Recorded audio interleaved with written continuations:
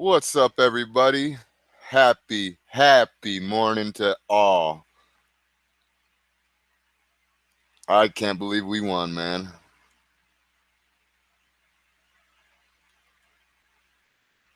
Cannot believe it. Still getting all my stuff together here.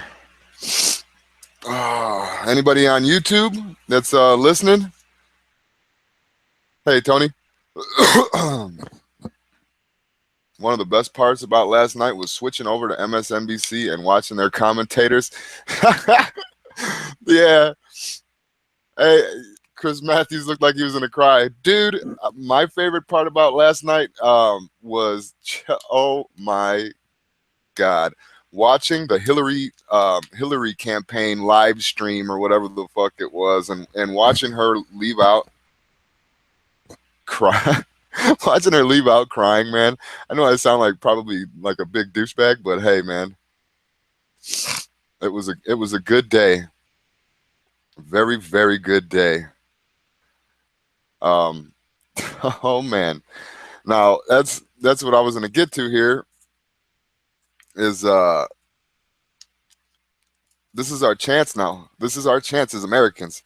Um, Mostly everybody here, especially the guys that are listening right now on gun channels, and we all realize that we have to come together. We all realize that we have to unite, and that's why we're here right now.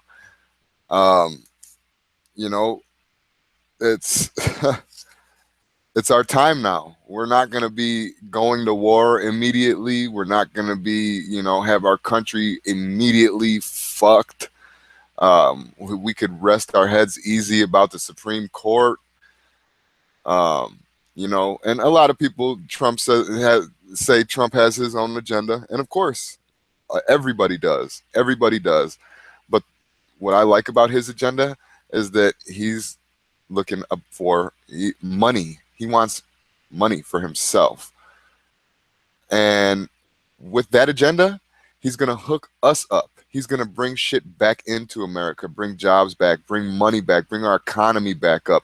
And everything that he has to offer us is going to be awesome. I can't wait. I cannot wait to see what the hell is going to happen, honestly. Middle school dance where some slipped some Viagra into the punch couldn't have been more awkward than the Hillary Camp live stream. It was so awesome, man, watching everybody up there. And and what's up with the? I'm not being sexist or anything, but what's up with the gay population? Like, did they forget that Hillary just said a couple years ago that women is supposed or marriage is supposed to be between a man and a woman? I don't know, man. Um, and then they say that we're the bad people. The Republicans are the bad people. They're so afraid of us, but yet they're the ones who do all the rioting. They're the ones that do everything.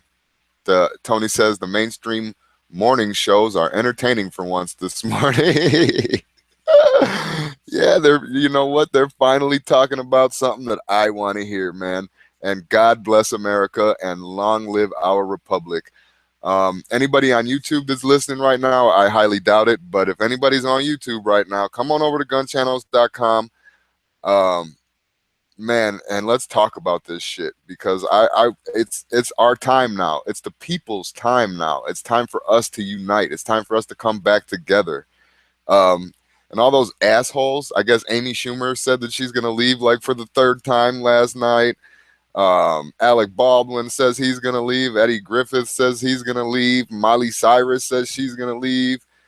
Jon Stewart, Al Sharpton, Whoopi Goldberg, Samuel L. Jackson, fucking who Raven Simone, yeah, that little fucking chick from the Cosby Show, George Lopez, Cher. Go on, go on. You're more than welcome to get the fuck out of here now.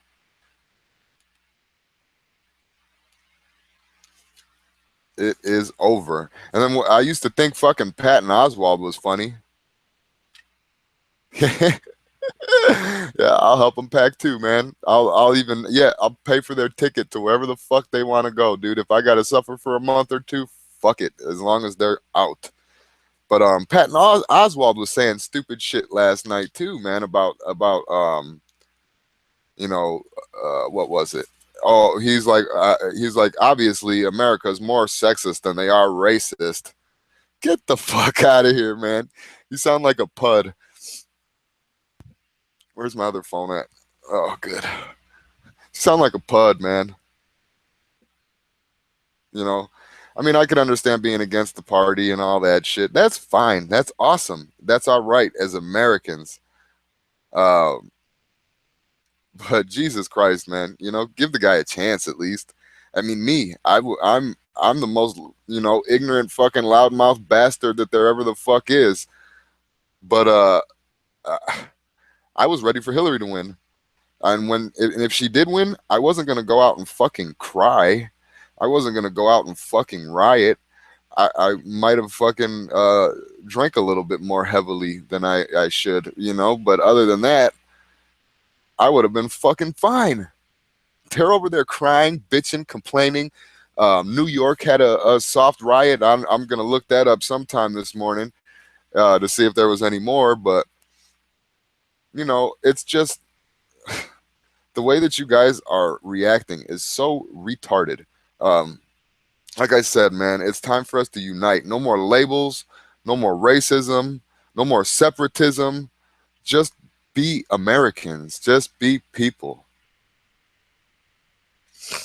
They're blaming Russia for WikiLeaks and how Trump is in bed with Putin. Well, yeah, and you know what? And Putin even called him and congratulated him, I guess. But that's because Putin doesn't want to have to go to war. Putin doesn't want to have to deal with that shit. He wants diplomacy. He wants somebody that's gonna not be an illogical fucking yelling at cameras, waving her finger around in the fucking air, trying to make shit up.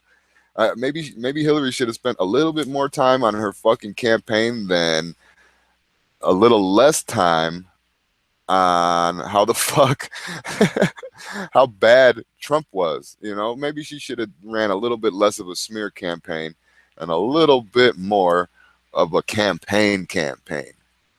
But I guess that's how, she thought she was going to win. Now our glass ceiling is back. I hope not, man. I hope not. I hope after the first few months of this presidency, they fucking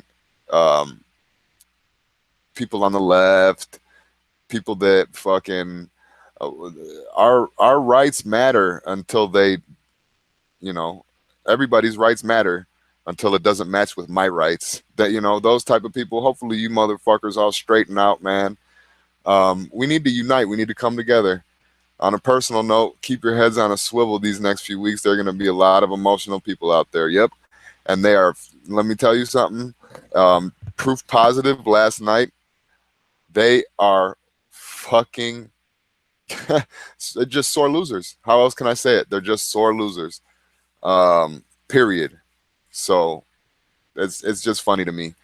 And,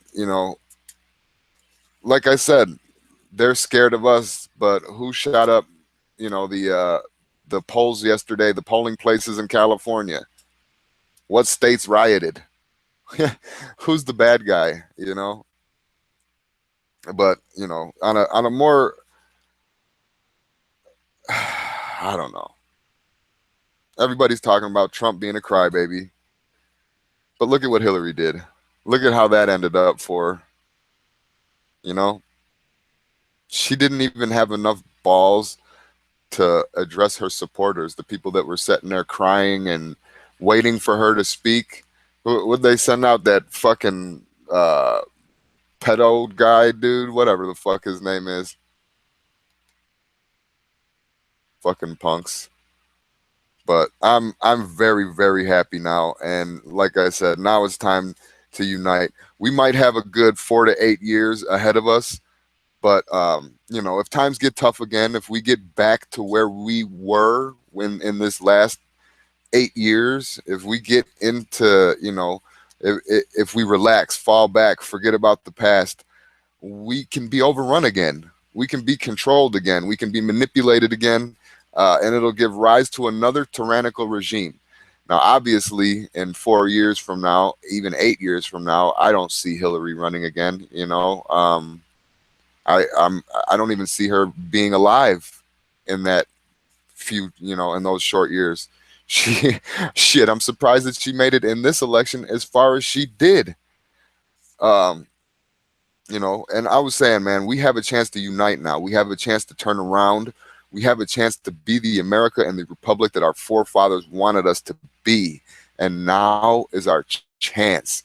Now the division can be lifted. We can be the people, not, hey, what's up, G? Not the sheeple, not the controlled. We can be the people now. We have this is our chance to unite, you know. Um,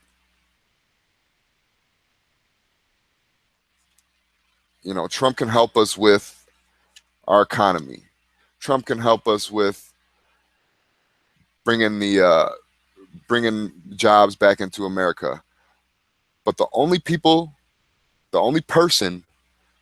that can help us unite is us. We are the only ones that are going to be able to do that. Just like this last regime that finished yesterday evening. I mean, if people just looked at it like we're not liberals, we're not Republicans, we're not Democrats, we're not independents, we're not black, we're not white, we're not gay, we're not transgender, we're all just the people. So with this fresh start, it's time to act like it. It's time to act like it. Um, man, I'm just so happy right now. Hold on, we got some chats going on here. Sam Sloan, the longest serving Republican in the Hawaii state legislature, was defeated. He was only pro-gun legislator we had. Now 100% Dems in the state government. Democrat Party chair was so shocked that Trump won the national election, he said Hawaii's wall against the mainland, a mainland in the Pacific Ocean. Hawaii Democrats are afraid of the national government. Yeah, Arizona is awesome this time of year. Volcano Squad, come on down, man. Come on down.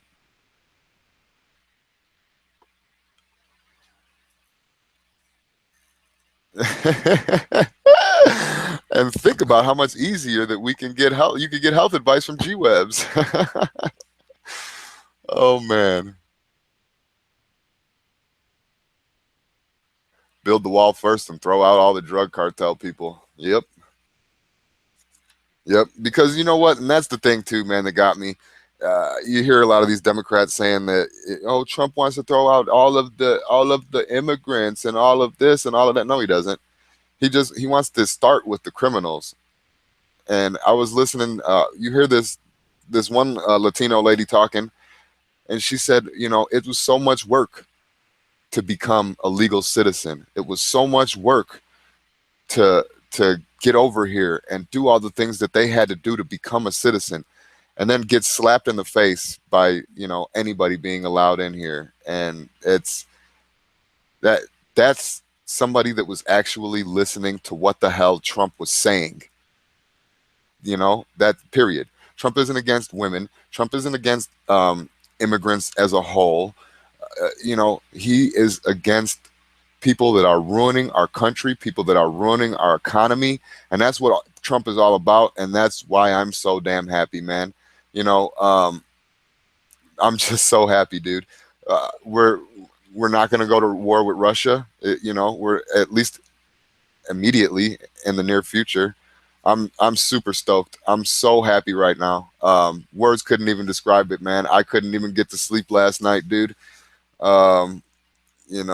It's just, and we could look at these past 8 years, and I don't like to talk about my, as a younger man and stuff like that, but hardships, if they've taught me anything, without support from community, without solidarity, without brotherhood, sisterhood, we'll fall to our enemy.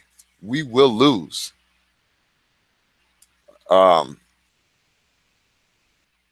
And like I said, man, Trump can help us out with all of that. Trump can help us out with all of our policies. Trump can help us out with everything. But you guys, it's very important that we remember, everybody out there that's going to listen later, everybody on the YouTube side, even people on the channel side, if you're not looking at it like this, the only people that can help us, the only ones that's going to bring us together is us. Bought a box 50 round. Yeah, you know what? I'm gonna head over to my gun shop too, man, before work today, and I'm gonna actually go out and I don't know. I guess you can call it a celebratory buy.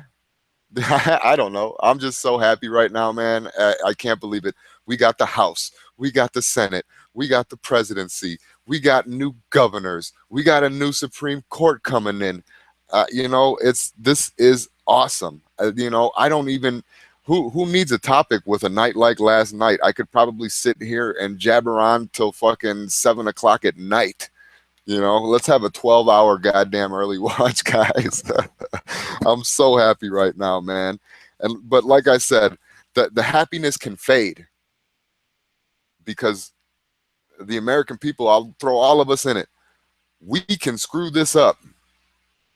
If we don't take advantage of what we have right now, if we don't take advantage of the fact that we can come together, we can throw out all of these separating things that have come to us within the past 8 years, the race relations that have become horrible, the it sounds ridiculous for me to say it, but the gender relations that we've had lately. If everybody could just come together, that would be awesome. And those goddamn celebrities that I mentioned earlier, if they leave the country, we might get better movies. We might get better TV shows. Who knows? Um, Cher, I don't even know what the hell she's doing talking. I didn't. I thought she was dead. John Stewart, peace, buddy. You know. Hey, hey. Great day to be an American. So happy, man. And hey, I was reading your comment in the chat, dude, and that sucks, man. I'm sorry for you guys, but we have a chance now with the new presidency, new House, new Senate. How are you guys dealing with it over there? Well, it's still morning. The sun hasn't even come up on a new day yet, but Oh, okay. I didn't go crazy buying ammo or mags yesterday. I just bought I bought two P mags, for Gen 3 40 rounder and a Gen 3 30 rounder, and 2 boxes of Ultramax 223 RAM soft points, and 1 box of 7.62 Tula, like 50 round box, and just so like 100 rounds of 223, 50 rounds of uh, Tula soft points, 7.62 for my AK, and 1 box of 357 Magnum, Arms Corps Full Metal Jacket, the Hawaii. So it wasn't anything, but and there wasn't anybody there when I was there. I was the only one in the shop, so it looks like we get to keep our guns in America. And our the problem we have in Hawaii is that the Republican Party is completely run by Democrats, and they don't do anything. There's literally, Yeah. it's like all they want to do is they want their little title that says, Republican, party chair, and they just wasted the money on overhead that they had literally they were broke going into this election, and it's and the one pro gun guy that we had in the Senate, he's like 90 years old, who's been there forever, Yeah. like lost, and it's just so, the Hawaii state legislature is just totally democratic. But the good part about it was I just watched him giving an interview, and he just was totally, he's trying to figure out if all of America was racist, or, he just is totally bewildered, at the mainland, at the national election. So, uh, I just can't wait till we get a SCOTUS, that's conservative and pro gun, and we get, a national, if they can pass that National Carry Act, it will help in Hawaii. You know, People need to start, the gun guys need to start carrying guns, and just to just so people can, they'll be like, what is that? Exactly. And we came so close to losing our rights right now that that's what I was saying. We need to unite. We need to start using our rights or get prepared in another 4, 8 years to possibly lose them again. Well, the Constitution should never be on the ballot, but it was, and so that it was scary, very scary, and uh, we won this time, but it's not over forever. It's going to take some enlightened leadership on a national level, to turn around the debt bubble. I mean, $20 trillion in debt they ran up. That's going to be very difficult for the national government to deal with Trump and the Senate. It's just a gigantic hole to try and dig out of. It's like the economy got nuked, and there's just a big Yeah. crater left. Uh, I mean, the last night during the election, it was just the peso versus dollar, which has been the Trump. You know, it just everything was limit down. The Dow Jones and S&P futures were all limit down, and I think gold and silver. Well, I don't think so. I don't think the precious metals were limit up, but they definitely spiked. So, but it was like down 800 or 900 points, the Dow Jones last night futures. But I think today it's just down 200. So when I looked, but I need a cup of coffee and I would need to wait for the sun to come up. But it's just this particular state is just so deep blue. It's and with a dysfunctional, corrupt Republican Party, that we can't get rid of any Democrats, no matter how stupid they are. But the good news is that the national leadership is we had a big win, and I'm was glad to be able. I felt like I wanted to be. It's great to have gun channels to help fight. I mean, I donated $10 to Trump, and but that I don't know if I pushed him over, but it's it's it it's just the one thing I wanted to do when I got out of the hospital was to help uh get fight for the or Second Amendment, and we did it for now, but there'll be another election in 4 years, so and there'll be it'll be another fight again, so it's just great to have a platform. Saying this stuff on gun channels is like preaching to the choir sometimes, but I mean, I guess you got to start somewhere. It's a great place to get your ideas from, your pro gun Second Amendment memes from. And I was posting on the Hawaii uh, online news, which are all left newspaper websites, and a lot of gun channels memes. I mean, I could have got them off the internet, I suppose, with a internet search, but they're just all conveniently get posted here, and I download the good ones and post them back up on whatever news platforms, but passes for news because we only have left wing newspaper editors that only run left wing column uh, pieces. So that it's the Democrats here are like blinded by their own media. They never run an op-ed. No right wing syndicated columnists. It's all just far left syndicated columns in the paper. So they have no idea what's going on, in the rest of the nation because it's an island and they wouldn't know. So they're definitely in shock that the Democrats in Hawaii. I mean, they won the Hawaii state legislature completely.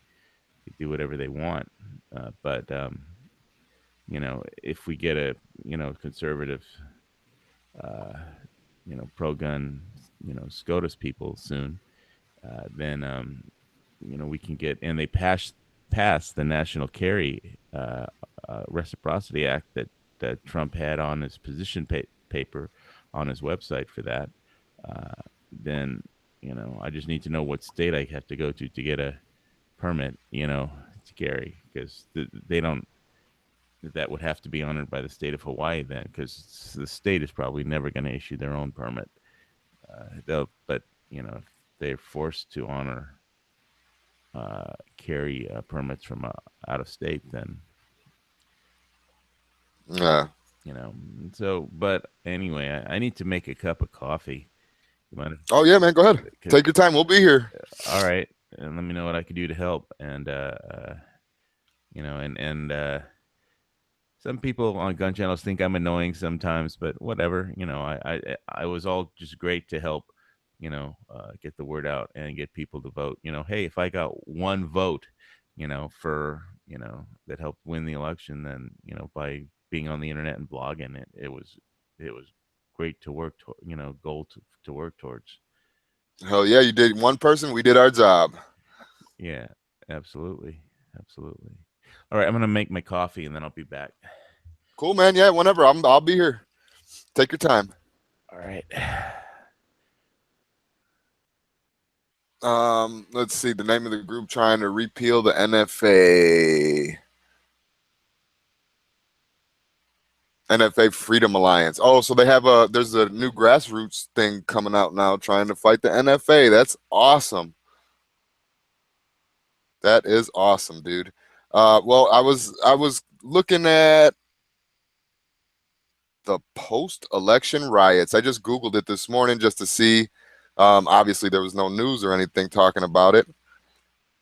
11/8. They posted in the morning that it might start with an executive order. Let me let this load here. Race riots, terrorist attacks, and martial law. Oath keepers warn of post-election chaos. It might start with an executive order delaying today's election, manufactured riots, or even a series of terrorist attacks designed to allow the president to invoke emergency power. What's likely to follow, according to the militia group known as the Oath Keepers, could be the most perilous period in U.S. history since the assassination of John F. Kennedy. Question posed on the group's YouTube channel is whether you're prepared to vote during this year's presidential election. Well, this is, they're saying if Hillary wins. Hillary did not fucking win. Hillary conceded. So we're going to get out of that one. Because happy days are here again. Fighting between Trump and Clinton. That's the same thing I was talking about earlier, man. We're the bad guys, right? Trump's going to be a crybaby if he loses, right? All this shit's going to happen, right? But look at how Hillary couldn't even address her supporters. She couldn't even say a word to them. She left crying and then called Trump and conceded. And then people are talking trash this morning about Putin calling Trump. Well, yeah, he didn't know him, but they called each other. Dude, because Putin know that he just dodged a huge war. We may have won, we may have lost, but he knows that he dodged the war no matter which way. We dodged the war, it's ridiculous. And then they say that we're bad people, that they fear us, that they're afraid of us. But I didn't see any Democrats out there, any Republicans out there shooting up the polls. I didn't see any Republicans out there throwing shit. And, in New York, they had I don't know if it was a soft riot considered to be, because I can't really find anything on it. But, let's see here. Pro-Clinton supporters clashed with Trump fans in major cities within minutes of billionaire being named president. This was at 9:40 a.m. November 16th, so I'm assuming that it's East Coast. It's not saying. Oh, the Sun. Okay. The transition period is always a vulnerable situation for our country. There was a ton of chatter from the radical Muslims during the Bush-Obama handoff. Luckily, it never materialized, but I'm sure it'll be the same thing again. Oh, yeah. Oh, yeah, there's going to be the people that, Iraq, whoever Clinton lovers are. But fuck them, We got, dude, nobody could blow my buzz right now, man. We got a fucking... a House, a Senate, a president, new judges coming. I'm just so happy, dude. I say liberals shitting in their own hand and throwing it at passerby. Oh, man. That's a good one, Dead Horse. Like fucking unevolved goddamn apes, man. That's how. And watching that live stream yesterday was comical. I've been holding my breath this whole damn election, and yesterday was just the best day. But now remember though, we could breathe a sigh of relief. We can celebrate our new country and our new chance to take advantage of the rights that we may or may not have lost, aside from the ones within the last 8 years that we have lost. Um, but we can't relax. We can't fall back. We have to continue doing what we've been doing for the people that are watching on gun channels, and for people that are on YouTube and that are not on gun channels, or for people that are YouTube and that are not active in their communities, whether it be for guns, whether it be for civil rights, whether it be for anything. If you're not standing up and you're not a voice, then I mean, as far as I'm concerned, you might as well be out there rioting with everybody else, because you're not helping the situation. And by not helping, you're making it worse. Um, Pictures and foot. Oh wait, I'll give it to CNN during the whole thing last night. They were probably the most non-biased news outlet between all of them. All of America grabs a pussy today.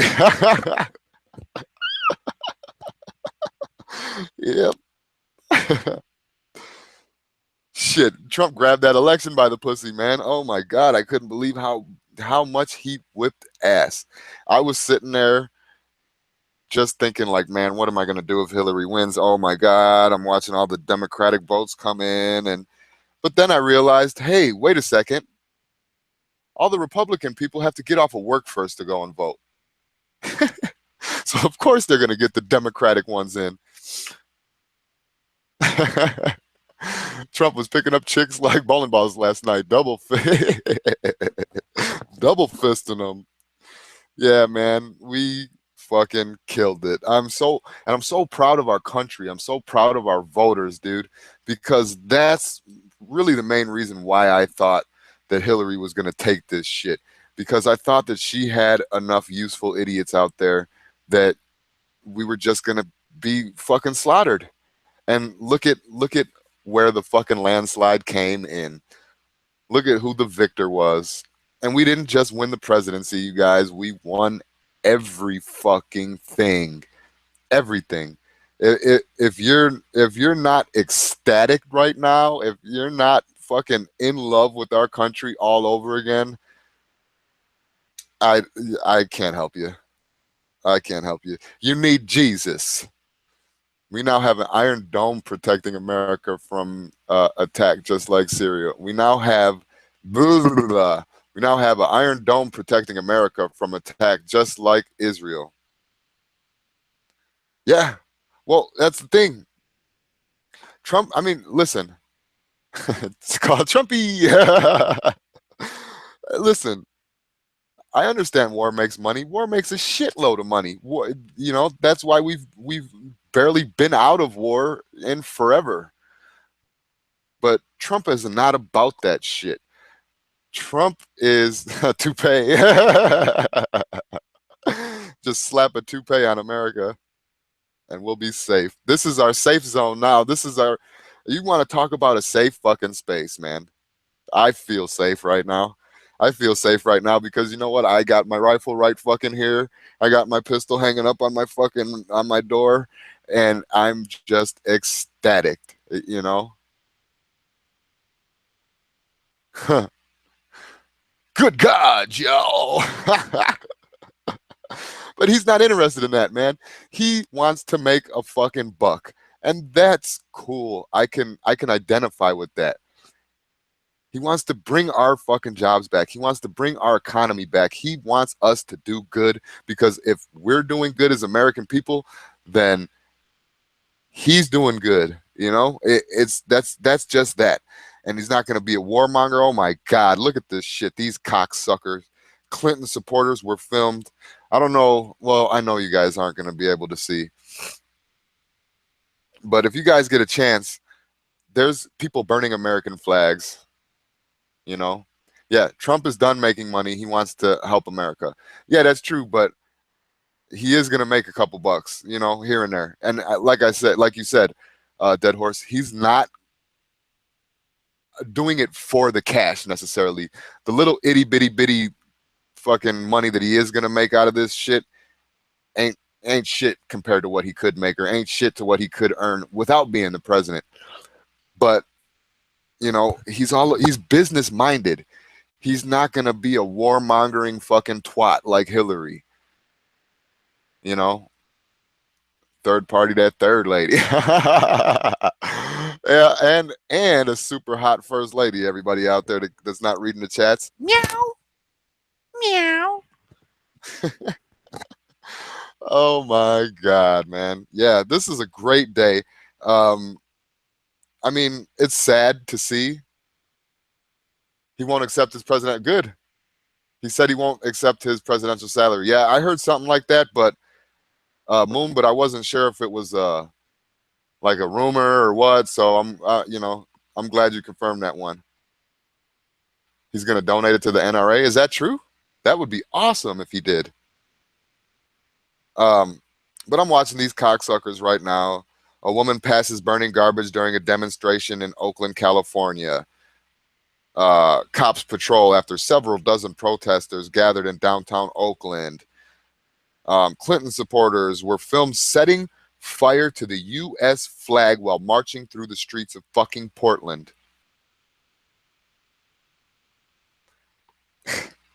Hillary Clinton supporter clashes with Donald Trump supporters outside of the White House.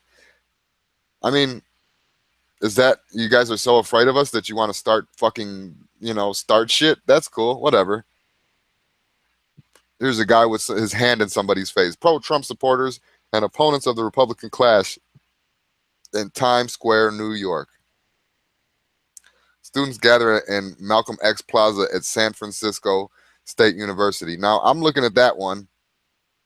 In Oakland, more than 100 protesters took to downtown streets. KNTV TV reported the protesters burned Trump in effigy, smashed windows of Oakland Tribune newspaper, and set tires and trash on fire. The California Highway Patrol says a woman was struck by a car during the protest and severely injured. In Oregon, dozens of people blocked traffic in downtown Portland, and forced a delay of trains on 2 light rail lines. Media reports say that the crowd grew up to about 300 people, including some who sat in the middle of the road to block traffic. What the fuck is up with blocking traffic? You're not doing anything. You're stopping people from getting fucking home. That's all you're doing. You're pissing people off. Media reports says the crowd grew to about 300 people, including some who sat in the middle of the road, blah, blah, blah.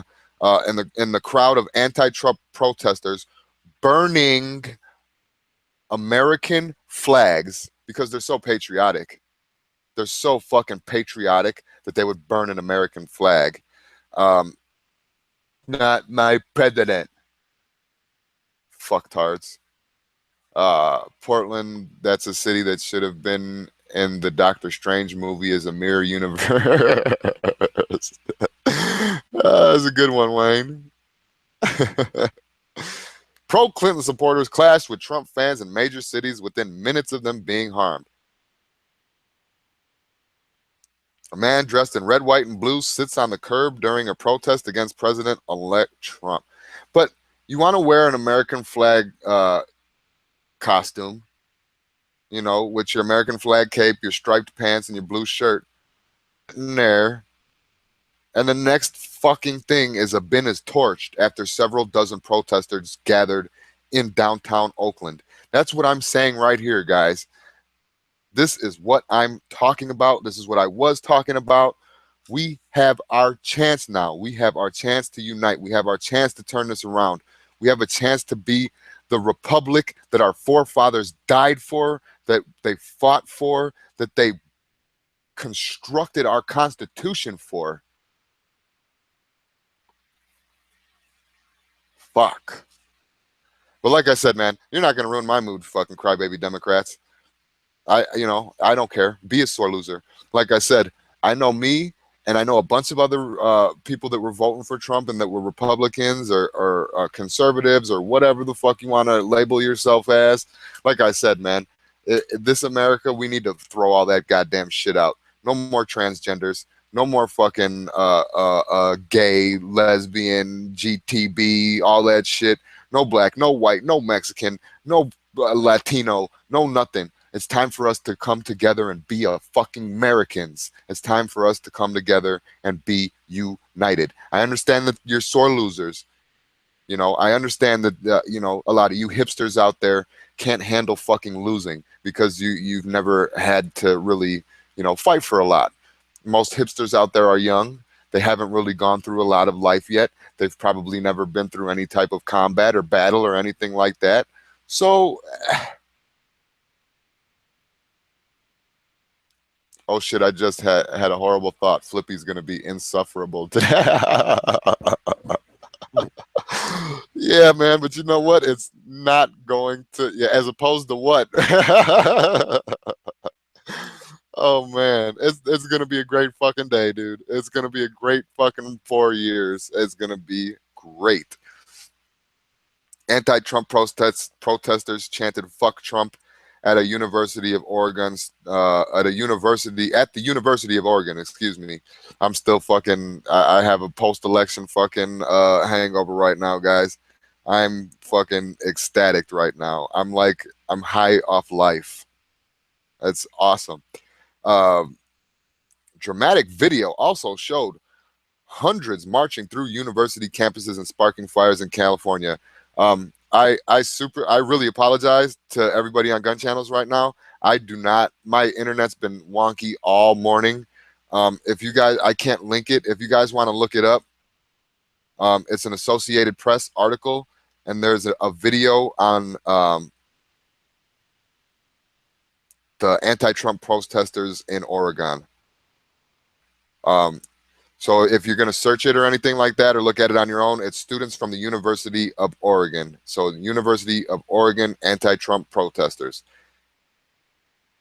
New York, where both candidates were based, fights broke out between rival fans in Times Square as tempers flared. Clinton won in Oregon, California, and New York, but lost overall after Trump secured key swing states in the race to the White House. And I was up there in the damn fucking chat last night, dude, watching that poll, that 30-second update Google poll that they had. Holy shit. Like I said it in the beginning, I was nervous as fuck. I saw all that blue rising up, man. I saw Hillary's numbers rising up. And then I seen the red and I'm like, oh yeah. All the Hillary ones are going to be the first ones to go when they dump it out because they were the first ones to vote because, they were hanging out at fucking polling places, ready to shoot people and shit over in California, at least. And the Republicans had to get off of work first. They had their responsibilities of life to take care of first, and then they went to go vote. So I can understand that. But I was so scared last night, man. I'm like, son of a bitch. I almost wanted to shut the shit off and just go to sleep. And I'm glad, so glad that I did not, man. Donald Trump makes his acceptance speech. Real estate billionaire sent shock waves around the world after delivering his own Brexit for America and a historic victory over Hillary Clinton. And like I said, this is the American people's chance. This is our time to turn it into what it should be. That's it. All right, I got my coffee. I'm ready to save America once again. America. Man, I'm just so happy right now. I'm just reading about all these Democrats rioting. They're setting fire to American flags, trash cans, Where? Tires. Let me go right back up here. Clinton supporters were filmed setting fire to a U.S. flag while marching through the streets of Portland. Woman passes burning garbage It's during a okay. demonstration in Oakland. We don't need Portland or Oakland. No, no, just like all those celebrities Did that threatened to leave. Go on, go Yeah, on. the Canada's immigration website crashed last night. It was overloaded. It literally, it was down. So many people were wanted to figure out how to immigrate to Canada. They crashed the website in Canada for Oh immigration. man. You know, and it's funny how they say he's going to be a crybaby and all that, but then you watch their stuff and they're such sore losers, dude. Well, I couldn't believe we it. would have been too. So, but we wouldn't I've have been to rioted. no, not at all, not at all. We wouldn't have and you know what? I bet you Trump still would have stuck around and said something to his supporters, whereas Hillary just fucking vamoose. She's gone. Well, she'll say something today, you know, to the press. Yeah, but I mean, she had all those people though last night that at her campaign thing, you know, and she just left them there hanging. Well, she didn't want to start a nationwide riot, you know. Yeah, yeah, but still, I mean, I feel like the least she could have done was say, "So, you know, Thank you for working sorry for me. guys, thank You you, know? yeah, thank you for your support, your donations, whatever." She was just like, "Ah, fuck it, fuck them, I'm gone." Yeah, and good riddance. But Yeah, thank goodness. if we don't turn the debt, if the debt bubble pops on Trump's watch, they're going to be back in 4 years. I mean, maybe not Hillary, but somebody else will, and they'll blame Trump for everything that if the debt bubble goes, but pops, they'll blame Trump for everything because he'll be president when it does. Even though he didn't run up this debt. And so, we got more elections coming. This isn't the last election in America. No, oh yeah, no, there's more coming. Um, but kind of on a more, well, I mean, we've been serious-ish, but kind of on a more serious note, I'm looking up right now the Nevada laws. I wanted to see if that stuff passed, but I'm How looking and about I guess Prop 63 passed in California. it did? Oh shit! My pop's got a how man that sucks. You got to register to buy ammo. I mean, get a. Well, yeah, and isn't it a mag capacity limit too, or something, right? Or am I mistaken? I think they've had that prior, but yeah, something. I thought it was all just about the ammunition. You have to get a permit to sell ammunition. You have to get a permit to buy ammunition. It's So ridiculous, man. I hope all of our brothers and sisters out there in California, man. I hope you guys are already stocked up a little bit because that sucks. yeah. I Um, mean, Trump wins, and you still have to. You needed to, have a stockpile of ammo before. I mean, geez. yeah, we had such a great night, and it gets ruined by that. It passed last night, so I'm a little late with reporting it, but it's just so sad, dude. Yeah, and poor Sam Sloan.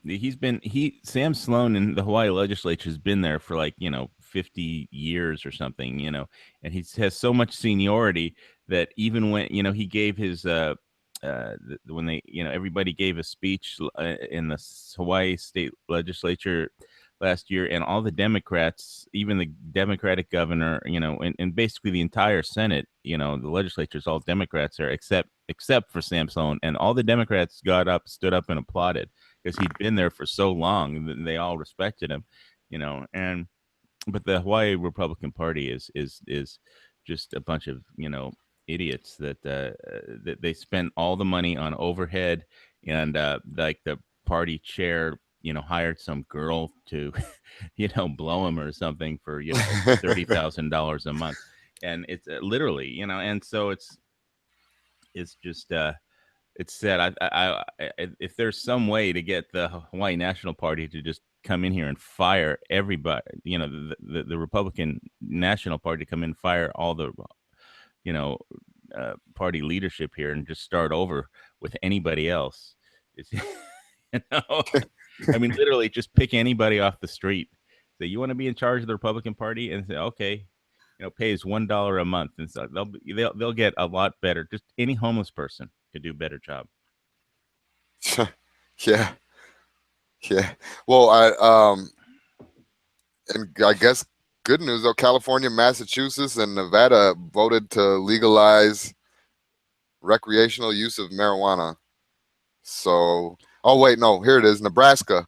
The voters reinstated the death penalty. Legislators' decision last year to repeal. Um, Yeah, even though so guns are we're getting a legal, bunch of laws. murder is has always been illegal. You can get, Yeah.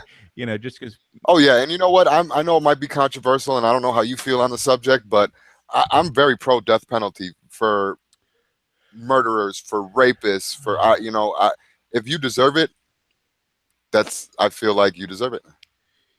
Well, yeah, people, while there's the rule of law and order, people should, obey the laws, including, especially, uh, that's the whole thing. Just because people have guns doesn't make them bad guys. It's like, oh, he's got a gun, he must like killing people or something. No.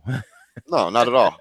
Not at all. You know what? And as a matter of fact, I mean, if they were to come over here and meet some of the people over here, we would be the ones that protected you if shit were ever to go down. You know, if you didn't have a gun and I was right next to somebody and I had my backup on me and it was going down like a terrorist threat attack or something like that, I would hand my backup piece to somebody else.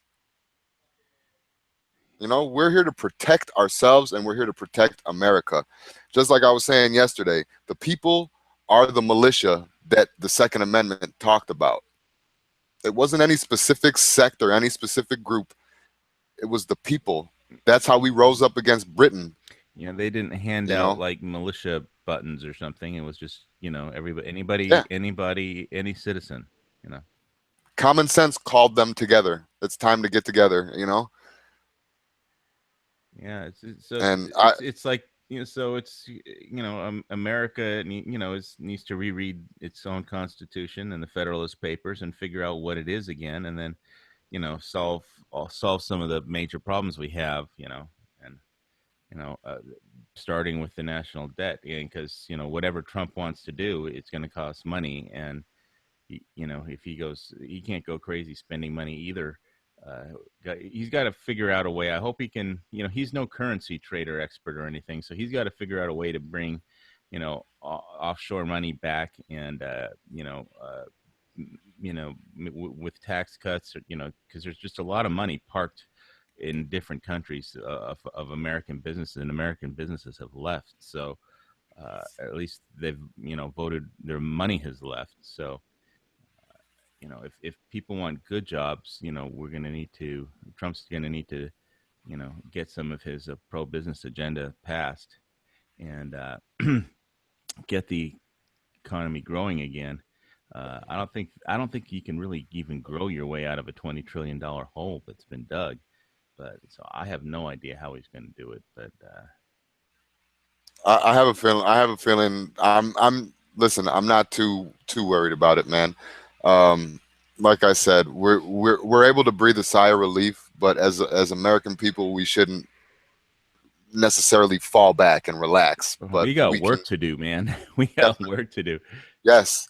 Now's our time. Now's the chance to take advantage of everything great that happened last night. Has anybody, or even if you heard about it, Volcano, heard about the Nevada laws? Because I'm having trouble finding it. I keep finding marijuana and stuff like that, but I know they had something on the gun ballots. You got marijuana everywhere. All right. Yeah. I don't know. Let's check. Let me refresh the Gun Owners of America homepage and see if they have anything. Actually, or I could go to all the gun, go to the Cal Guns and see.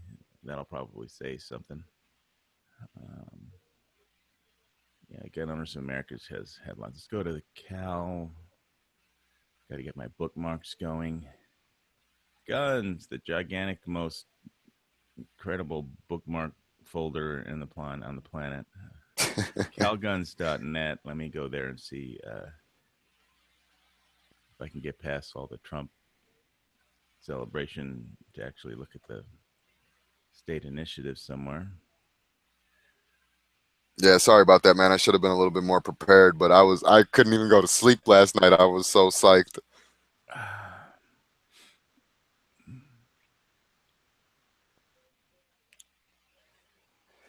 Arizona, Colorado, and Maine voters approved measures phasing in a $12 million hourly wages by 2020. Yeah, Priest was just saying that they passed 206 here to raise our minimum wage. It's Let me go to.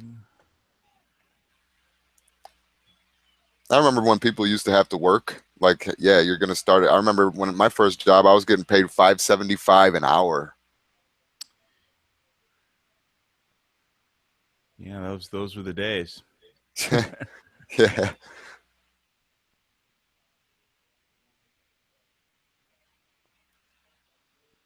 $12 minimum. Jesus, that it must be nice, man. Well, the money's not worth what it was, you know. Yeah, I mean, basically, people are making the same exact amount of money that they were making like 20 years ago. The wages have not gone up, and the value of the money has gone down because they've printed so much of it. Um, okay, Cal Gun Laws. Let's go to that website. They might have a slightly better organized page. I mean, you got to give these guys a day to update everything. yeah. Oh, Wayne said just Google election results referenda. Let's see if that works. I'm on my phone right now doing all this because my internet's been really wonky today. I got kicked out twice before I even came on. Really? Yeah, I don't know why, but yep. Gun control advocate voters in 4 states are poised to pull the trigger on new gun control bills. Gun control advocates stymied by lawmakers' inability to pass widely supported gun safety measures are turning their hopes this year into another arena, the ballot box. So widely supported gun control. Yeah,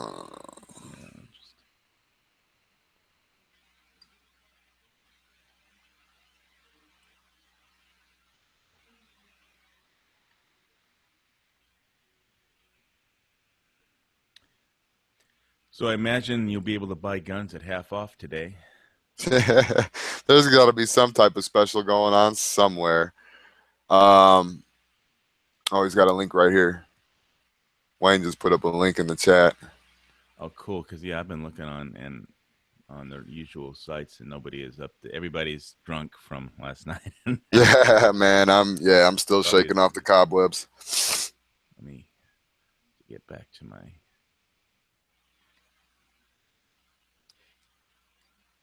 the Web Amland Media HAW9, that one. Yeah. Moon, there's a robot McDonald's coming to Arizona. Really? That might be interesting.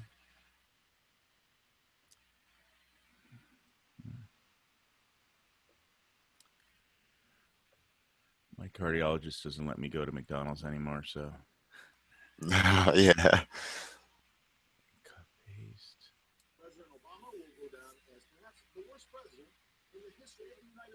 Oh, this is something different. Yeah, that's not any link, but that's just it's not a gun control list. All right, I'm gonna actually break down and use the search engine. 1 second. Just hit google.com, type in election results. There's a referenda I don't, I tab. don't, I don't use that. I use different web search engine that doesn't track you. It doesn't try. Yeah. If I say the name of what the search engine I use, then like uh, Google automatically searches. If you say the name of that, it'll blank out the audio for like 10 seconds before and after I say it. Literally. So. Man.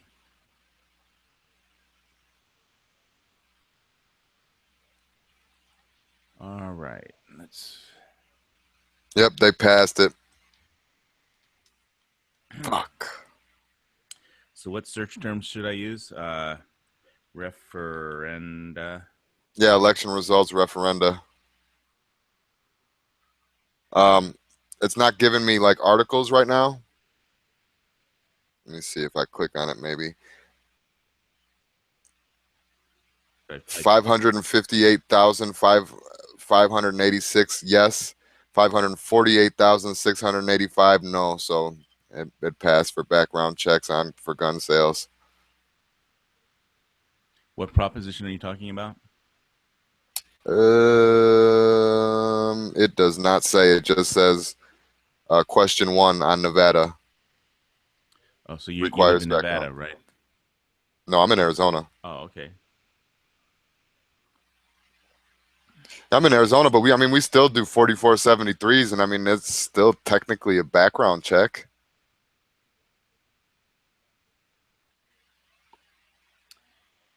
Yeah. Well, in Hawaii, I hate that we have to sign medical releases every time you register a gun. Hillary speaking from New York in 5 minutes, huh?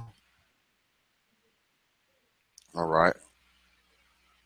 I gotta, if, if she cries, man, it's just gonna make this so much sweeter. And I know I sound like a dick for saying that, and I'm sorry, but this election has just been so damn ridiculous. She, she would only cry if she thought it could help her, and it's too late. She's she's Yeah, lost. So yeah, way too late. Way too late. she Um, should have tried crying during the debate or something. yeah, the tears should be epic, Wayne said. Oh man, priest, that's a little mean there, brother. I hope she collapses. Yeah,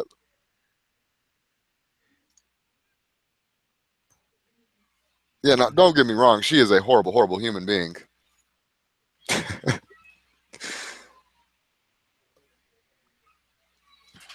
Man, I hope Trump does some type of executive shit, man, because we got California getting screwed over. Now Nevada's got is working on restricting their gun shit, and obviously Chicago, New York, all the Democrat states, man. I hope he helps them out. Well, you can't overturn The state legislature, yeah, I know. the state Yeah, ballot initiatives from the White House. yeah, yep, and they're still Democratic, so nothing he could really do. It'd be funny if he just started walking around every other state. You're fired. You're fired. Fire everyone, Trump. Well, basically, I had said that if Hillary Clinton wins the election, I'm gonna put on my Tiger Stripe BDUs, grab all my guns and my bug out bag and as many 50 caliber ammo cans, and just run screaming into the jungle. So I guess I don't have to do that now. But considering that the Hawaii state legislature is totally doesn't even have one Republican on it anymore. I mean, Yeah, yeah, that sucks, man. So just really quick to sidetrack, what necessarily are you guys looking forward to now with that being with all the Democrats being in place, or is there really nothing to worry about?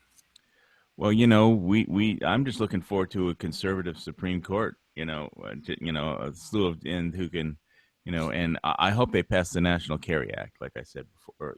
Before I went for my coffee. Because Trump said that's on his website that's his position paper. Yeah, National Carry Reciprocity Act. You know, some kind of yeah, constitutional carry.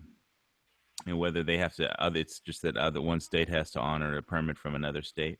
Because right now Hawaii doesn't honor anything. They don't honor, if you're a retired law enforcement and you have like, what's that card that they get? Some kind of uh, card for retired law enforcement. They don't even honor that. So you could have like some drug gang that you busted after you, and Hawaii wouldn't let you keep a gun, and carry it anyway. I mean, so I only get to, carry my guns if I'm on state hunting land. So, and then only, hunting caliber, uh, you know, with enough pound muzzle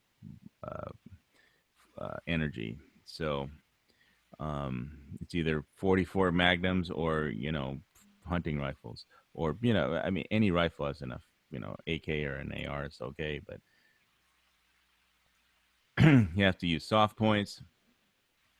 If they catch you with full metal jackets or not wearing blaze orange, they seize your guns. So Oh man, and you were saying the last time I was talking to you about this, you can't even take your pistols out anymore, right? right. Unless it's a hunting pistol. Yeah, so it would have to be like a 5 inch, no 357 snubbies. 44 Magnum, I think anything would be okay, but or larger than that. But no nines, no 45s, no 380s, no, you need the 44 Magnum if you're going to go out shooting in the state hunting lands with a pistol. And I was looking at the gun shop looking at one yesterday, but I didn't feel like going through the damn permitting process and signing more medical releases.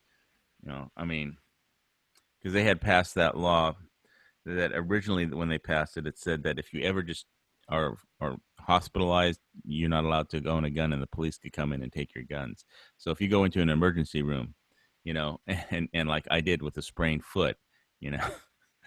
it's like, okay, well, we're gonna show up at your house and seize your guns, but they changed it after they passed the law to I think a psychiatric emergency room in the hospital.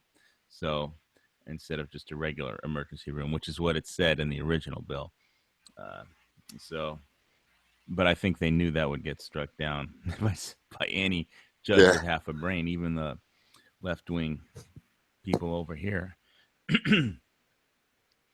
Because it's like if and if they tried, if you use any kind of prescription drug, you're not allowed to possess a gun. So if you went to the dentist and got a pain pill for then somebody would say he's on drugs, and then the police could show up and take all your guns. Are you serious? Yeah, they tried very hard to pass that, and the Senate passed it.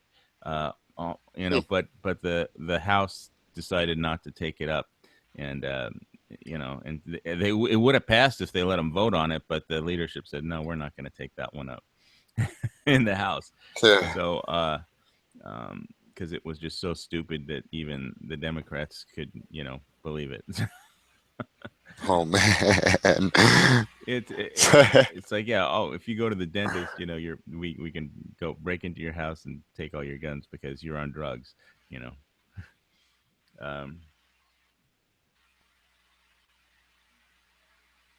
these are just normal things that people do.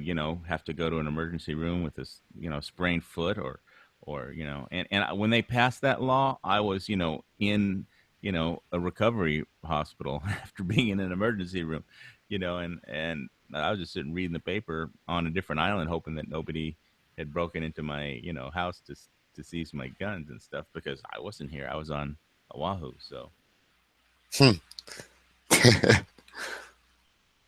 See, yeah, that if you have something medically wrong with you that you have to take medication, that I think that's complete BS, man. They should not take people's rights away because they got hurt or because I don't know. If you tripped and fell, that's has nothing to do with gun ownership. You're not now you're an irresponsible gun owner. Get out of here. Responsible, you wouldn't have tripped in the first place. So saying, like, come on now. That's why I hope that's another reason why my happiness comes in, because it was such a landslide. And did you see the Democrats last night, like Hillary's headquarters and CNN? They all needed like Prozac, or oh yeah, I could have made a fortune selling weed, in that Democrat. Somebody get me there with a few baggies of weed, $500 a bag, here. I got the cure for what ails you, Jesus. And Van Jones was on CNN, was crying, and how do I feed my son breakfast in the morning? Well, that's a bunch of these Democrats, man. Like, think of the children, but then you're gonna go out and riot. Get out of here. And they were like, I think the they were pouring arsenic into the punch at the CNN green room or something. Oh man, everybody just take a sip of the Kool-Aid. Yeah, we got um, Trump punch. Oh man. Yeah, but like I was saying though, I thought that it was going to be a lot closer and I was actually preparing for a Hillary win, but You it's have to. just well yeah, of course, but the numbers of people that voted for Trump, honestly, it renewed my faith. It renewed my faith in our country and our people.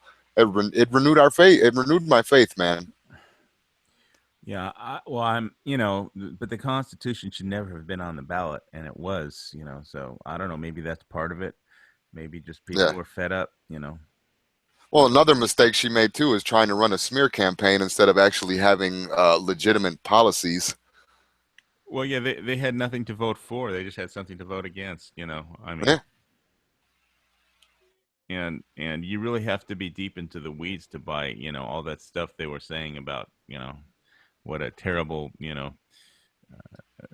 basically person Trump was. I mean, Yeah.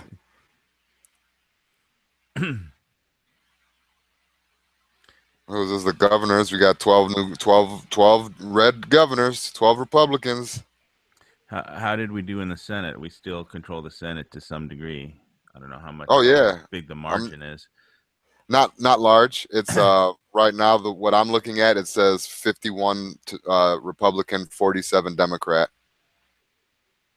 51 to 47. Okay. Yeah. Well, that's So I enough mean to we're get up. this. That's enough to get some SCOTUS judges in there that are conservative and protect our gun rights. And once we appoint them, they could be there for quite a long time, even if we lose the next election. Because the economy craters or the debt bubble pops. You know, Oh yeah. that's just America still has problems, man. The world still has problems, and just having you know uh, our guns isn't gonna fix everything. You know, you Yeah. can't shoot the dead bubble. And it's it's uh it's a problem, and it's a worldwide problem. Just too much debt. Uh, Oh, hey, and I was mistaken real quick too. Volcano was 51 to 45. Two of the Democrats that were elected are, I guess, independents. oh, They okay. swing. They're by. They swing both Who are ways. they gonna caucus with? Well, according to the Google, what I'm looking at, it's saying Democrat. I might be wrong,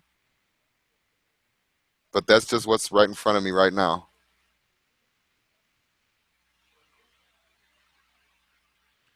Okay. But maybe as independents, they'll just go with whoever they think is right. Yeah, well, they have to be reelected, but a lot is going to depend on the economy, because it's the economy.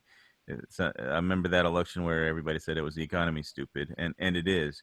And that's Yeah. probably a big reason why we won. There's a lot of people whose jobs including me, whose jobs are not done in America, whose jobs went overseas. And that it's just all those people voted. Yeah. Yeah. I know I voted. It Oh wasn't enough yeah. to flip Hawaii. It wasn't enough to flip Hawaii. I'm just one person, and maybe a few other people I know voted. But Hawaii is a deep blue state with no effective Republican leadership, and the Republican Party is run by Democrats. So uh, Oh, I apologize. Didn't vibrate. Didn't silent my phone. you got a rap song on your phone for the No, that's radio? actually it's a 8-bit video game sound. All right, what game? It I got it off. I don't know if you heard of Zedge, but it's called Shut the No. Fuck Up. It's not an actual game. Oh, okay. It's they do it in that 8-bit tone and say shut the fuck up. All right.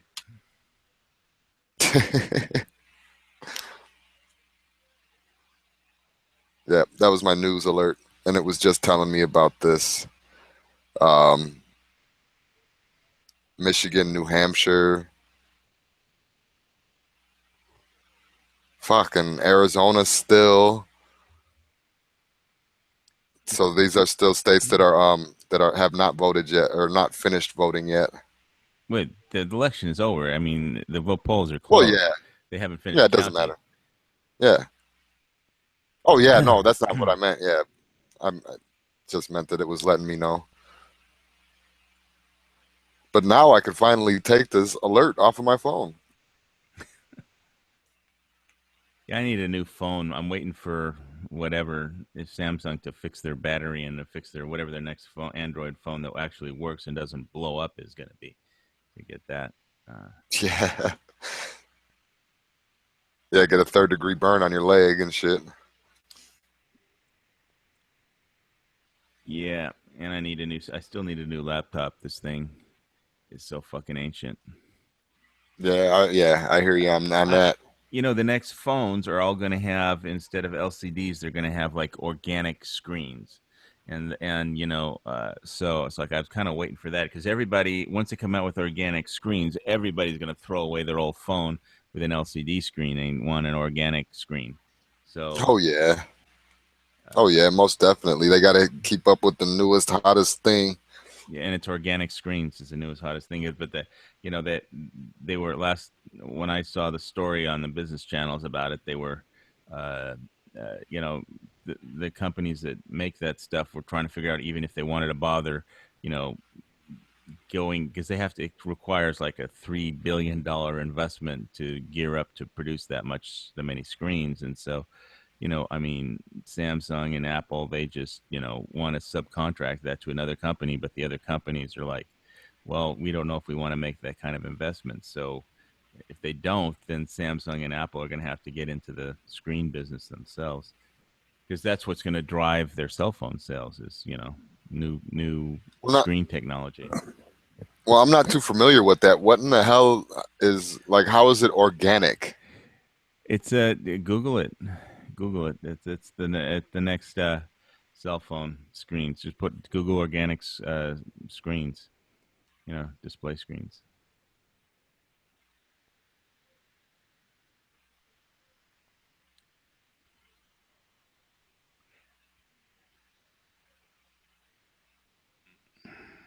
Hmm.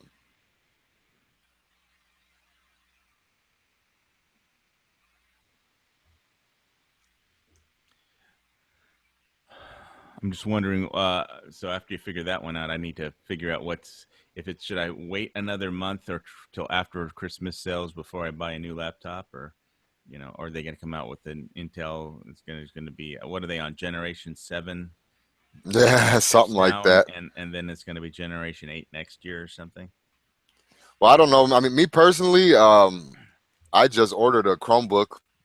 Um, if you look for some, I don't know if you care if it's refurbished or new. I kind of go for newer stuff myself. And I paid about 400 bucks. It was That's all. a little bit under. Yeah, it was a little bit under 400 bucks. It was like 380 something. But I don't have the special one that like disconnects and becomes a tablet and all that. I just got the regular Chromebook. What is a Chromebook? Is that a Um, it's pretty much runs everything off of Google. So I don't know if you don't like Google, so I don't know I don't like it as the how search you would like engine that. because it tracks Oh everything that you yeah, do. I well Google Chrome. oh yeah, I don't use Google Chrome.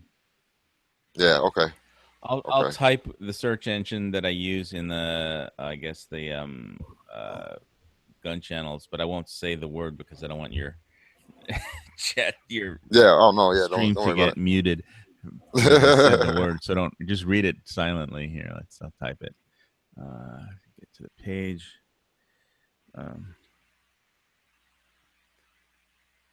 He said, Matt says, I guess last night was a whitewash. no, White Is Lash. that That's what what they're saying. white lash? Yeah, Yeah. that's what Van Jones was just basically crying on CNN. You know, it was just Oh man. pathetic. Yeah. Yeah. Watching everybody swaying back and forth and clapping the journey and crying and shit. It was very comical. You know, like I said, I could have made a fortune selling weed, and I've never sold weed. So You wouldn't even need any type of business sense or anything. You could have just walked in there with weed. walked in with a joint and some baggies, and then you know. Oh man. So I And I typed like how what's his go I ahead. Go typed ahead. I typed the name of the search engine in the gun channels text chat. So Oh, okay. that's the search engine I use. That duck is smart. They don't track you. They don't, you know, no tracking cookies. You know, they don't sell your searches to, you know, advertising agencies or anything like that. So that's the Hmm. one I use. Yeah, I'm gonna have to check that out, man. Are they pretty quick or Yeah, yeah. nice? It's just a search engine, you know. It's just that they don't track you is all. So.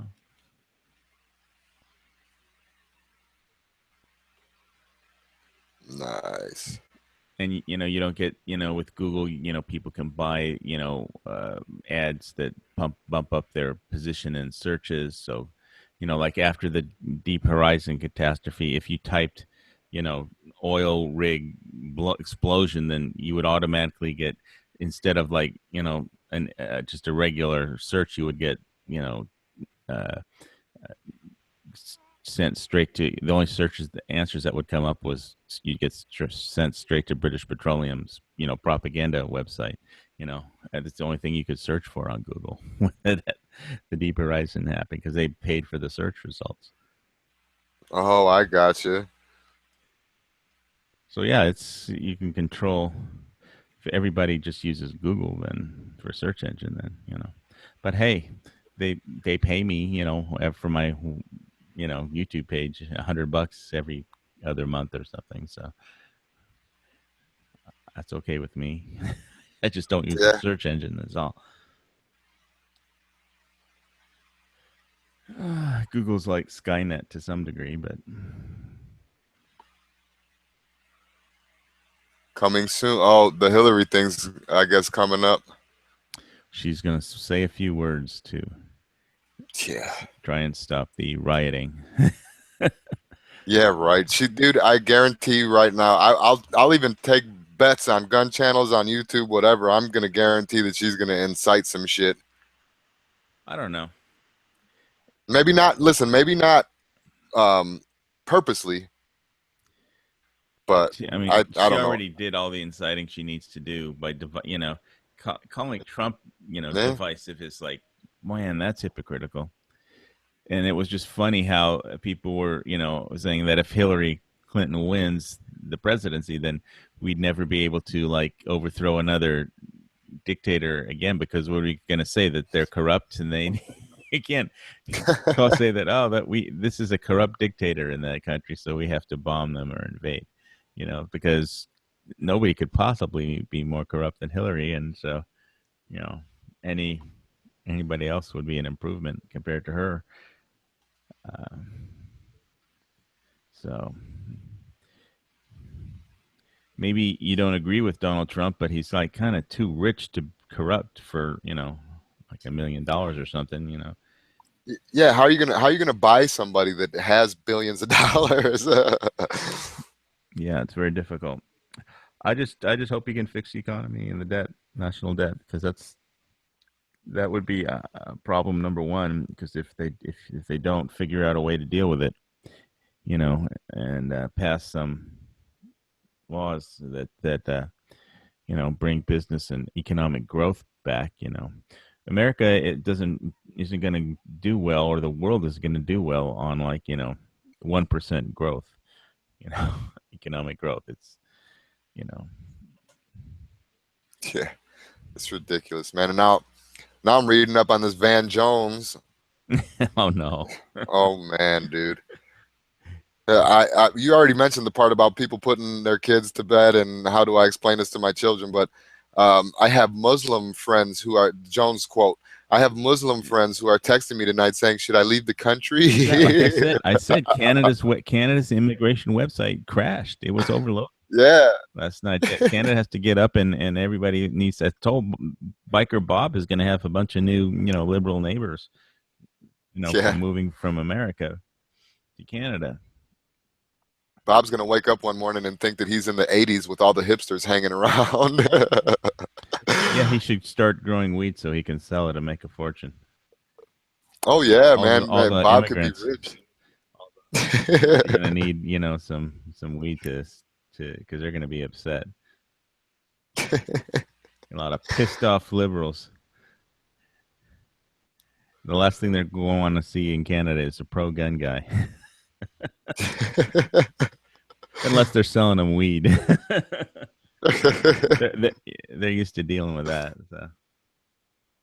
Got his high power. He's safe.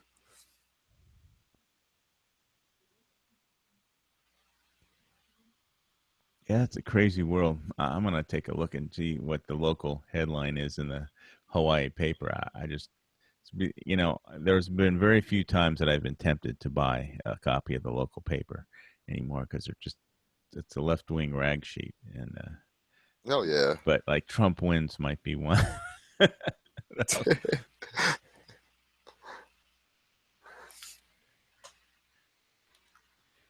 Boy, it looks like these people are saying have a touchdown symbol during the election. What bar is that? Is that it's like an empty bar with 5 Republicans cheering?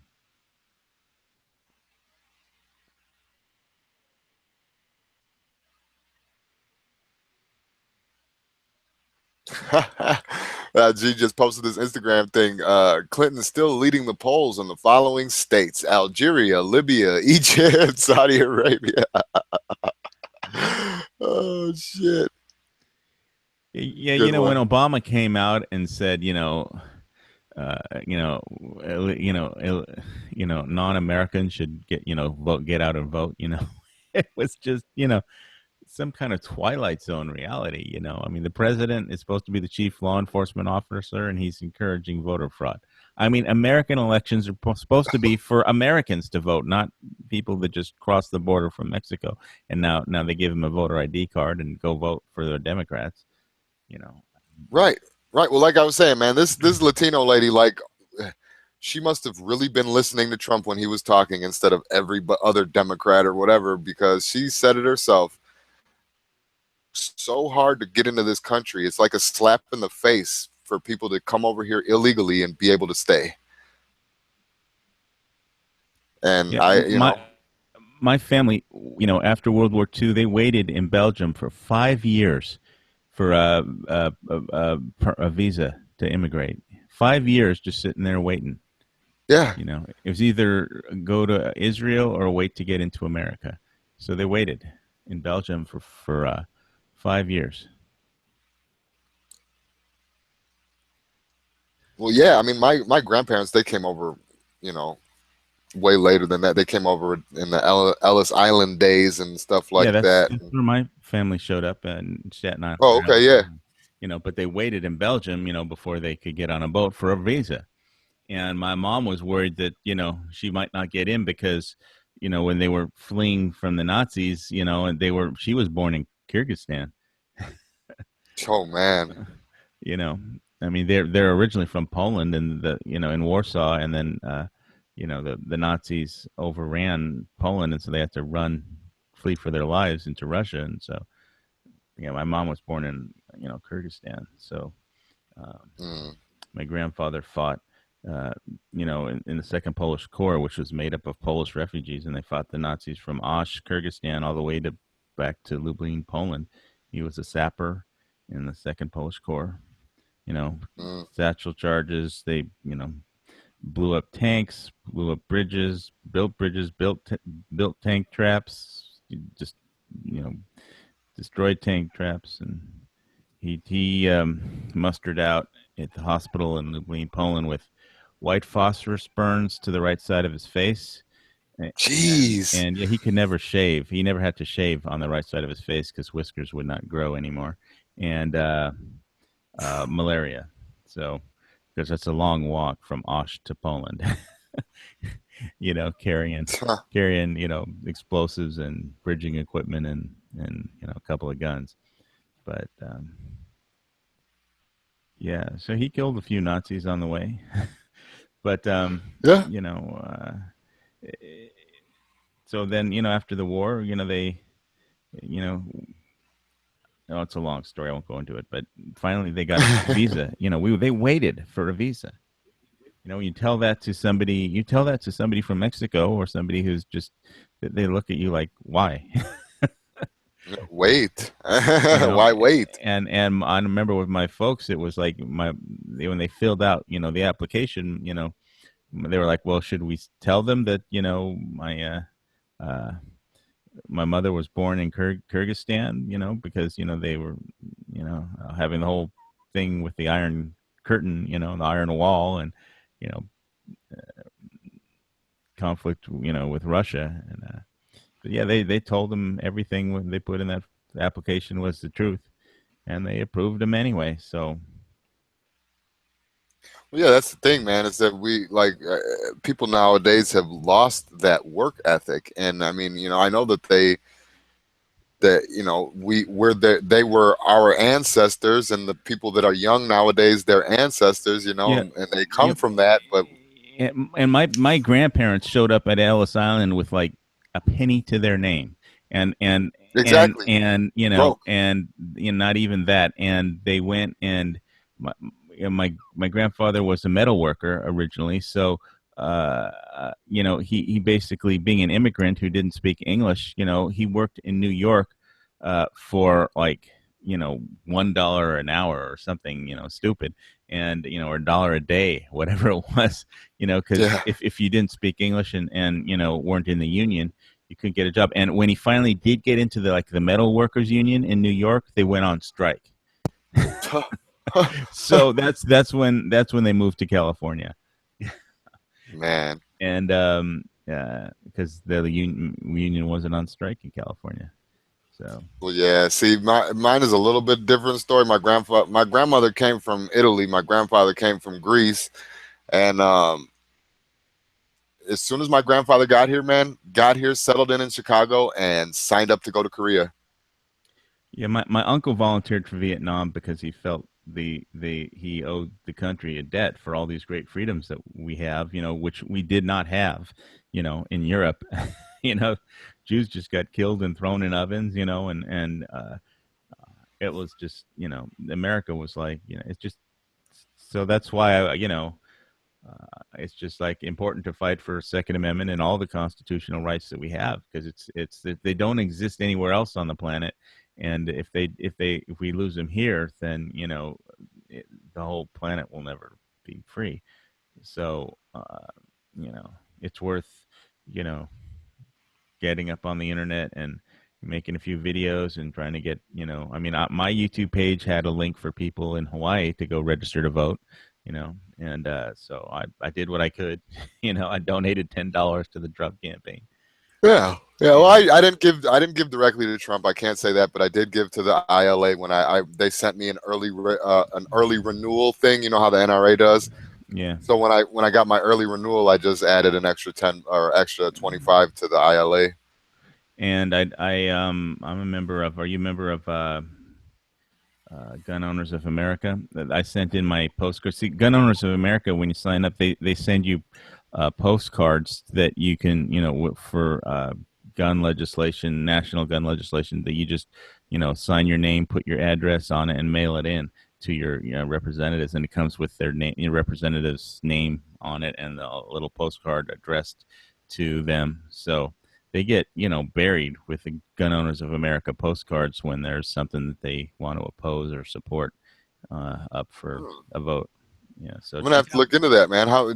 What's the usual like membership fee? Do they have the same thing as NRA? Like you It's can like do a month, a $10. year? It's cheaper. It's $10, and they're very effective. Gun Owners of America. Basically, signed up for them when that the famous photo of they're it's like Harry Reid said the National Rifle Association is bad, worse than bad, but the is no the National Rifle Association is bad, really really bad, but the Gun Owners of America is worse than bad.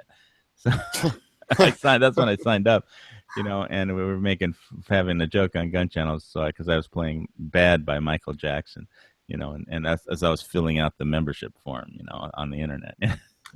Yeah. Bad by Michael Jackson in the background on YouTube. So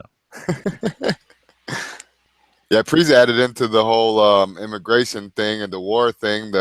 His uncle died as a tank commander in Vietnam. He stayed behind when his tank was burning to make sure his crew all got out.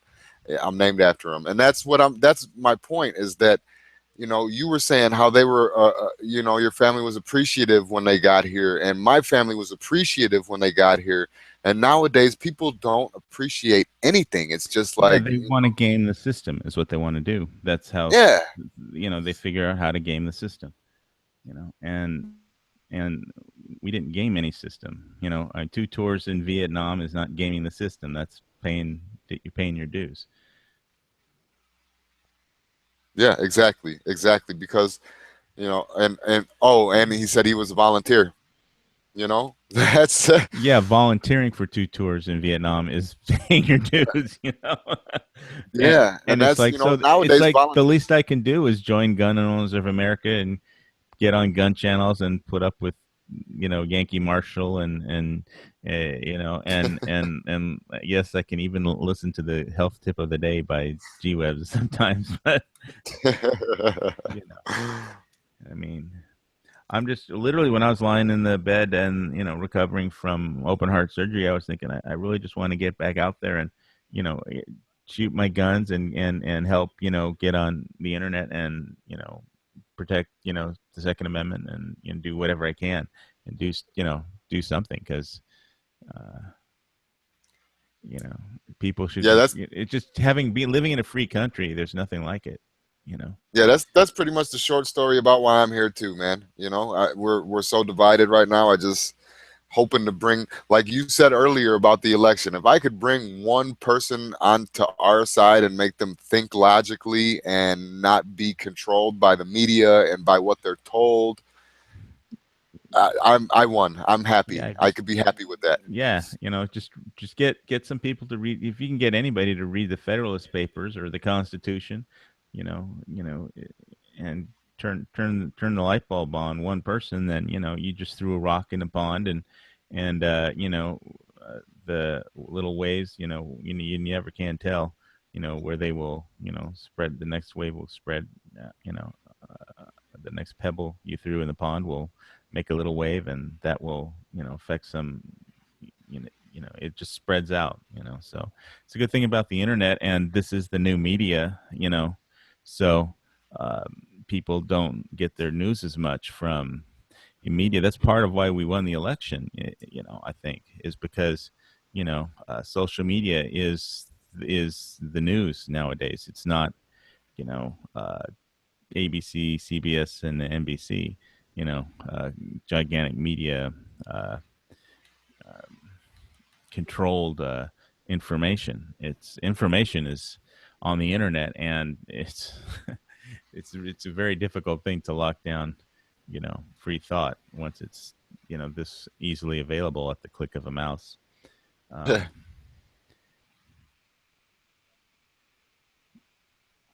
so, yeah, keep gun channels going, and you know, uh, Trump has a lot of stuff. Trump has the country has a lot of problems to work through.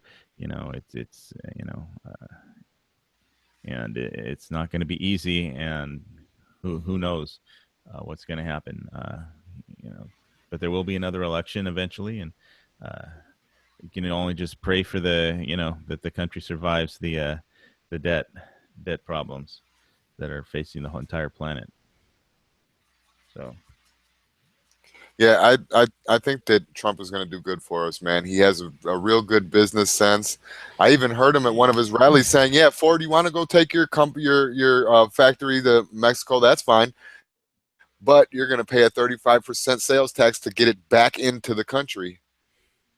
Well, what happened to the peso? I mean, Mexico might wind up as a U.S. protectorate if their peso just completely, yeah, everything was like limit down for the futures were limit down. I mean, they didn't wind up going down that much, when the market actually opened, but the futures were all limit down. The peso just totally, which was the Trump, economic barometer to the U.S. dollar versus the peso, and the peso would just tanked.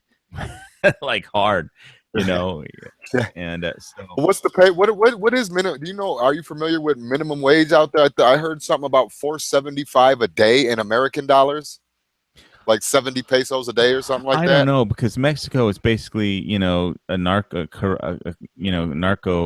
slash corruption state, and you think corruption in America is bad. It's worse in Mexico, and I like the Mexican people, but hey, those drug cartels, man, you don't want to live under that kind of a government.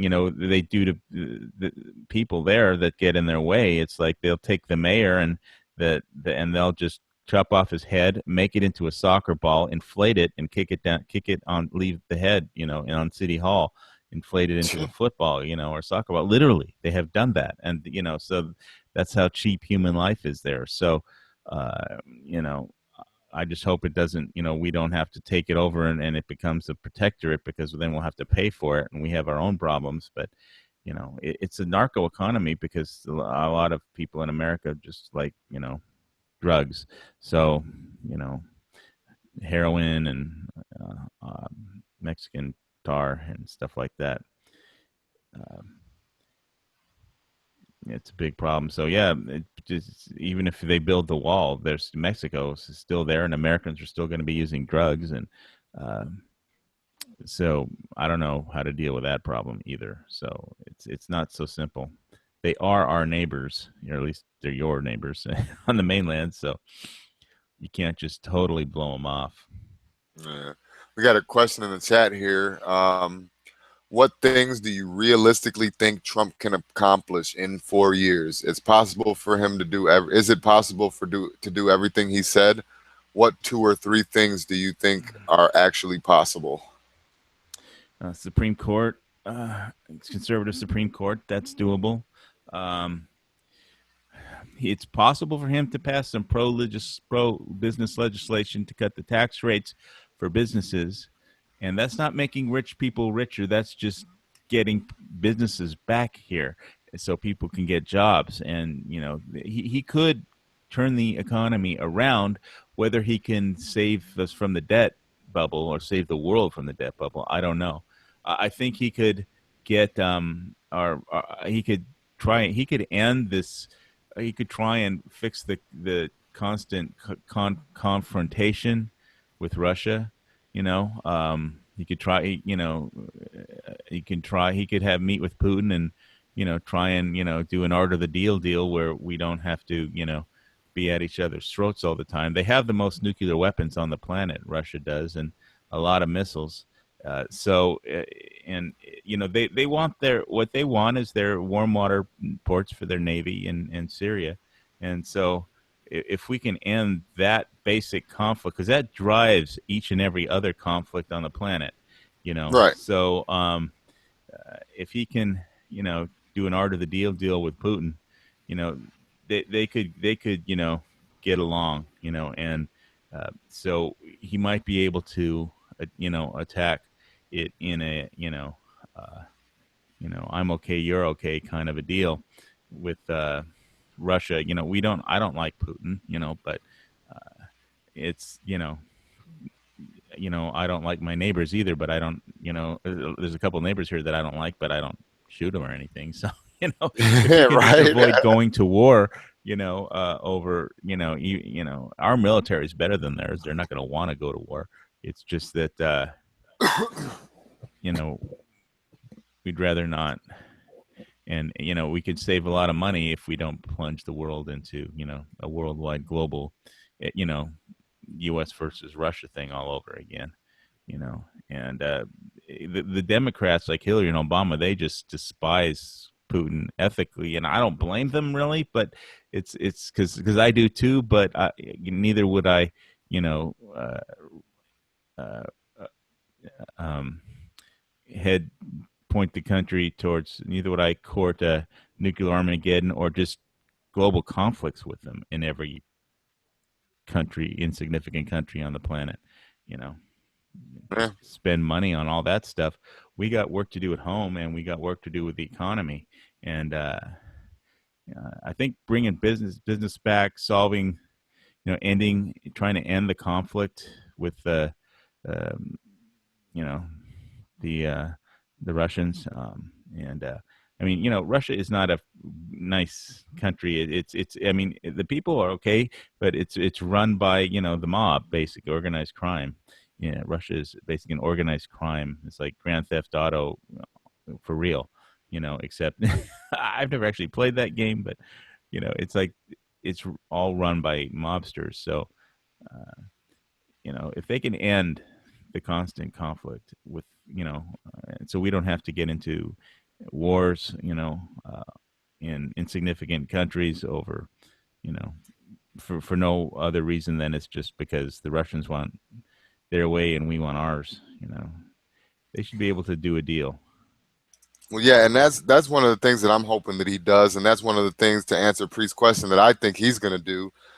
Um, is diplomacy, more foreign diplomacy, getting along with other countries, getting sharing in economies Yeah, and because making each other money. when diplomacy fails, when Hillary can't, fix it, the first thing they do is send in the military to fight, and that is the last thing you want to do because first of all, it's expensive.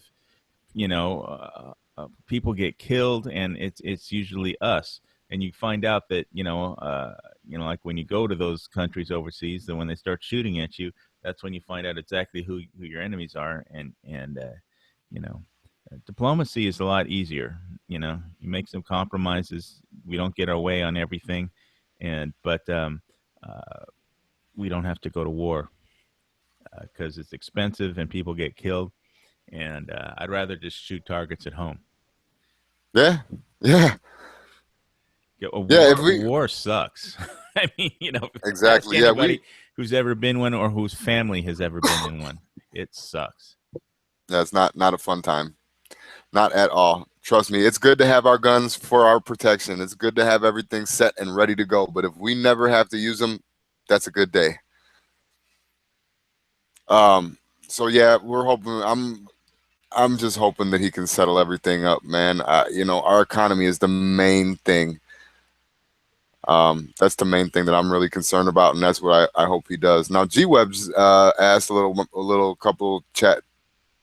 Um, we just had like 2 or 3 more states just legalize weed. So is this war on drugs really going to continue? Well, I don't know. I wouldn't want my kids smoking weed. I don't know if you want your kids smoking weed, but uh, Nope. I don't know. I have no idea. That's I that's don't want my you know. kid smoking weed, but if he's of legal age and he decides that that's what he wants to do, if he's 21 or 18, I don't know what the legal age is for it. I know cigarettes is 18, but if he's of age and he wants to do it and he ain't living in my house, go for it. Yeah, I And if mean, other you people have want like, to do it, yeah, you have 18 years to raise your kid, right? And if you can't teach them that weed is bad in those 18 years, then right. your family's fucked. But you know, Yeah. you Hopefully, know, hopefully it doesn't get stuck in one of his kids, and I don't have little retarded grandbabies running around. yeah, it's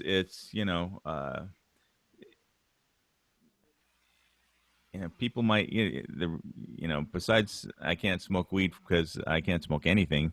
Uh, Recovering from cardiac, open heart surgery, it's like one day I might need to use my brain, and you know, so that's the top reason. What got me off of weed was running my recording studio as a business. I mean, it was like you cannot show up at a business in the film industry stoned. Nobody will hire you. They'll walk in and turn around in like point 0.1 seconds. They smell weed. You know, I'm serious. And so it's just a question of running a business. And I just got into Yeah, the but how about the business mode. actual war on drugs, though? Do you think that that's going? The government, Well, the wars, that kind of war is one person at a time, one child at a time. right? And marijuana is not the war on drugs. It's like heroin is the war on drugs. You know, Well, uh, yeah, Cocaine is the war on drugs. Heroin, it's um, it's the criminal organizations, the drug cartels. It's the well, that's the thing. It would human bring a lot less trafficking. violence. You know? Well, you aren't gonna, yeah, but you can't legalize weed and say, well, that's the war on drugs. It's over. No, but because we aren't gonna legalize heroin, we No, aren't gonna legalize. no, I mean, that other is than true. other than prescription, opiates, but that's the war on drugs. Doctors writing prescriptions for, cash for, Percocet and Percodan and stuff like that. Um, I think that's the biggest drug problem we have is prescription pills. But ice is a big problem too. I mean, tweakers on ice. Uh, Yeah, they're the and those that's when, like, just up the street from me, like last year some guy was just going to the Denny's with, he had his backpack on, and some ice head beat the crap out of him for his backpack, with a expanding baton, and caved in the Jesus. guy's head just so he could sell the backpack and get traded for a hit of ice. So that's how crime works in Hawaii. I don't know how it works in Arizona where you guys are, but when somebody gets their head smashed in with an expanding baton, and has to spend, like, 6 months in the hospital and still hasn't recovered, you know um and that's the drug problem. So, Yeah. and ice gets cooked in kitchens. I mean, I don't know how to cook it, but I'm sure it's out there on the internet how to do it. Oh yeah, well that's the same thing out here in Arizona, man. Is that they got meth labs out here, so it's not like even if we were to stop transportation somehow and getting it across the borders wherever they're coming from, there's still going to be the homegrown problem. Yeah, So marijuana is not the war on drugs, really. I mean, that's no, just. I mean, there is a war on marijuana, but it's a lot. The war on drugs is, people getting killed because somebody wants a hit of crystal meth. I mean, stuff like that. So it's not. It's, like all problems, it's not simple. You can't. There's no silver bullet. yeah, yeah. No, there. I don't think that there's ever going to be an end all be all to the drug problem. Yeah, it's the part of the human condition, I guess. Hmm? It's part of the human condition. Yeah, Drugs, the world sucks and drugs kill the pain, and they can make you feel good, even if you know everything is fucked up. So, uh, and it's just a trick. It's a cheap trick to release some endorphins in your brain. That's all it is. Cheap trick.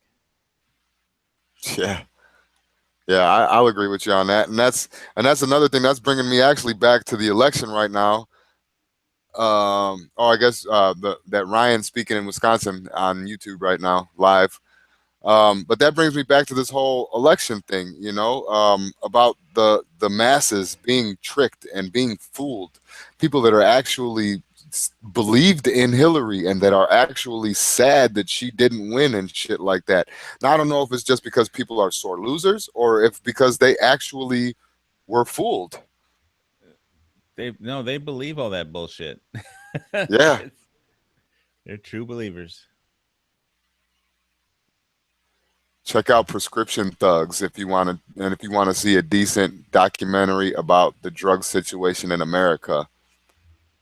I think I'm gonna actually bookmark that for later Yeah. because I'm not too hip on the drug laws, the marijuana laws and stuff. It's just it doesn't interest me. I mean, I don't know. I like to look at things that I'm interested in, I guess, or that affect me. Those are the things I like to study up on.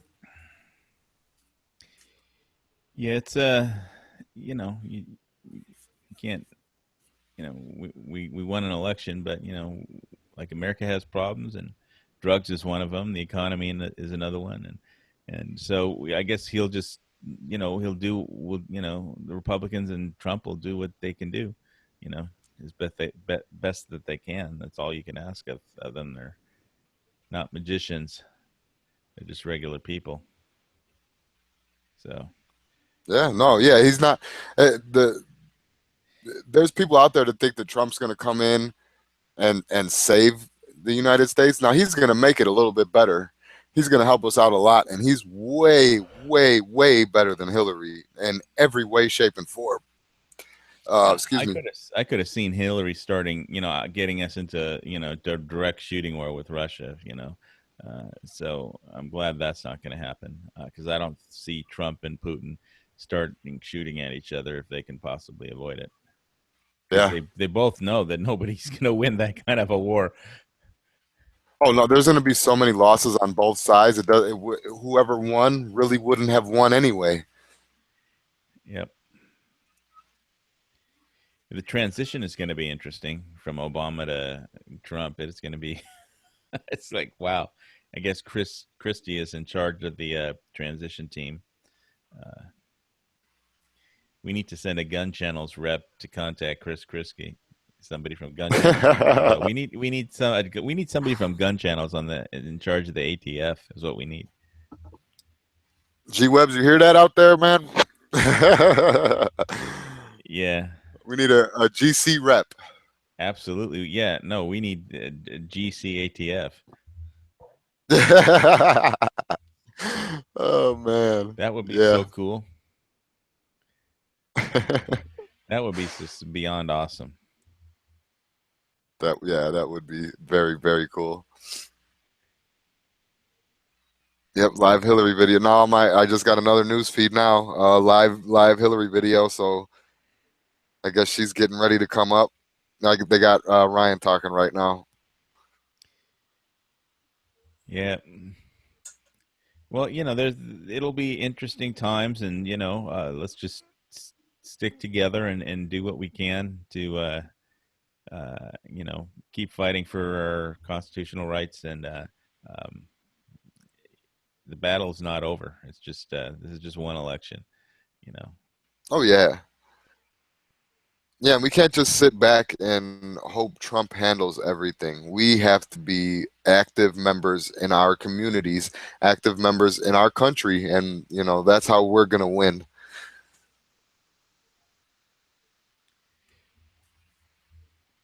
Yeah, time to stand up and be an American.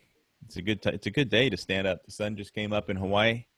I think I'm going to step away from the mic for just a couple minutes and look at the sunrise. And go for it, man. Back, if you can solo for a couple minutes. And why don't we? Can anybody from the text chat, jump on, help out Jimmy James here? It's all right if they don't want to. He's locked in a chat with Hawaii Volcano Squad, so somebody has to come on here and help him. It's all right, man. Hey, if anyone wants to jump in, everybody is welcome to jump in. I'm going to take this moment right here to go and talk to YouTube. YouTube, anyone watching, come on over to Gun Channels. Take this opportunity right now, gunchannels.com. Free to join, free to become a member. Come here, be a voice, and, be active. It's time to take advantage. We finally don't have a corrupt system. Well, it's still a corrupt system. Let me backtrack. But we finally have a chance to come together. So come on down to Gun Channels, gunchannels.com. Free to join, free to become a member. Come on down to Early Watch. Jump on the chat if you want to. Let's get it on. Not like that, though. Yep, Paul Ryan says Donald Trump turned politics on its head, promises hand in hand work on a GOP agenda. Tone? Just remember to turn this shit off before I start this. No, yeah, no worries. No worries, man. It's been a few hours here. I'm still shaking off the cobwebs from last night. Hell, I went to bed about 9 o'clock. I ain't gonna torture myself. I think I finally laid down at about 3 a.m. and I don't think I slept very well. The next thing I remember is my alarm going off. I actually got a good night's sleep. When I went to bed, I knew Hillary was going to win, so I thought, fuck it, we'll just ride with what happens. Yeah, that's that. Honestly, that's exactly what I thought. I was prepared for her to take it. But today is the day we start working on restoring all of our gun rights, when we actually have the chance to get something done. Or Yeah. January 20th.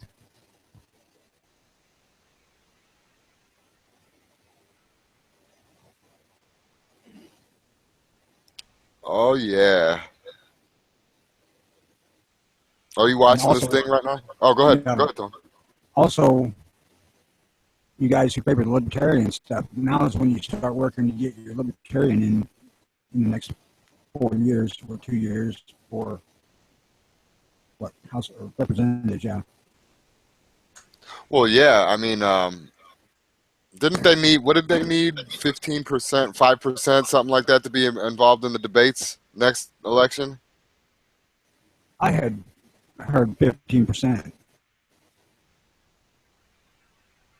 Okay, yeah, that's what I was under the impression too.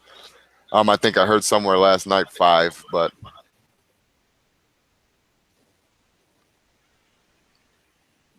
why are they even You look still at your counting this? election coverage map, you'll see that Illinois was absolutely firmly blue. Oh yeah, But if you click on that map and go to the county results, Illinois looks extremely red, except for the couple of major metro areas. Chicago, of course, in the Quad Cities, Peoria, and the east side of St. Louis area. yeah. And I think It's saying right. It's saying right here. Sorry to interrupt you. It's saying that I guess G said they needed 5%, and Pre said they needed 15%. So the battle rages on. I don't know. I don't know. is king, and we're getting all of it. Yeah. Yeah, this is our time, man. This is definitely the American people, the Republic's time to shine. We just have to be active. Yeah, the problem we are with, as a gun community on a whole, us gun owners, is we tend to sit on our asses when things are going quietly, and we shouldn't. That's when we should be trying to get shit our way. Yeah, like I said, man, now is not the time to fall back.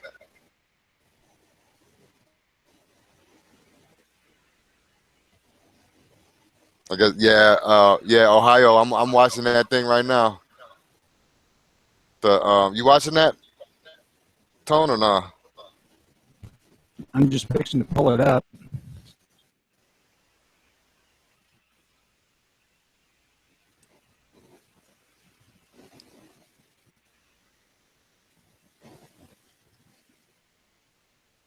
Her voice just like nails on a chalkboard.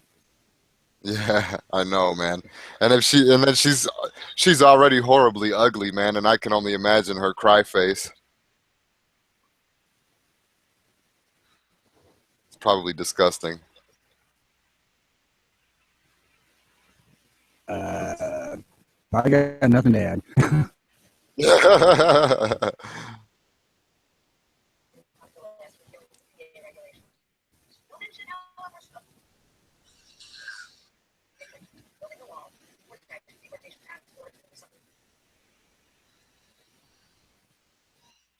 That's goddamn volume. I don't.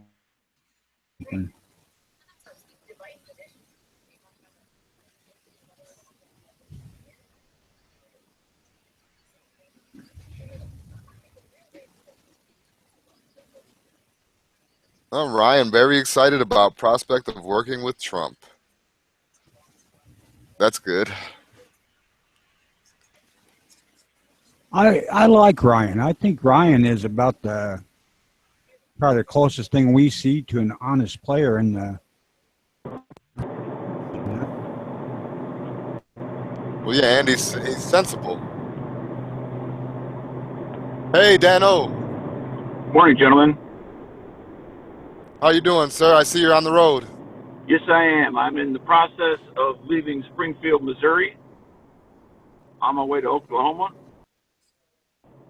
That's awesome. Since I'm a little bit ahead of schedule, I think I'm going to go ahead and stop off at the J.M. Davis Museum, part 1 of 2, and kind of do a couple hours just on my own. Then I'll come back there and later on with everybody else and kind of revisit. How's it feel to be driving in free America? By the way, I have a complaint with you, Mr. Which Tony. Yesterday, when you mentioned the Bass Pro Shop, you seem to have neglected to tell me that it was the NRA Museum also in the same place. I told you it was the coolest thing out there and covered 3 floors. Now this is a positive complaint, by the way. But I get that. just on a whim, there was a road sign that said Bass Pro Shop, and I thought, well, Tony was bitching about it. Maybe I'll go check it out. So I go ahead and take the exit. It's about, I don't know, it's not right off the interstate. It's maybe about 6-8 miles in. I pull up. The place is huge because I guess it's their mothership or their main store number 1 or something like that. The crystal ship is being filled with guns. Yep. And then when I got inside, after about 5 minutes, all of a sudden I see the sign that says NRA Museum. I'm like, holy crap, nobody said anything about there being a museum here. So that put a detour in my day, but a good kind of detour. Did you get some video? Because I took some pictures. Okay. Since they're all static displays. And I'll try to figure out how best to display them. What I tried to do was picture the back. You're muted. I am. Yeah, now you're good. Okay. It's actually, I think it's because I'm on my...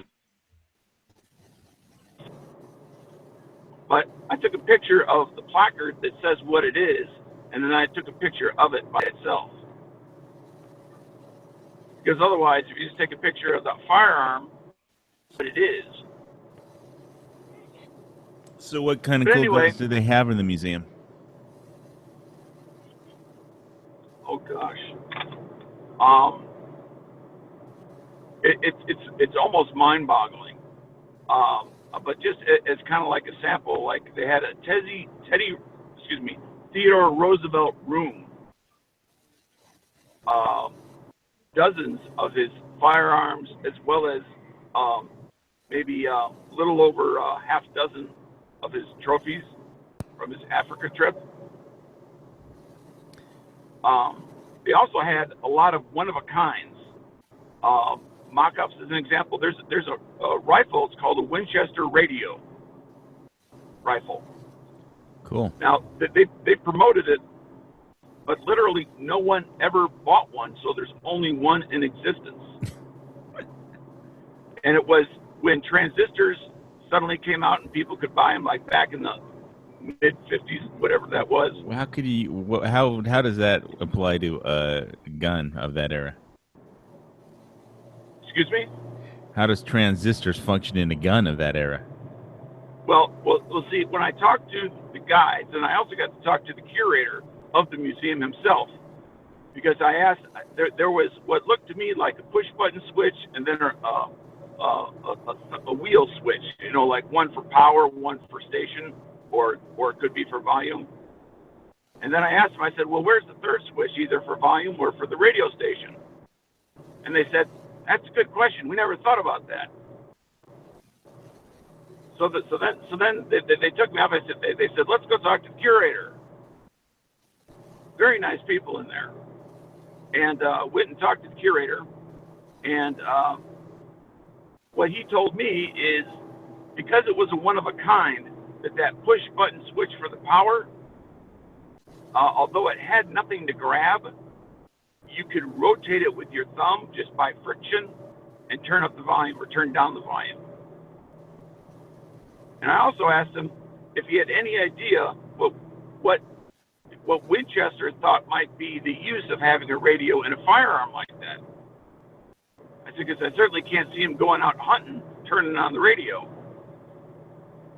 And he said, well, some of them may indeed have thought that. He says, he says the other thing, which is really just speculation, is that that when back then a lot of people, even in cities and towns, had like a little shack behind their house for all their tools and stuff, and they would go back there to clean their guns because of the smell of the cleaning stuff, so that they could. And a lot of those little tool buildings did not have power, so he said so they could literally listen to the radio while they're cleaning their guns. Yeah, you might think it would be for command and control or something, but since there was only one of them, made, right. The military didn't buy any, obviously. I know, and it was never intended for that. It was intended strictly for the civilian market. Yeah, but by the way, I'm only going to be on for about 10 minutes because I got very limited data. So don't think I'm rude when I have to jump out. No, just drive safely. No worries, Dano. Drive safely, whatever you have to do. Just keep safe out there. But I got a question for you all. I intentionally did not listen last night to the election because I knew I would get too wound up. But I know this morning they're projecting, but I don't see an absolute claim officially as to the winner. Trump won. Hillary conceded. Oh, she did do a speech? I think she's giving her speech today, but she called him up and conceded. We also kept the House and the Senate, plus got a bunch of governors. Yeah, we're going to have a conservative Supreme Court. So, that's a few decades of pro-gun decisions. The universal background Bloomberg bullshit seems to have passed. Yeah, some ballot initiatives. Nevada and Maine. Yeah. And, of course, California went down the fucking tubes. And so did Hawaii. It did. Yeah, California passed that Prop 63. So what was that proposition in California? The details? Basically, you have to get a permit to sell or buy ammunition. Right. Okay. So it will be like Illinois. We have what's called a FOID card. Something you have to have I don't know. Yeah, So to buy ammunition. Stuff, California's worse, I think. Well, the way I read know. it. I just mean in terms of a card. Yeah, people don't understand that us from Illinois, the whole, having to check to get guns or ammo is nothing to us because we've done it all our friggin' lives. Right. I remember when you didn't even need to show ID. I mean, now, I remember the first time I walked in and somebody asked me for my ID to buy ammo, and I said, what? Why? And first, they started to get angry at me for, protesting that I had to show my ID, and then they were like, yeah, well, you know what? You're right. You shouldn't have to do that. But, they felt embarrassed that even for having to ask me for ID, and now they want thumbprints, permits,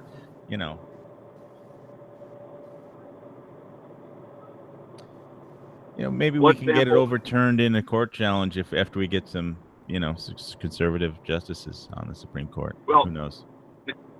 Although last night seems to have worked out well, now we'll see. If how well Trump will stick to his words. Well, yeah, we got a lot of work to do. Trump has a lot of work to do. We got a lot of work to do. You still need to get out there and support your Second Amendment organizations. Because they're the ones that are gonna be running the legal campaigns through the courts. And I know that after we get some conservative SCOTUS, there's a lot of rulings that are going to be appealed. So, get out there and join Gun Owners of America and the NRA. You go to Every Second Matters, and there's a whole list of organizations that, you can get involved with and support and, help them pay for the lawyers that will defend our rights on our hopefully soon to be new conservative Supreme Court. Yeah, it's definitely, I'm just stating the obvious here, but it's a whole lot easier for Trump as well as everyone else to ignore the individual. It's a lot harder for them to ignore groups, whether it's Second Amendment Foundation, NRA, your state your state rights organization. In my case, it's Illinois Rifle. Yeah, and when he's in the White House, we need to, start writing him, use the whitehouse.gov and, write him reminders of, the National Carry Act and everything that he said, and congratulate him and thank him for, and, just to remind him of what, he promised to do, and, hold him to his word. And he seems like a man of his word. One thing here, Trump's probably going to be the first president since maybe Reagan be his close and personal friend. Oh, yeah.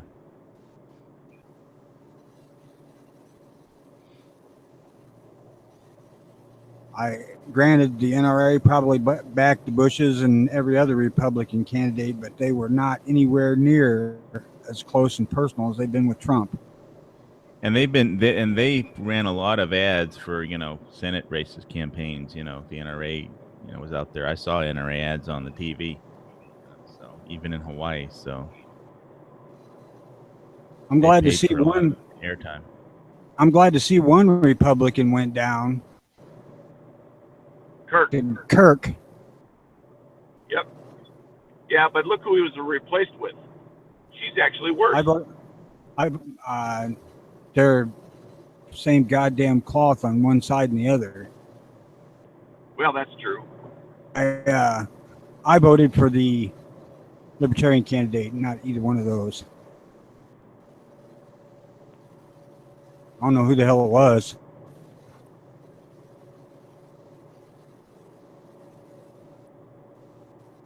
Tony wouldn't have made much of a difference in Illinois, huh? No. I can. It was sad. I don't know what the percentage was as far as Trump to Hillary in Illinois. But being that, it's always been a Democratic state, Obama is considered a hometown boy, even though he doesn't consider it.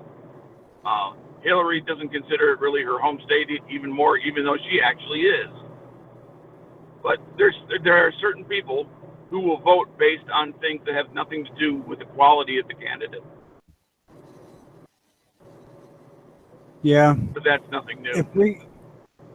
If we could just give Chicago to fucking Wisconsin or something, man, we'd be great. Yep. Of course, they got to take all that debt with it. I looked at the map of Illinois, and if you look at the county divide up, it's just the major metropolitan areas that went for Hillary. All the rest of the state is red. Oh, right. It's a good illustration for those who live in Illinois who aren't sure, well, why was it so one-sided? Just look at that map. There you go. And that also explains why we have the laws that we have. I think the people who talk about dumping the Electoral College, the best thing we could do is make the Electoral College be for each county. Each county have one electoral vote.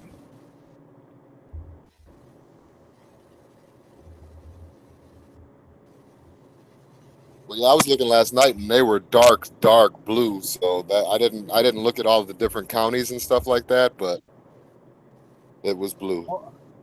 Illinois will never even turn slightly purple. Yeah. Now something I saw on the news this morning in my hotel. I just turned it on for like 10 minutes before I left, and I thought it was interesting.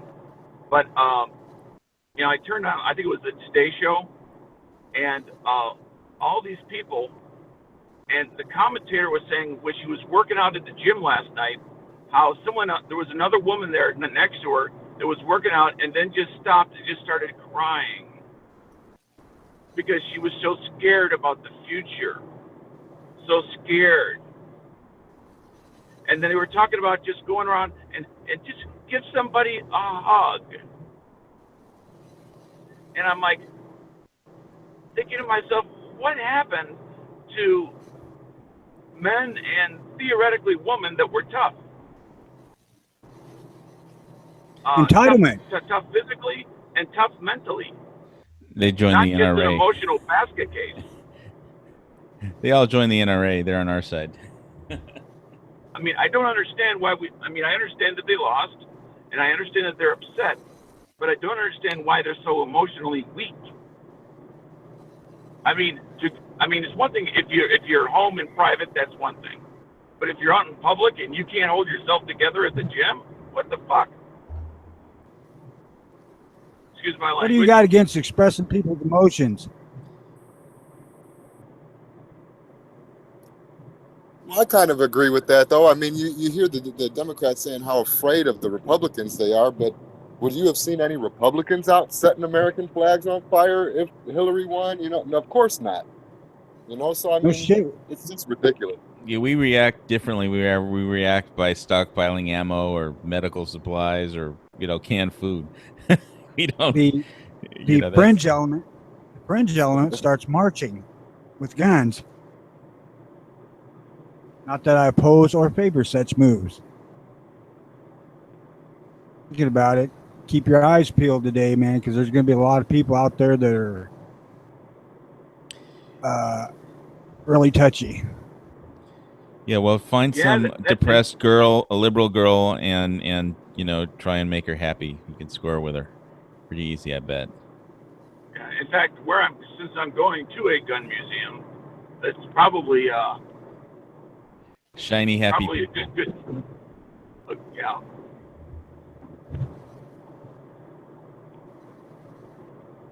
Priest has been kicking out that warning a couple of times this morning, and you weren't here then, so I just thought I would pass it on. Well, I appreciate it. Yeah.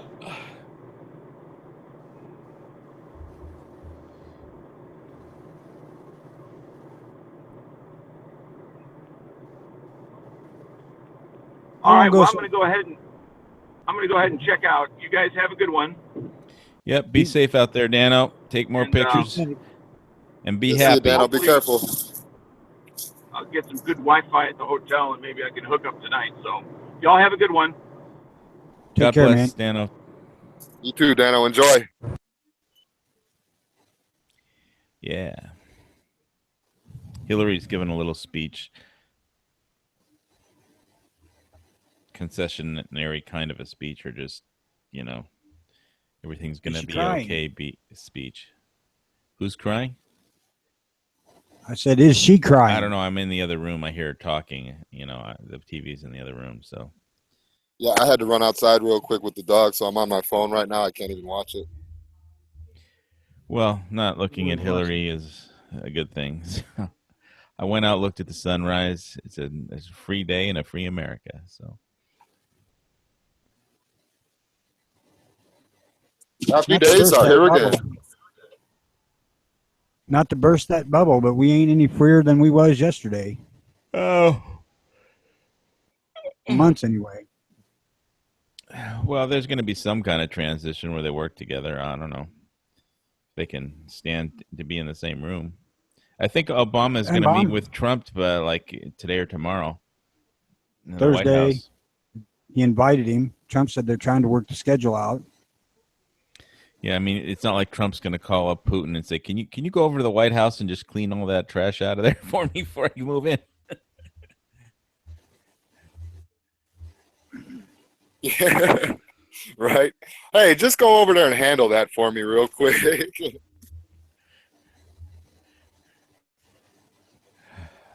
Like the cleaning crew. So I've been hearing lately about now this is tinfoil hat. We're going down that route. People are saying that there's going to be riots. There already were riots, but there's going to be nationwide riots. And Obama's going to call for martial law. What do you guys feel about that? And is that even a possibility? My personal opinions are it's not going to happen. It's hard to riot when everybody else has guns except you. Right. He doesn't have the balls to sacrifice that many of his side. Now, there's not going to be any riots, I mean, not really. Not, I mean, they might burn a flag or something on TV, but, there'll be a lot of, I think at most there'll be a lot of, malevolent tweeting. Actually, Facebook has been rather somber today. Facebook has a sad face. It should change the name to Sad Facebook. Status today, sad. I mean, I haven't logged on to my Facebook account in like 2 years. So they always send me an email, you have, I guess, 99 updates and, whatever. And it's always the same because I haven't logged on in so long. I just delete. Well, I saw yesterday, I think it was an Instagram thing, and this girl was crying and saying I'm seriously gonna kill myself and stuff like that. So I mean, they're a little overreacting.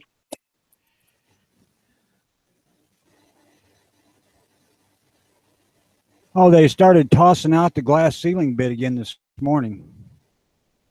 Oh my God, are you serious? What happened with that? I am absolutely serious. On NBC morning show today, they said that glass ceiling that's been in effect for 247 years or whatever the hell it is still firmly in place. I'm like, oh, here we go. It's more like glass bars. We don't allow crooks into the White House, no matter if they're women or men.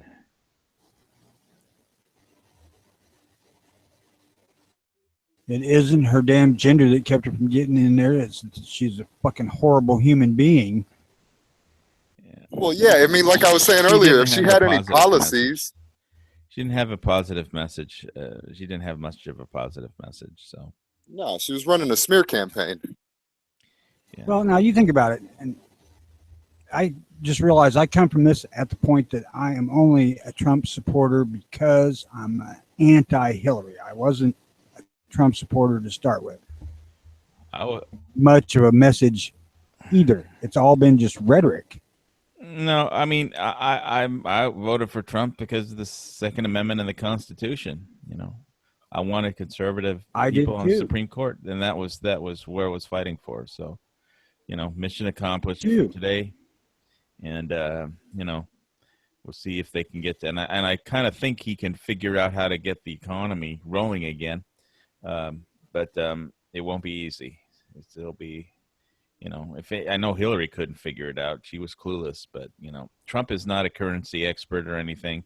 He doesn't understand international currency, manipulations really at all. So, but he understands business and how business works in America. So he might be able to figure it out. Maybe. All right. Coffee with 4 hours of sleep complete. He's morning, Night Strike. Good morning. He certainly should understand that you cannot keep spending fucking money endlessly, bringing money in. Yeah, he needs to get the economy rolling, and he needs to repatriate a lot of, all the money that's fled America. So if he cuts the corporate tax rates enough that, people won't be afraid to bring their money back just because they don't want to just give it all to the government. So, can I ask a gun-related question? No. What do you think this is? A gun channel? Please do. Tony, remind me again, which gun is that in your avatar? That is Sigma. That's Sigma? SW9BE, yeah. Okay. Good. Really? Really? Hey, I'm not going to ask you what's on your avatar, Hawaii. I already know. It's a Glock. Yes, sir. Mine is a prettier copy of a Glock. I agree.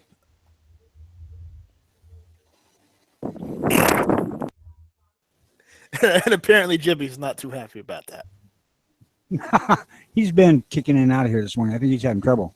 What was your gun question, man? That was my gun question. Smith & Wesson SW9BE Sigma. Nice. That gas and flag thing is actually a gun cleaning mat that's laying on the top of my desk. So I just laid the gun on it, put my finger over the flash, and took a picture of it. That's how it's got that reddish hue. Yeah, that's good. I didn't want the gun to be completely out front, fuzzy Right. everything up a little bit. Hopefully now they won't try and take away our Gadsden flag. I hope, Oh man. shit! You know, because They try and make that like a terrorist watch list kind of a thing, having a guest. No, racist. Hawaii, Racist organization. Hawaii, calm down. What's that? Breathe in. Okay, are you breathing in? No. Breathe out. What is your fucking major malfunction, Night Strike? I swear. Hold on, let me wait for it. You smell that? No. It's freedom. You need to work on your lines or your delivery or something. Probably my delivery, but I smell freedom. I feel freedom. I feel at ease now because things are going to get better. Why, so. man? It's not better there. Well, Yeah. We're working on it. We're working towards his way. It's taken us a little while.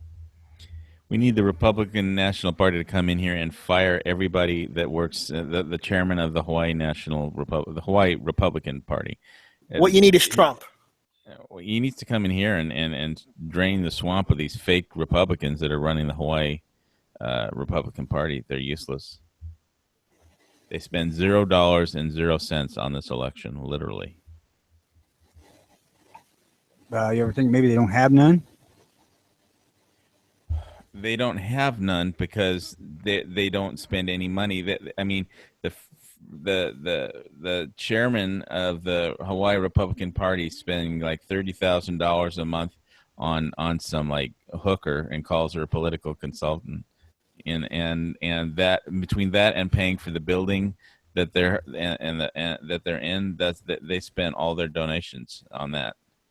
One political consultant and rent, and that's it. They're out of money. They didn't help one candidate at all. They didn't turn out one vote. They didn't place one ad. They didn't do anything. And of course, we lost every Republican in the Hawaii state legislature. So maybe it smells like freedom on the national level, but in Hawaii, same old. Well, hopefully Democratic sweep. we'll get some national freedom headed your way. Yeah, hopefully. Yeah, I'm gonna need to go get a carry permit from some other state, and then Hawaii force. They have to pass that National Reciprocity Carry Act, and then force the Hawaii state government to recognize, out of state carry permits. You probably want to get it from Arizona Wherever I can get one. Agreed. I'll make the trip. because I think Arizona does have out-of-state carry permits. Then Yes, I'll they go do. get one. I'll stay over to G Webb's house and sweep out his trailer or whatever he lives in. So He lives in a van down by the river.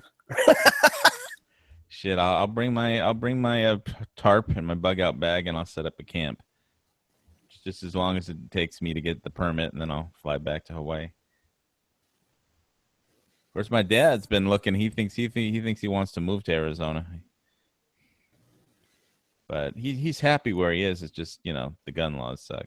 So I think he'd be happier in Arizona. I have no. Yeah, it would be a idea. good choice. I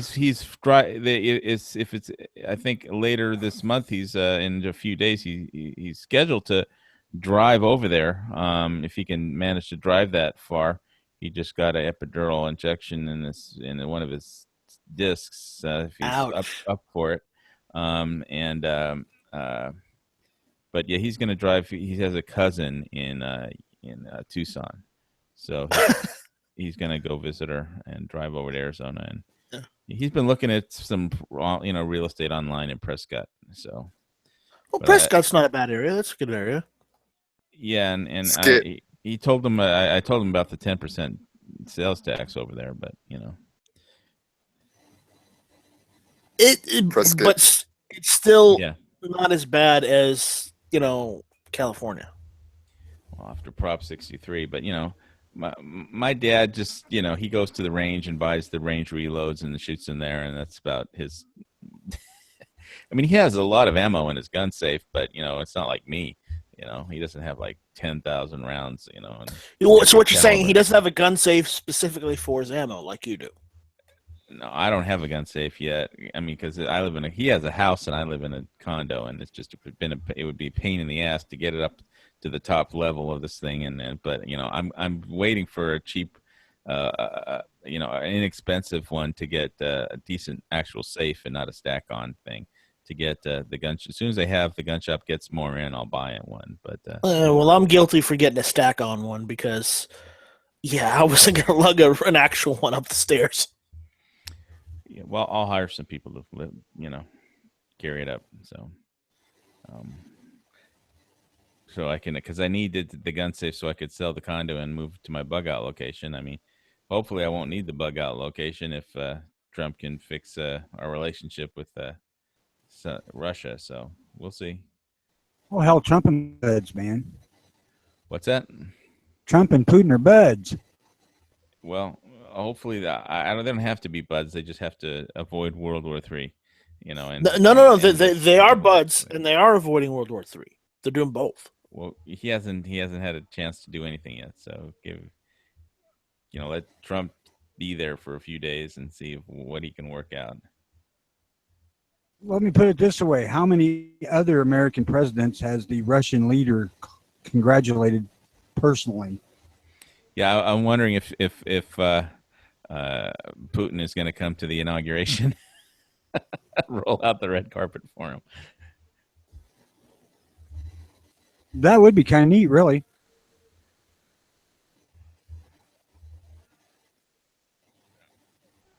Flip off Obama as he leaves. It would be neat because it would show that, you know, we can actually get along with other countries. Yes, it's not like you put Clinton in charge of the State Department. She starts a war, and you know, I mean, her diplomacy fails, so she has to send in the military. That's basically what has happened in like every country on the planet, pretty much at this point. Clinton can't do diplomacy. Basically, it's like if you disagree with her, then you know you're you get labeled a corrupt dictator, and your country is overthrown. So, and replaced with some kind of, you know, rebellion.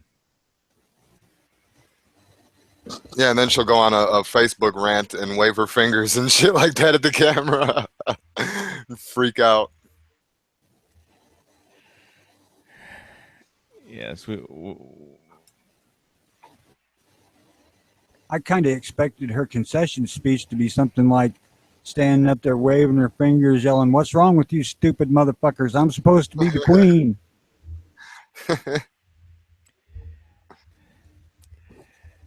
Hey, I hate to switch the subject, but is anybody actually familiar with the Nevada law now? Are they going to have to get a FOID like type of deal, or how is that actually going to work? That they have to, you know, is it just going to be a regular background check like a 4473? I haven't done my research yet. Every transaction has to have a 4473. Oh, well, I mean, wait, ammo too? Or just guns? No, just guns. Okay. Well, they still have carry permits though in Nevada, so you know. Yeah. The bad part of that is the way the law in Washington. It means that if you hand your best buddy a gun to use, you're supposed to do a 4473 on it.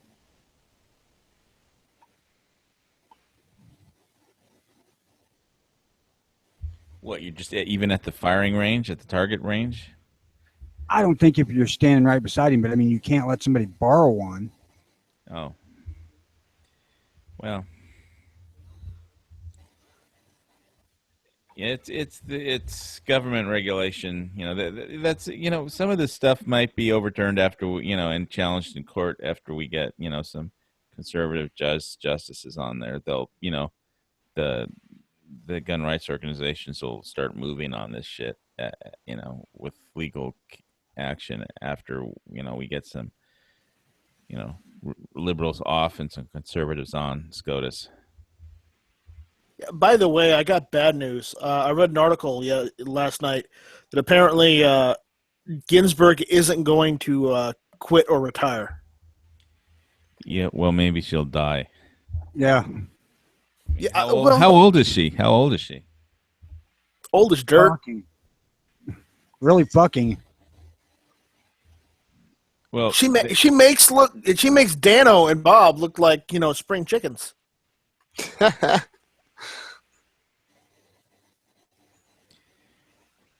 well, at some point, it's the part of the problem is that the justices don't have to do their own work. It's all done by what's the name for their assistants? Is a assistant on the Supreme Court is called a clerk. Everything is done by law clerks, and so they don't have to do a lot of their own work. So if they had to, she'd be too old to do it all. So they just have clerks to do everything for them, and they just make some decisions, and then go have coffee. Instead of, but if they had to write out all their own decisions on all those cases, then they couldn't. The older you get, it just gets harder to keep up with all that. So they don't. They have law clerks do everything. So maybe there's some systemic change that he could figure out. But I don't know how much the executive can affect. How the Supreme Court actually runs itself. But it's all done by law clerks right now, and the justices don't really do a lot of their own work anymore. So that's part of the problem. That's why they can stay in there so long. He has an option of filling the court with judges or justices, if you rather, so he can appoint a majority in his favor. Yeah, he's allowed to add justices. Instead of 9, it could be 12. How many does he get right now? Well, there's one. There's one position open right now out of the 9. So, as soon as he gets inaugurated, he can, the same day he can, make a nomination for Supreme Court. God, nominate Ted Cruz because he's real conservative and he's going to live a long fucking time, I hope. Well, we need him in the Senate, though. I think isn't he still a senator or not? Yeah, I think he's better served as he'd be better served as a judge on the Supreme Court. There's plenty of qualified conservative judges out there to pick from. He doesn't have. That's to be true. Cruz. We need every Senate seat right now to get the National Carry Act passed, and to help get some pro-business economic legislation. And we also need the National Hearing Act passed. We need the NFA repealed. We need the Hughes Amendment abolished. So I think Every Second Matters next month should be busy. We need to make up a list of stuff we want to accomplish during these next 4 years, and then. Oh, you missed it last night. We were doing that. We were doing that live in Hosh's. I was listening to the Global Currency Reset chat. Yeah, how'd that go?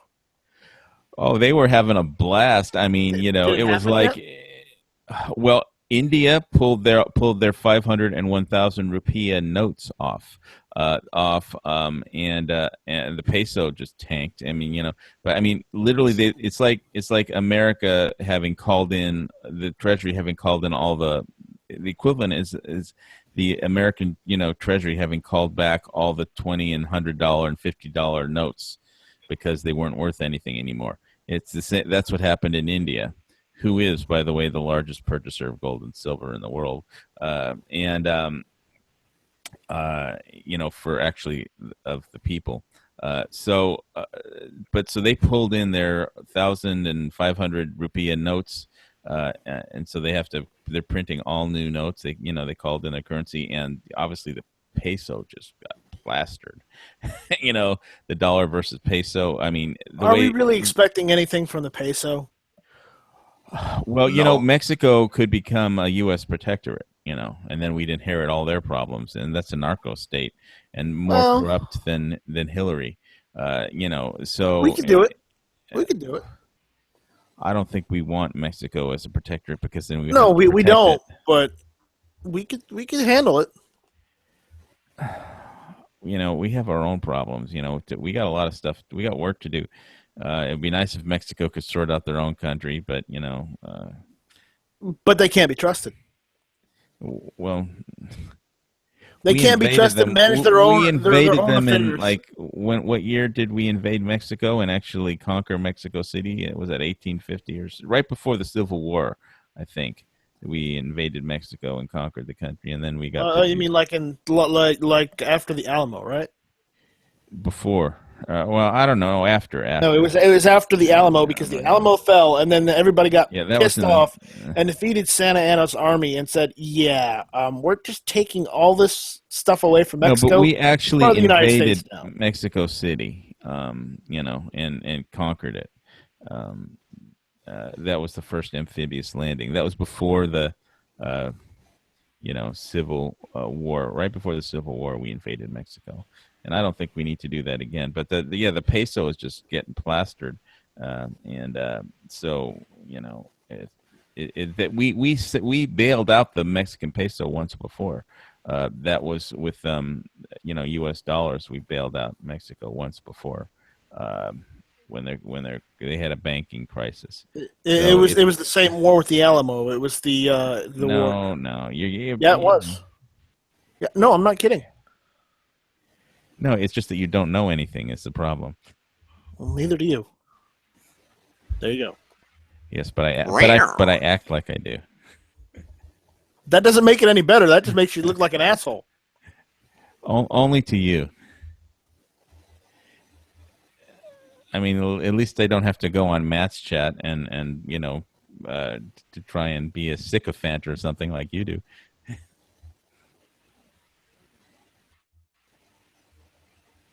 I mean, really, it's like the Never Enough Night Strike show. You know? It is.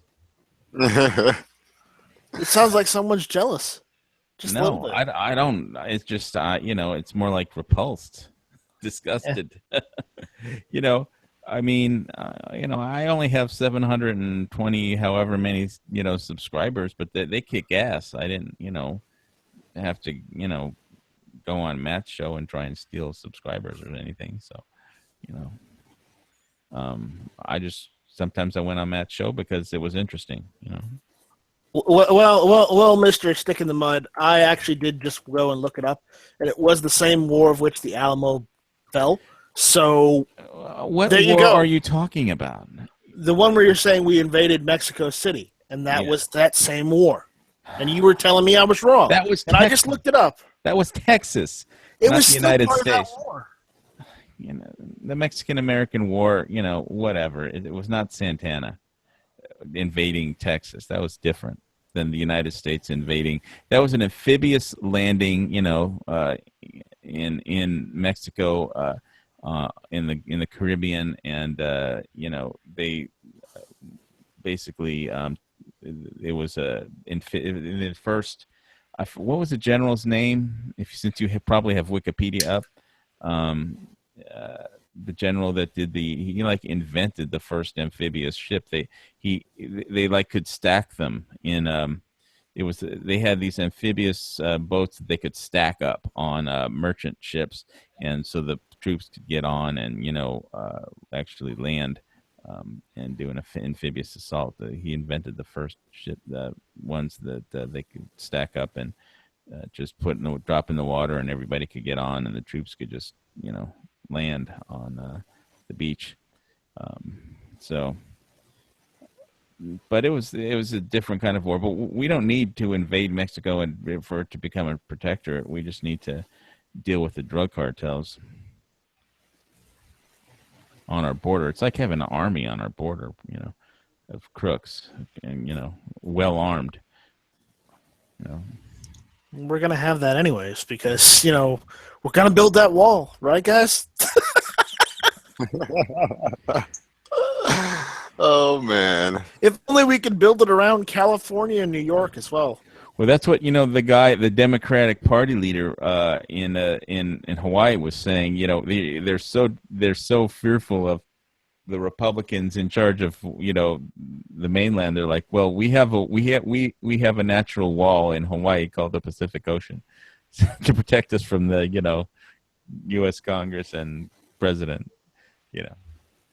How did that work? December 7th, 1941. Yeah, well, it didn't. It works against immigration, but to a certain extent, but it doesn't work against aircraft carriers. Well, it wasn't aircraft carriers that did it. It was actual aircraft from the aircraft carriers. Well, the aircraft carriers weren't there. The aircraft did not fly from Japan to Hawaii. They went on a ship. They probably put it somewhere in between. It was Navy. It was a mother-loving Navy war. I get the quote.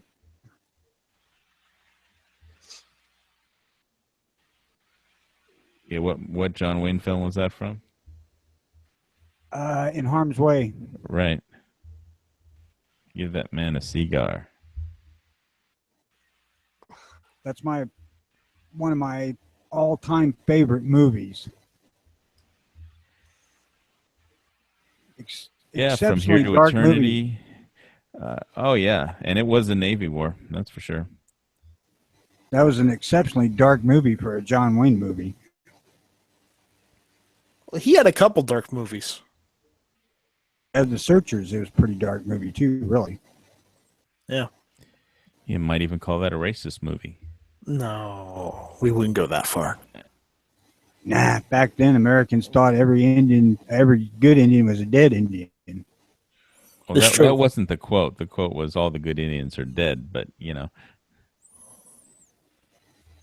that's what became, popular. That just goes to show you that people fucking hear what they want to hear. It's true.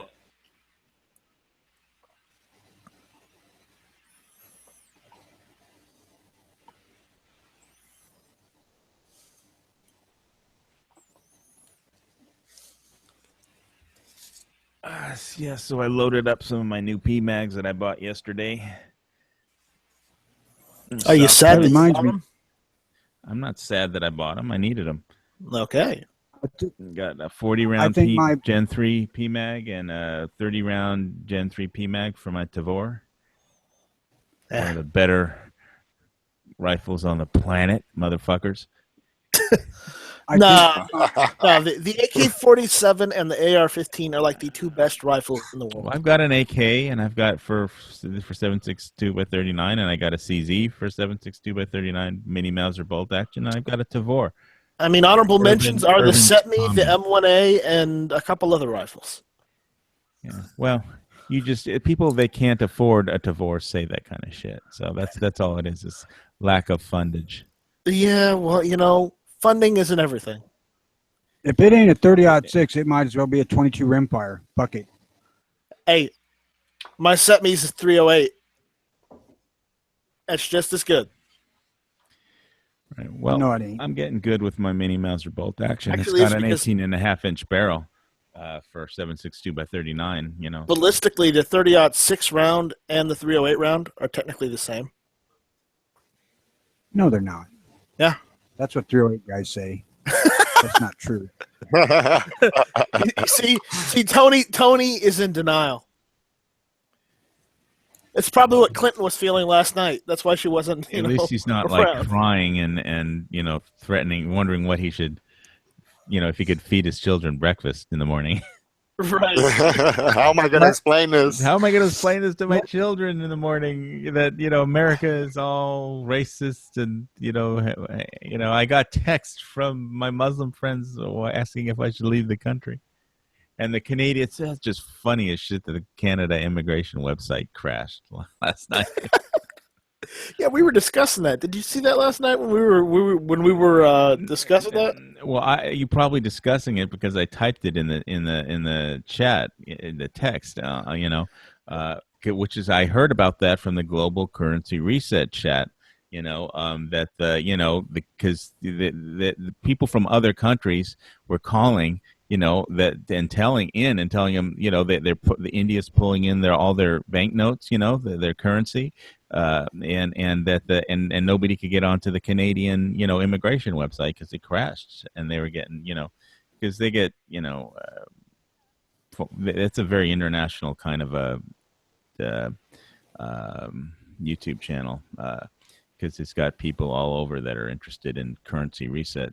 So they were getting calls from India, from the Philippines, from everywhere, Hong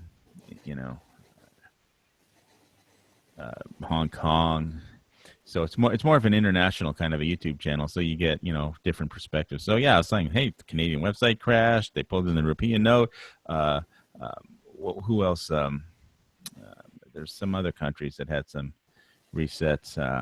Mexico, the peso was just tanking. So, you ask, is there a currency reset? And I said, yeah, it's already started. All right, gun-related question. Another one. Have either of you guys ever used Birchwood Casey synthetic gun oil? No. Have you heard about it? Nope. Birchwood gun oil? Birchwood Casey synthetic gun oil. Never even. I've heard the birchwood bluing and stuff like that, but I've never heard of the gun oil. Birch is a kind of wood. What does it have to do with guns except for It's stocks? the brand. It's the brand. Birchwood Casey. It's a brand. Okay, I never heard of it. So, because I got some of their synthetic gun oil, and on the front of it, it has an AR-15. So I assume that's for AR-15s and whatnot. And so it's just probably like motor oil, their own version of CLP, I guess. Yeah, that's what I use. Well, but in Australia, I know some people were using WD-40 to oil their knives because they don't have. It's harder to get gun oil down there, I guess, because of the whole gun ban thing. They don't sell very much gun oil because you're not allowed to have guns. But it must be hard to find that in shops. And gun oil is useful for knives and stuff like that. Also, if you have gun oil can be used instead of WD-40 for like hinges. They work better on. I've done this myself. Instead of using WD-40 on door hinges, the ones that really when you open the doors when they squeak and they sound obnoxious, I've used gun oil like CLP on that, and I've never had any problems. Yeah, I mean, gun oil is one of the things that I've stockpiled a bunch of bottles of, and and of course I got finally the local store got some what's the Ballistol in stock. Ballistol, yeah, hard Ballistol's to good. ship out here, so I got some of that. But yeah, gun oil. Every time I go to Walmart, I buy a bag of freeze dried food and some gun oil. So and I throw it into the cart. And so over the years, I got a whole closet full of that. Well, the only reason I'm asking is because I've got AR-15 stuff that I've got some parts that I'm looking at. I'm working on and oiling them up. And the issue is I haven't used this stuff too much. I've used it once or twice, but I was just hoping that one of you guys might have some advice on oiling. I like the Otis. It's really light oil for cleaning. I use that for cleaning the Tavor. The Tavor, all my guns, the AK, the CZ. I have the Otis. The one of those snakes you pull it through. With with the little round patches. The boar snake. Yeah. Well, it's not a boar snake. It's like a metal coated metal cable, and it's got a little brass little thing with a slot, and you just put the round patch through it, swab it through and oil it up the patch, run it through a few times, flip it around, then put a clean one through a couple of times, and you're done. So, and it pulls all the fouling forward instead of towards the muzzle instead of back towards the chamber. So. Yeah, this stuff smells just like normal CLP, so it's probably just CLP rebranded. Just slap a sticker on that sumbitch. Yeah, for cleaning, I got some of that for cleaning really, built up stuff. I got some of that. I'm trying to remember the brand. it was kind of that expensive stuff. But I bought a couple bottles of that a while back, and it seems to work very well. Snake oil. Snake oil, yeah, I've heard of snake oil. And they had a cleaning. I'm going to look up my bookmark, see if I can find a link for the people. You can get it off Amazon, but let me try and find a link. My gun bookmark page is just so full of stuff, it's crazy. Sort through it all. Maybe you need to divide it into subsets. Maybe. Gun 1, gun 2, gun 3, a folder full of just bookmarks. And every time I am on Gun Channel, somebody puts some, there's some chat about breakthrough. Was it breakthrough? Break free CLP. No. Breakthrough. Never heard breakthrough. Yeah, I heard of break free. Breakthrough Clean Technologies. Yeah, they make the snake oil, I think. Battleborn grease. Yeah, I put some of that in my AK. But where's the cleaner? The solvents. Let me put the link for you guys, just so you can look at it and make up your own mind.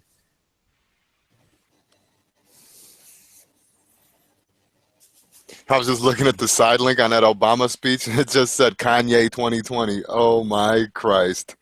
God, I hope not.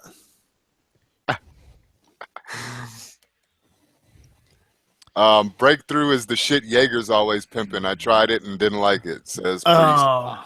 I like the cleaning, and I like the Battleborn grease for the AK, because I was using what that AK builder in Vegas was using. I was using the white lithium grease. Yeah. But I switched to the Battleborn grease. It has some the most slippery substance known to mankind in it, the PFTE or PTFE or whatever it is in the grease. So that's whatchamacallit, Teflon, right? No, it's not Teflon. No, it's PTFE. It's different. But as far as the cleaning solution that Breakthrough sells, it's pretty damn good. The solvents, maybe you don't like the lubrication stuff they sell, but the military grade solvent, that stuff is awesome. That'll clean anything. I normally just use CLP just because the factor that it's cheap and it works and the military uses it. But this stuff isn't necessarily cheap, but it's not ridiculous. Maybe it is, but all right, I ran out of CLP and I've been going to Walmart because they normally sell the break free CLP that I use. And I've been going to Walmart for like the past 3 or 4 months. They haven't had any on the shelves at all each time I go to Walmart. Okay, I put a link in the Gun Channel's text there also that I put in the internal so people can make up their own minds. So I went and picked up a bottle of this synthetic gun oil from the local Ace Hardware because, it's the only place that sold anything close to CLP because I don't like using Rem oil. I'm not a Rem oil fan.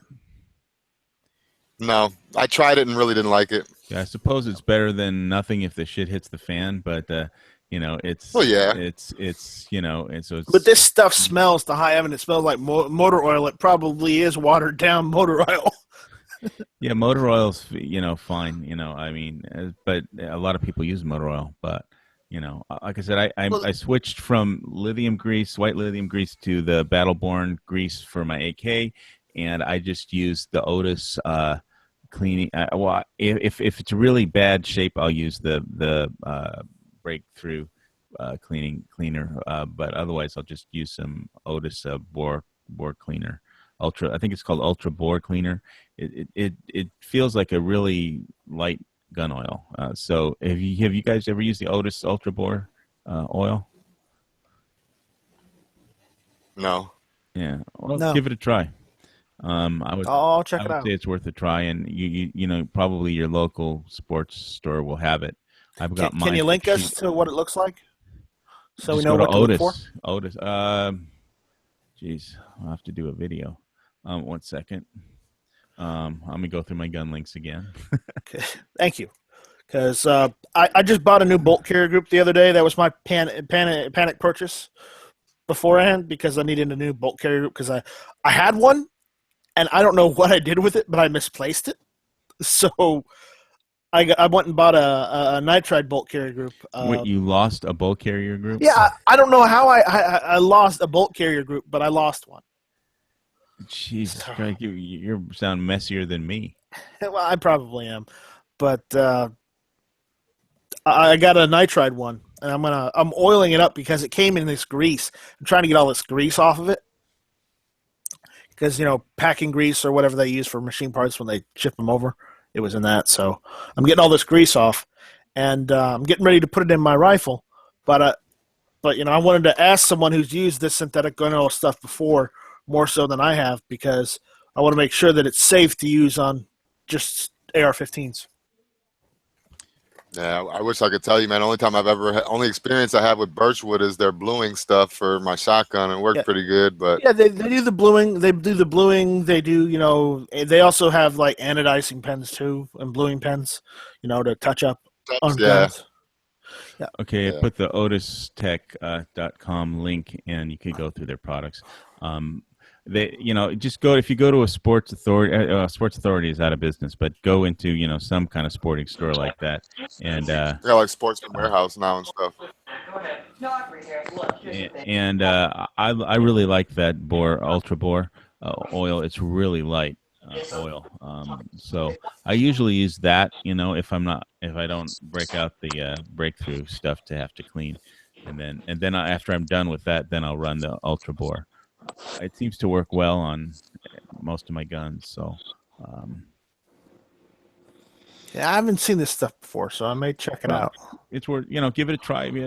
See if you like it or not. It's no skin off my nose. They don't send me any money for. I'm just telling you what I use. You're not in the pocket of big Otis CLP big business. Otis doesn't pay me money.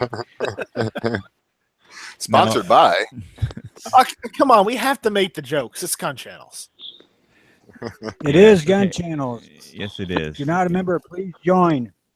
Exactly. It's free, and so few things in this world are free. And you're listening to the Early Watch with Jimmy James, Tony, Hawaii Volcano Squad, and Night Strike. Damn Where right. my motto is, if it's bullshit, it should at least be good bullshit. Well, I'm not sure. I'm not necessarily sure this is good bullshit, but we'll go with that. I feel left out. I just got here. Oh, sir. All right, welcome. Good morning, sir. Welcome to your free America. A little freer than we were before the election. Bill, do you smell that?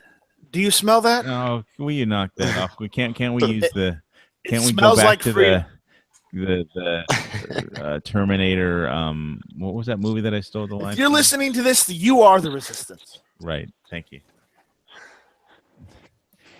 Unless you're listening to it on YouTube, get your ass over to Gun Channels. Yeah.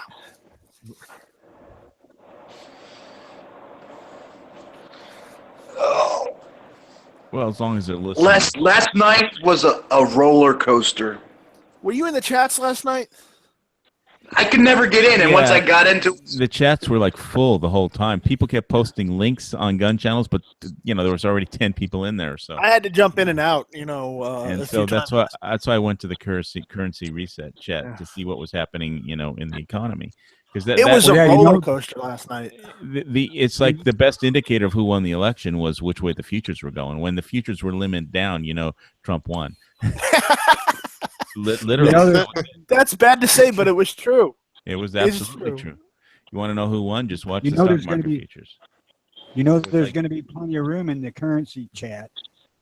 No, there wasn't. It was jam-packed full of people, and it was an international audience. And, when the Dow Jones futures are down like 900 points, then that, something unexpected has happened, like Trump winning. So. I don't think we need to worry too much about the stock market. It's going to bounce back. Well, I say buy now, make some money. That's what I'm saying. Exactly. I'm not any giving stocks that have tanked. I don't get my health advice or my investment advice from anybody on the on Gun Channels anyway. I do listen to the internet, but it's like, we aren't investment. We're not investment gurus. Take everything we say with a grain of salt. There you go. Don't base your investment decisions based on us. I think we brought up yesterday about getting a credit card with no interest for like.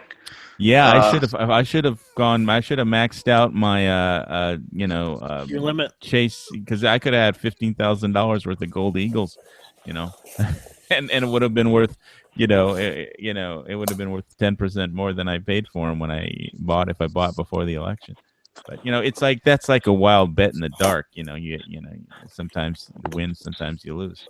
It's a coin. Well, HVS, what if the gold goes up enough to where you can go and buy that jungle bungalow? That'd be great. Would you sell your gold off then and say, you know what, I can. Well, I'd trade it for that, and then I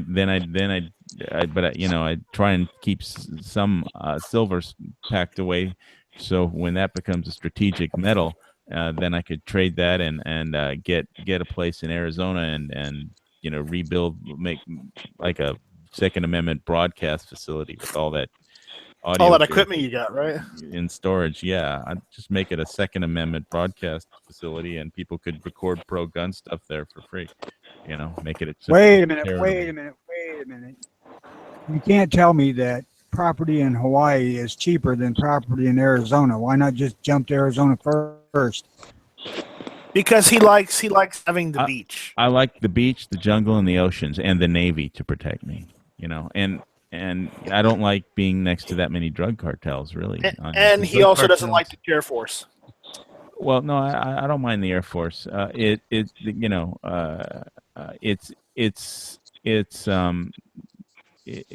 drug cartels are really a problem there, and I know they fly under the radar because they're just doing business and making money, but there's a lot of drug cartels in Arizona. I knew a girl that she went to her like college graduation, and she parked her car at the stadium where her graduation was. When she got back, the car and her dog that was in it were both gone, and it was just a drug cartel stole it to for a drug run, so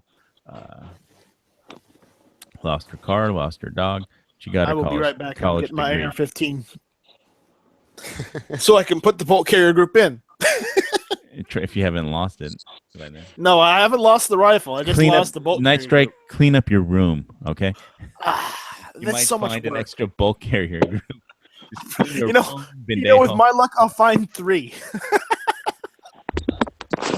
It's crazy. I finally got in a chat last night, like at 3:30 in the morning, and I couldn't get a fucking word in.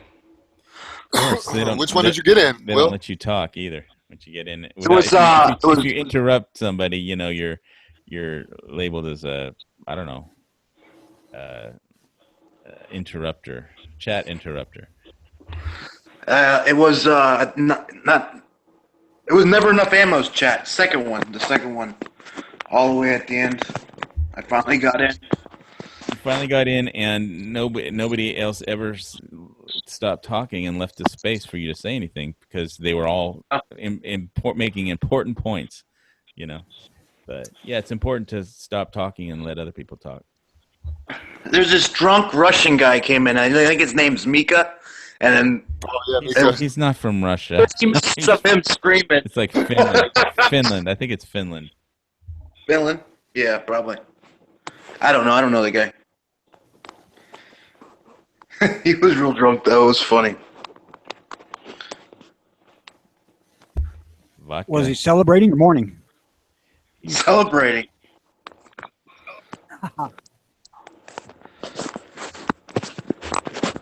I woke up this morning like I didn't think it. I was like, nah, he didn't really win. That was a dream. And I was like, what? Dream. It would be terrible to wake up and have Hillary as president after last night. It's like waking up, roll over, and like, who are you, and how did you get into my bed? I mean, if you've ever had that happen to you.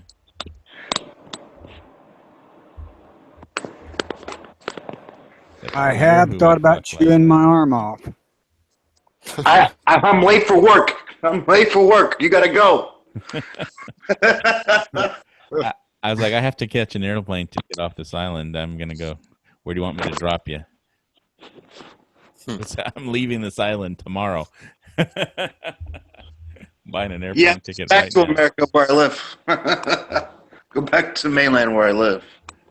Wait, HVS is leaving the island? What? No, that was just after I woke up with some girl that I met at a bar one night. Oh, right. Here's $20. Call a cab. I got to go see a doctor. Wow. No, I drove her back home. Then I went and bought a ticket and flew off the island because I had a $15,000 gig to get to.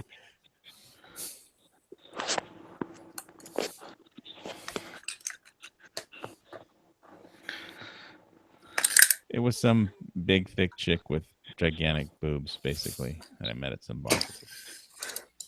That don't sound bad. I would have got her number and came back and did it again. Go back, Jack, and do her again. She was willing. No, he had her house. He took her home. He knew where she lived. No, she doesn't have a house. It was just an apartment. She was glad to get out of it for a night and get the shit fucked out of her. I was so drunk that night, Anyway. Hey. Fat girls need loving too. She had these gigantic knockers, man. Fuck. That would have been the selling point for me. The sound of freedom. I would have been down. Just needed to put a bag over her head. That's all.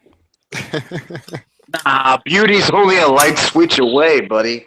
With her, in her case, she needed like a dental rework too. But it was dark, so whatever. There must have been some outstanding beer goggles she was wearing. Well, after like a couple dozen Jack and Cokes, who cares? Nobody. Nobody is right. Like, I'm not responsible for anything I do after 12 or 24 Jack and Cokes. Yeah. Yeah, somebody said Otis makes good shit. I use Otis stuff for gun cleaning pretty much exclusively myself. Yeah, I use CLP, and I'm using Birchwood Casey now. So. I use CLP at the range if I need it. Mostly, I don't like smelling up my house with that shit. It smells bad. I use hops for oil. Yeah, I have a huge stockpile of hoppies. I always buy a bottle when I go to Walmart. And then I use for the cleaning, I use the Break Free Butter Blast. I use the Breakthrough for cleaning, not Break Free.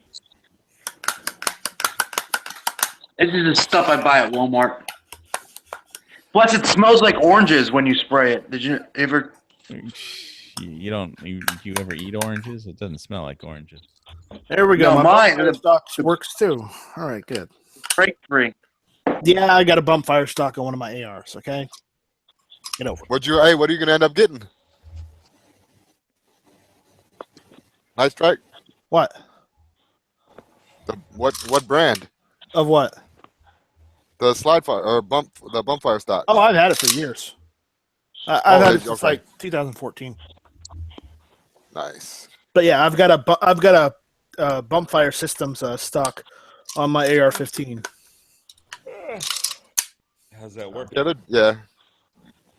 Granted, I got the right hand one because they only had that available, even though I'm left-handed. But southpaw. Nice. But no, but the here's the thing, I can shoot left or right-handed. So see, I'm left-handed but right-eye dominant, so I don't know. It's kind of I'm fucked right-handed and left-eye dominant. That's how I'm like exact opposite of Jimmy. Yep. So. Yeah. Me too, man. I mean, I can shoot either way. It doesn't bother me. I am not bothered. Granted, Well, I'm probably a better you mean shooter. forward or backwards. I'm probably I got better aim on my left side, but I can still use my right side. Oh yeah. Oh, I'm not blind in my left eye. Yeah. I'm not entirely blind, but I'm pretty blind with my glasses. Oh yeah, yeah. Let me tell you, if I took my contacts out, man, I probably wouldn't be able to see shit. I'd be aiming at clouds. Yeah, you'd be fucked. I got LASIK a long time ago. Well, not everybody has the money for LASIK. It's pretty damn cheap nowadays, but not that cheap. you get what you pay for, I guess. And you're a doctor. Yeah. Yeah, I wouldn't want to go for the economy LASIK for sure. No back alley LASIK surgery for me. So, get some Mexican LASIK. Oh God. Mexican LASIK. Just add cocaine. Guy walks out with a bag of coke and a Glock with a laser sight on it. Right.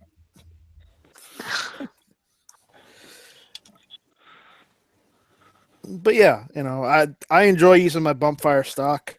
Granted, I know I burn ammunition, but the issue it's is a great way to blow some money. The issue is I enjoy it for what it is,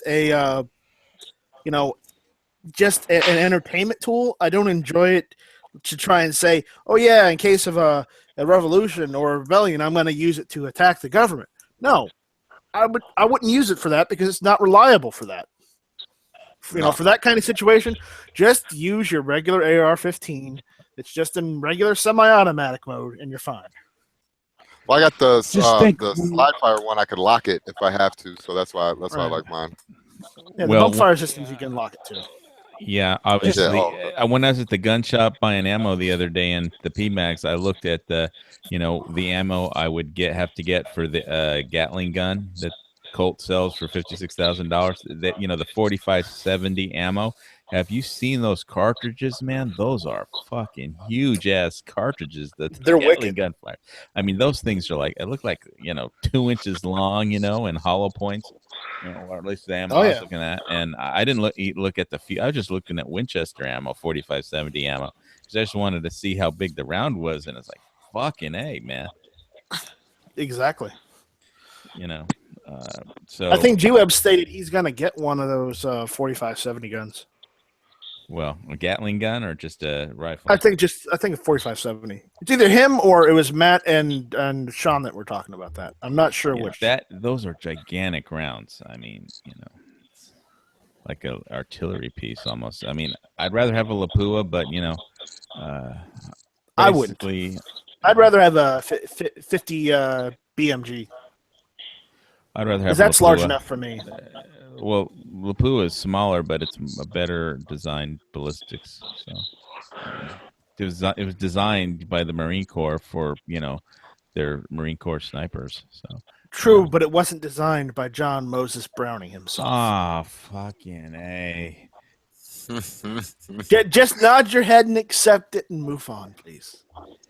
You can argue all you want any day and twice on Sundays. But 50 BMG is a good round. Until you have to carry the son of a bitch. Yeah. Yeah, then you're like, why the hell did I buy this rifle? Why the hell did I buy this ammunition? What the hell is wrong with me? Yeah, I just want to put the Gatling gun in the back of the Blazer, and then, I could just back up to whatever I need to blow the hell out of, and then just, crank the... Or buy one of those military surplus Humvees and mount it on that. Yeah, that'd be cool. Because I've been looking, you can get some of those military surplus Humvees, even the MRAPs that have the turret. They've removed the gun from the turret, but the turret is still there. So all you can do is just add the gun, and the turret's operable again. Yeah, well, next time I visit Honolulu, I'll hit the base for surplus vehicles. I'll have to go back on the internet and do it. I did a whole chat on surplus Army vehicles, and we had Biker Bob and everybody in there once on one of my lock and load chats, and we just did, went through eBay and looked at all the military vehicles that were actually available for sale. And yeah, they do sell them at the military base at Pearl for not too much money, but you have to be able to go down there and get and generally they'll need some kind of work. and if you have to go pick them up and drive them, and then I'd have to put them on a ship to the Big Island. So it would be an expedition to actually get one of those. So first, my first things first. The bug out jungle location, and then I start up armoring and getting all the heavy artillery and tanks and shit like that. Me, Moon, and I think PBR were talking about this a while back, but apparently Moon linked us to a place where they guides you how to get one of those military surplus vehicles and turn them into street legal vehicles, so you can get insurance for them and drive them around instead of just having them be off-road only. Yeah. So they didn't appear very expensive, but obviously they're you not, have to. But they have to have work. So yeah, and when you're on an island, it's there's just one or two choices, and it's Honolulu. You have more choices, so it's like it'd be better to deal with it over there. But I'm surprised they don't have ferries running back and forth all the time. They tried to put the super ferry up, but the environmentalists what happened was they tried to use the politicians to slime it through, and they skipped the environmental impact report, and so. Since they didn't file an environmental impact report for the super ferry, after spending all the money on the ferry, the Supreme Court said, "Oh, no environmental report. You just lost your permit." So it was canceled. So they'd have to start all over and actually file an environmental impact report. Before they, could get it approved, and they just tried bribing the politicians instead, and it worked for a while until they got called on it. So, but that's how things work here. You just bribe a politician. So they thought it would work, but if you're going up against all the fucking we protest everything people in Hawaii.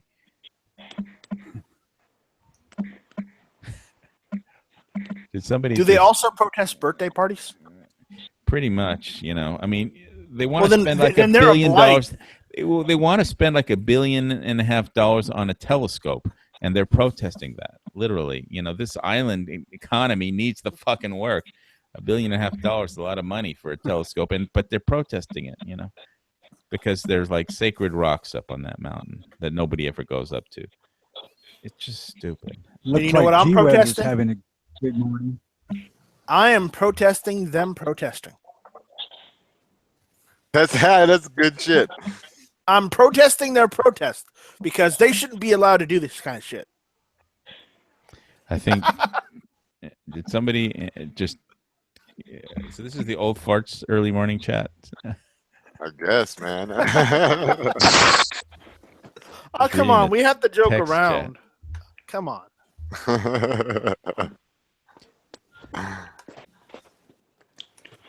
So yeah, last night I just loaded up my new PMags, and I got some 511 PMag pouches, so I could just strap it onto my belt. What? What's going on, Tony? What are you laughing at? Read G-Webs' text he's putting in. Oh God. Oh yeah, this better be the best. I just want my burrito. This better be the freaking best burrito I ate in a while. He puts it down, his Doberman will eat it. Yeah.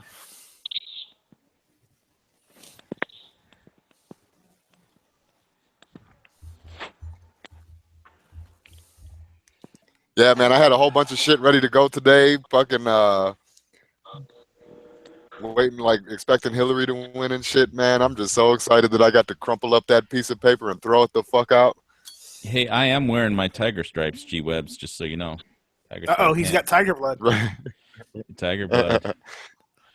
That tiger blood. Tiger stripes. Where the hell did you go to eat, G-Webs? Fucking Filiberto's.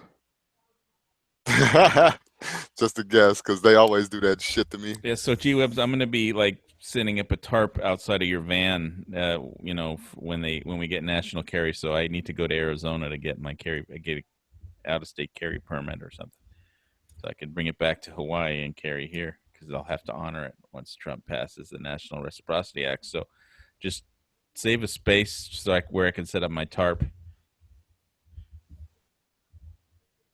I'm sure he's got a space right next to Bob's camping space. I won't bring a camper. I'll just bring a tarp, a real bushcraft style.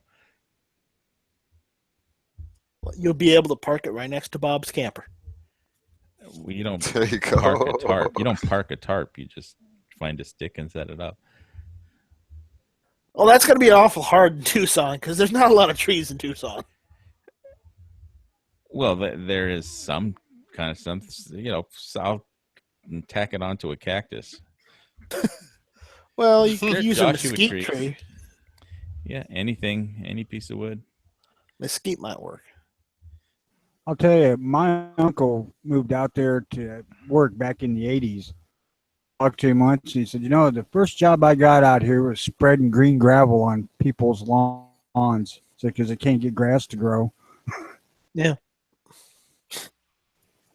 Yeah, well, my folks were having the same problem in California because of the water, drought. They only let you water your lawn once every second week or something, So, they're so happy when it rains, so they get free water, but their lawn is dead.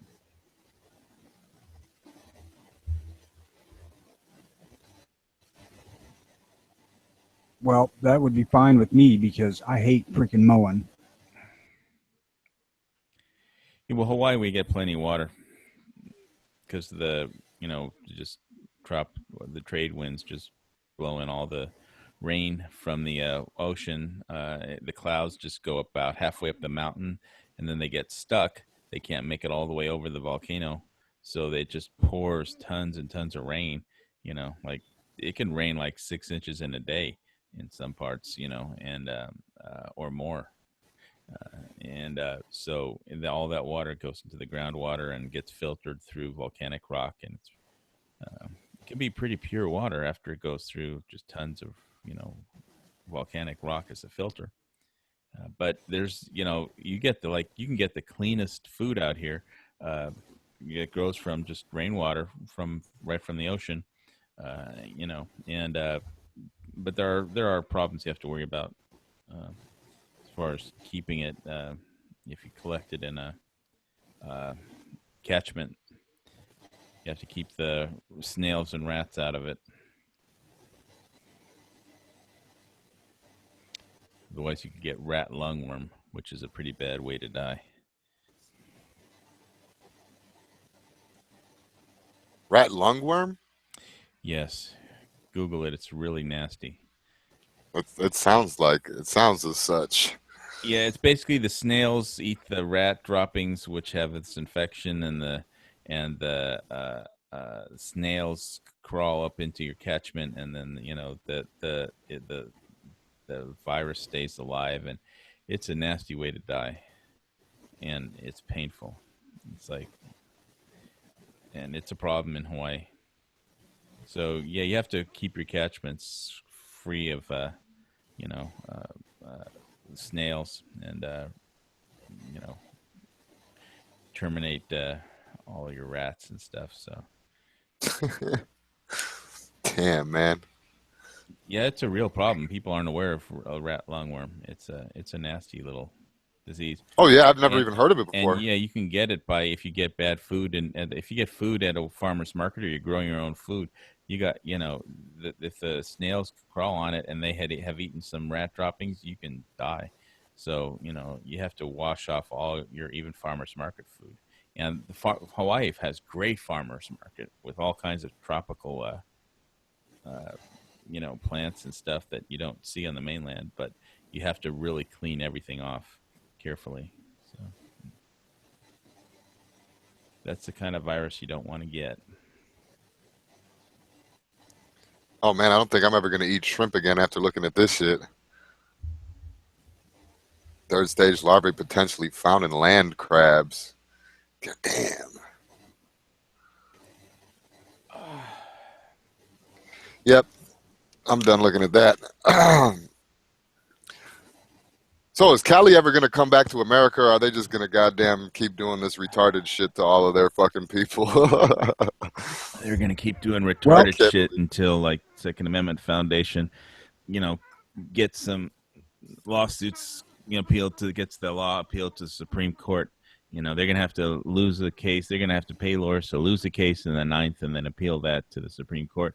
And so first Trump has to get some conservatives on there. And so one or two justices are going to have to retire to get the liberals. We need to get those liberals out of there and get some conservatives in. I just don't understand how they keep passing all of this crap. They couldn't pass it. They had to put it on the ballot, and then the voters stupidly voted for it. So, they voted for weed and against guns. That's what they did. Weed good, guns bad. Something like that.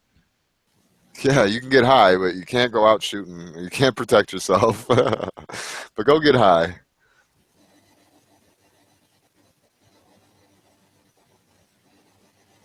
I don't know.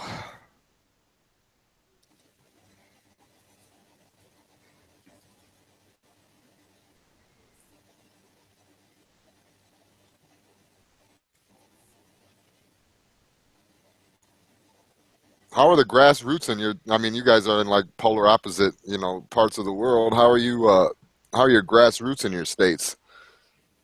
Strong? Not really. Not here. Yeah. It's just that the main organization is useless and corrupt. The main Hawaii Republican Party is just non-functional, and the chairman has a $30,000 hooker / political consultant, and that's where all the money went. So they didn't have any money left for the candidates. Yeah. They lost every seat in the state legislature. So here in the land of Lincoln, our grassroots program isn't bad, but we have a major political hurdle. Let me just put it to you like this. I am the grassroots program on the Big Island, so that's how bad it is. Damn, dude. Yeah. That sucks. Yeah, I know. I mean, I went to the emergency room and people recognized me just by my voice. So, it's the Hawaii Volcano Squad. Risking. Well, no, I gave him I gave the security guy my, dowel, my bow staff that I was using to limp into the hospital with my sprained foot. So I think he figured I wasn't much of a threat. He didn't search me for all my pocket knives, but, they were helping me. I wasn't going to hurt the nurse or something. She was trying to. They x-rayed my foot, wrapped it up, and gave me some prescription for tramadol. So gave me some crutches. Stay off your foot for a week. And it's been about a week, and it's slowly getting a little less painful to walk on. So. What'd you do to your foot? I sprained it, kind of hyperextended it. I was walking down the stairs, and I had my weights stacked up on the stairs, and it was my right foot slipped, and I had to try and break my fall with my left foot. And it first thing that did is the toe, as I was trying to get my left foot under me, caught on a stair, so it got hyperextended back, and then I got it under me as I was falling, and I broke my fall like 5 stairs down from where I was. Fuck. So yeah, then I took a leave, and I went to and 2 Benadryls to fall asleep, and then I woke up in the morning and I couldn't walk on it, so I went to the emergency room because they're the only people who could X-ray it. So they X-rayed it. There weren't any breaks or fractures, so they just they could see the soft tissue damage on the X-ray, but they just said, you'll be fine. Just here's some crutches, put 2 ace bandages on it, so to help reduce the swelling. They said you could ice it if you want, and and keep off of your foot for a week or two, and you'll be fine. So I'm looking forward to getting back out to the range, but it's like really rocky, ground over there. So my foot needs to be completely healed up before I start running around on the hunting area up there. Do some more shooting. I'm really looking forward to going shooting again. It was just like a dream that I had running uphill and shooting my AK in that little video. It wasn't like a combat running, but it was running uphill, and shooting my rifle. And that was like when I was in the recovery hospital. That was like a dream that I could one day attain, possibly. I was working towards. So next time I'll try and do a more aggressive combat run instead of just running uphill and shooting the rifle in a leisurely fashion. There you go. What's up, Amit? How you doing? I'm good. My bucket is full. Yeah, full of tears, huh? God damn. Shalom. Yeah, I was reading about your prime minister. Your prime minister today congratulated Trump. Man, I was kind of surprised to read that. Oh no, they're good friends. Yeah. Oh, really? Okay, good.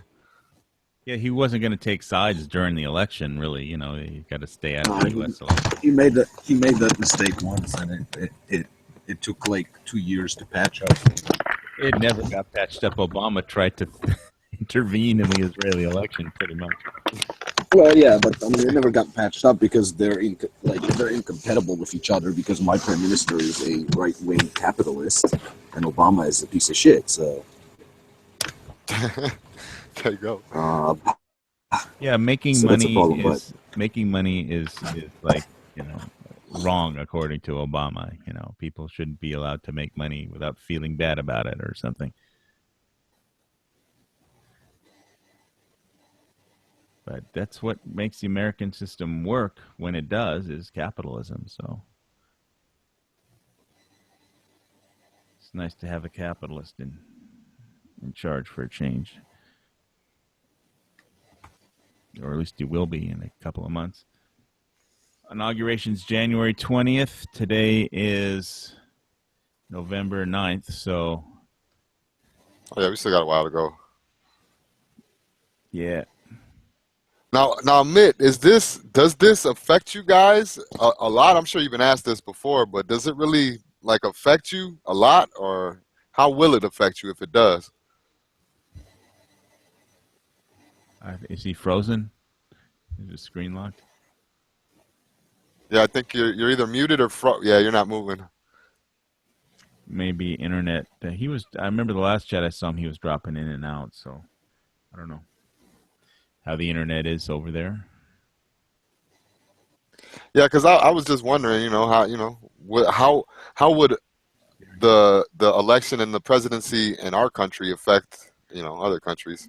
Well, if we can work things, if Trump can work things out with Putin, maybe they can, stop. I mean, Putin is pretty anti-Israel, so I mean, they communicate because they have to, especially with Russia's troops right next door, and they and Israeli does have a nice big air force and a lot of Patriot missiles and some really awesome German Dolphin submarines.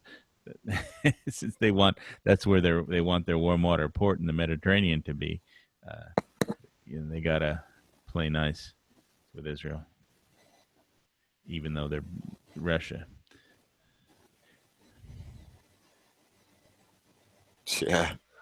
So yeah, they do their diplomatic business with Russia. They get along okay, more or less. But Assad isn't exactly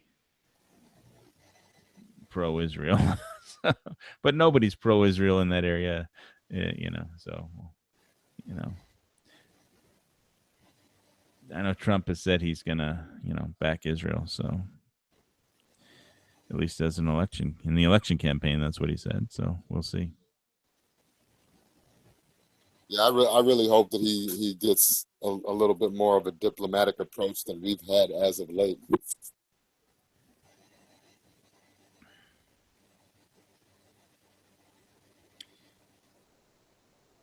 Yep. Well, on one side he says that, and then on the other side he says he's going to bomb the shit out of Syria. Well, it won't make me cry. That's another thing too. What he's talking about with the Muslims and stuff like that. I mean, he said a lot of stuff in his campaign and all that he probably could have worded better, but but I understand what he's saying. Obviously most of America understood what he was saying, so I mean, can't really hate the guy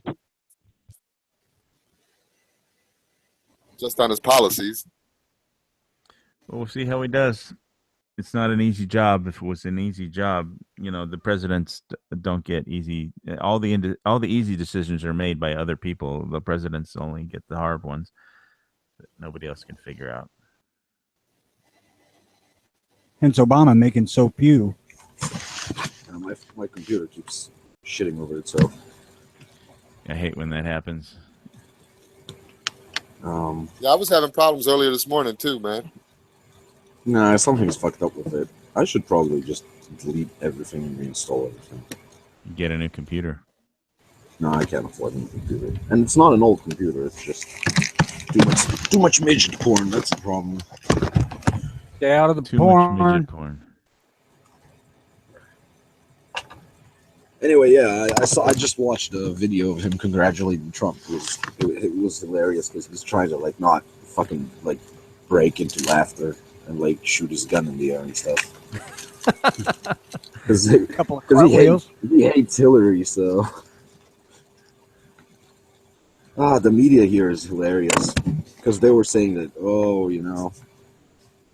Hillary's gonna win. Hillary, the same the media there, and now they're all crying and moping. The morning shows here were fun.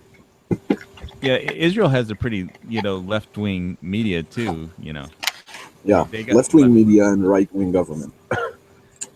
Yeah, that's what I was asking before you dropped out, Amit, is how would it affect your country if it would, diplomacy-wise, or, however you want to look at it. Hell, I don't know. I don't know what Trump's going to do. I don't think Trump knows what Trump's going to do. Hillary would just be Obama, another Obama, only less feminine. So, I don't know what Trump's going to do. We'll see. I think reality is going to, hit him hard on the face because he's got, he's never done that kind of shit before, so he's gonna be surprised. And he is ignorant on foreign matters. He thinks he's not. It's only gonna make it worse because he doesn't know jack shit about anything outside of business. But I'm sure he'll be fine. Well, see, that's what I'm thinking. That's why I'm thinking that he might add to our diplomacy. Sorry, Volcano, but that's why I'm thinking that he's gonna add to our diplomacy is because he's gonna treat, like business partners, kind of be friendly type shit. I don't know. I might be wrong. Yeah, he needs to do an art of the deal with Putin and try and get some shit sorted out. I don't know. I'm not a huge fan of Trump, to say the least. I actually think he's kind of disgusting on a personal note. But I don't know. He might do. I mean, look, a good president is a president that takes good advisors and listens to what they tell him, because you can't know all that shit. No one knows everything about, running a country. So if he does that, and I'm assuming he knows how to do that because he's pretty successful in business, and you can't do that without listening to other people sometimes. So he might do fine. I don't know. I don't think he's going to do everything he said he's going to do. I don't think he's going to build a wall. I don't think that's going to happen. I don't know. We'll see. Give the man a chance. January 20th, he starts work. I was honestly not worried about either of them being president, except for two things about Hillary. One is the gun thing, which I don't want her to fuck up the Second Amendment, because if that goes down in the U.S., they're gonna. Well, I'm gonna have to listen to it in Israel. Oh, the Americans have even changed their laws, so now we should regulate more. Because look, even the Americans are doing it. And the other thing is that she is really corrupt. So and and the Supreme Court nominations. The rest I wasn't so fucking worried about. I mean, yeah, if she got elected, U.S. couldn't go around to other countries saying like, okay, this is a corrupt dictator, it's in charge, so we have to overthrow the country or bomb them, because I think the U.S. Like, I think the U.S. so blatantly hypocritical. Nah, I think the U.S. shouldn't be going around fucking like, oh, this is a corrupt dictator. Oh, I mean, military intervention and stuff like that should be reserved to cases in which, like, someone's like fucking genociding someone, not just because we don't like their government. And the U.S. hasn't done that. That's not how it's been so far. I'm not saying that it has.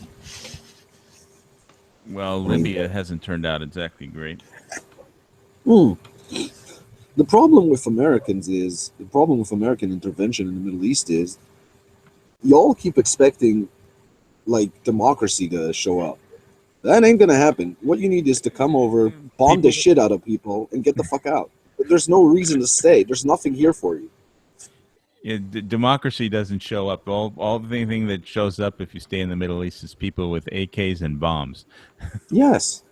Listen, I know. I live here. I'm telling you, there's nothing for you here. Sometimes you just gotta go in, kill all the vermin, and get the fuck out. But staying, fuck no.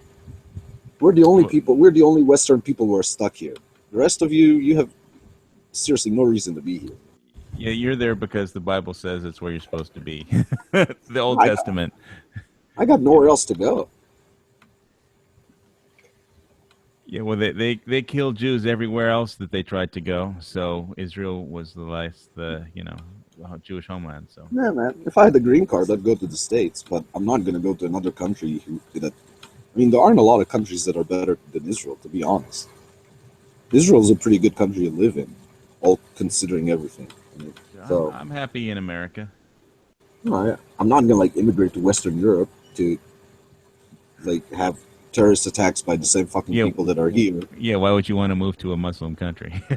No, yeah, but that's not the main thing though. Like I could move to like Finland where there aren't any like the only country I'm willing to move into is a country where I can carry a gun. And right now, the only two countries in the world where I can carry a gun, well, there are three. If I was a citizen, right? Is Israel, the Czech Republic, and the U.S. I'm not moving to the fucking Czech Republic. And I don't have a green card. So I got no reason to move. And as a Jew, Go ahead.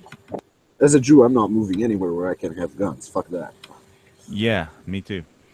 I hear that.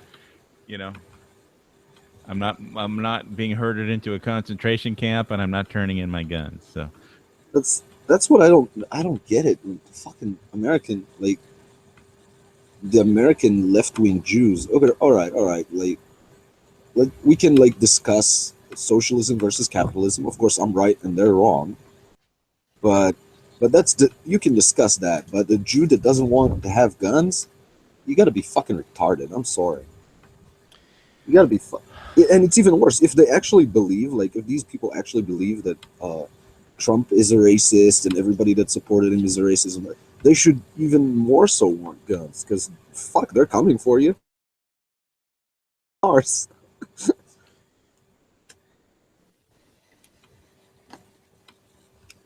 Oh well. That's why I have my Tavor. So, although other people like other guns, I'm happy with my Tavor for 5.56, and I'm happy with my AK for 7.62. So,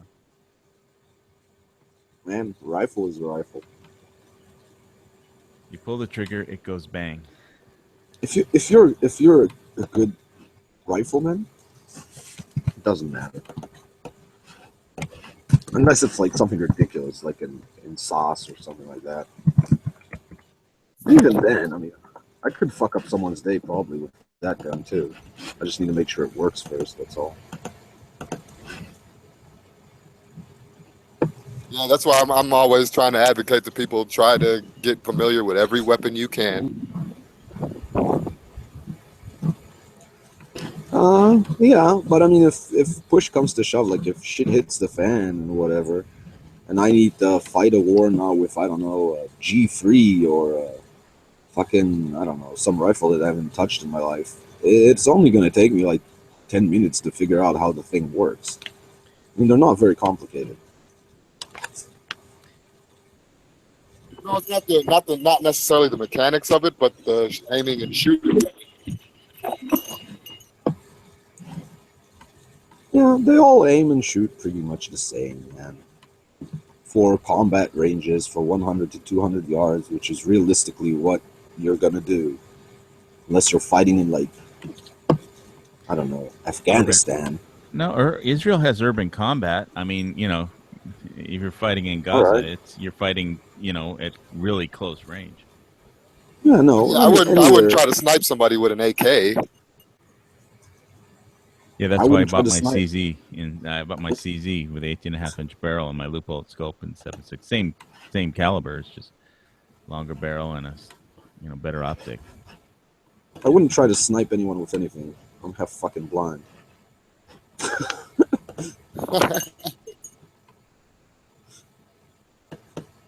Nah. I like shooting my bolt-action rifle. I had a lot of fun last time I was out on the range with it. Can't wait to get out after my foot heals up and do some more bolt-action, have some fun with it. I'd be going out every week, you know, except for my bad foot. So. Well, I did some pretty. Let's see, are you guys on Facebook, or do I need to like put the link up on my Dropbox or something if I want you to see a video? I don't have. I don't do Facebook. You don't have a YouTube video channel?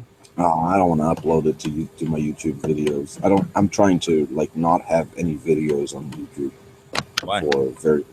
Because I don't want people coming to my YouTube channel, and then because my YouTube is connected to my Google Plus, I don't want them here. Like, I don't want people in Israel listening to everything I say on these chats.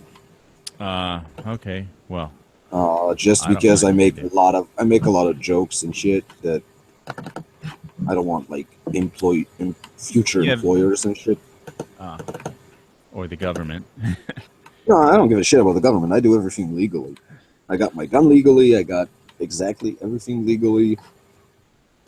I'm a fucking active member of the IDF reserves. I'm fine. I'm not. There's no problem. But I just don't want. I don't want it to affect my job. It's bad enough that my Facebook is like, you know, guns. That's probably gonna bite me in the ass one day with some. I'm not a big Facebook person. I haven't logged on to my Facebook account in like 2 or 3 years. So. Now, once I remember where the Dropbox thing is, I'll put it on my Dropbox. Yeah, just throw up a link in the internal or the external or something. Yeah, well, I switched off my Dropbox because I'm trying to put as little stress on my computer as possible because it keeps like shooting itself. But I hope it doesn't kill everything.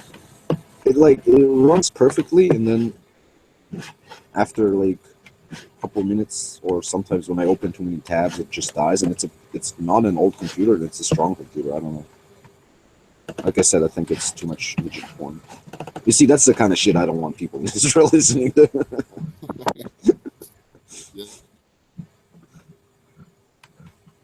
Yeah, it's inevitable. Everyone that I've worked for has heard these jokes, but usually I give them like, you know,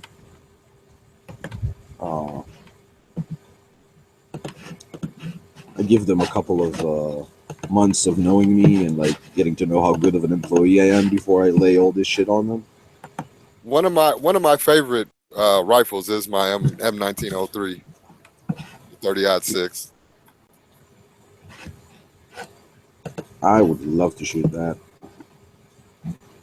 Oh, there. I linked the video. All right. Redirect to you to Dropbox user content. Oh, I see you.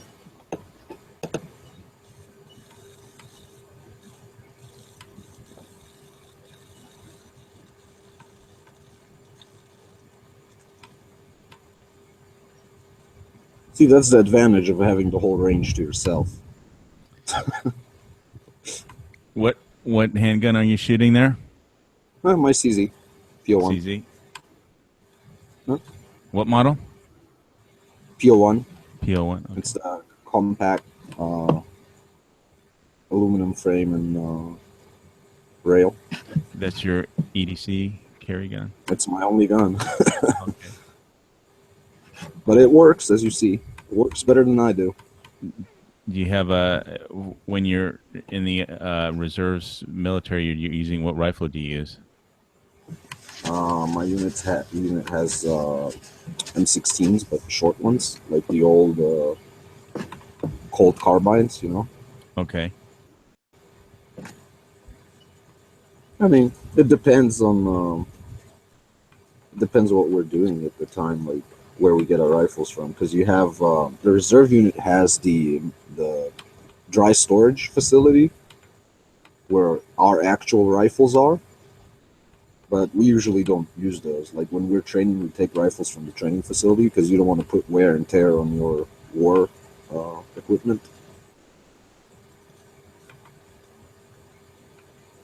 Because if you're going to train on those rifles for 20, 30 years, you know, and then a war breaks out, you're going to have piece of shit rifles left after shooting tens of thousands of rounds through them every year.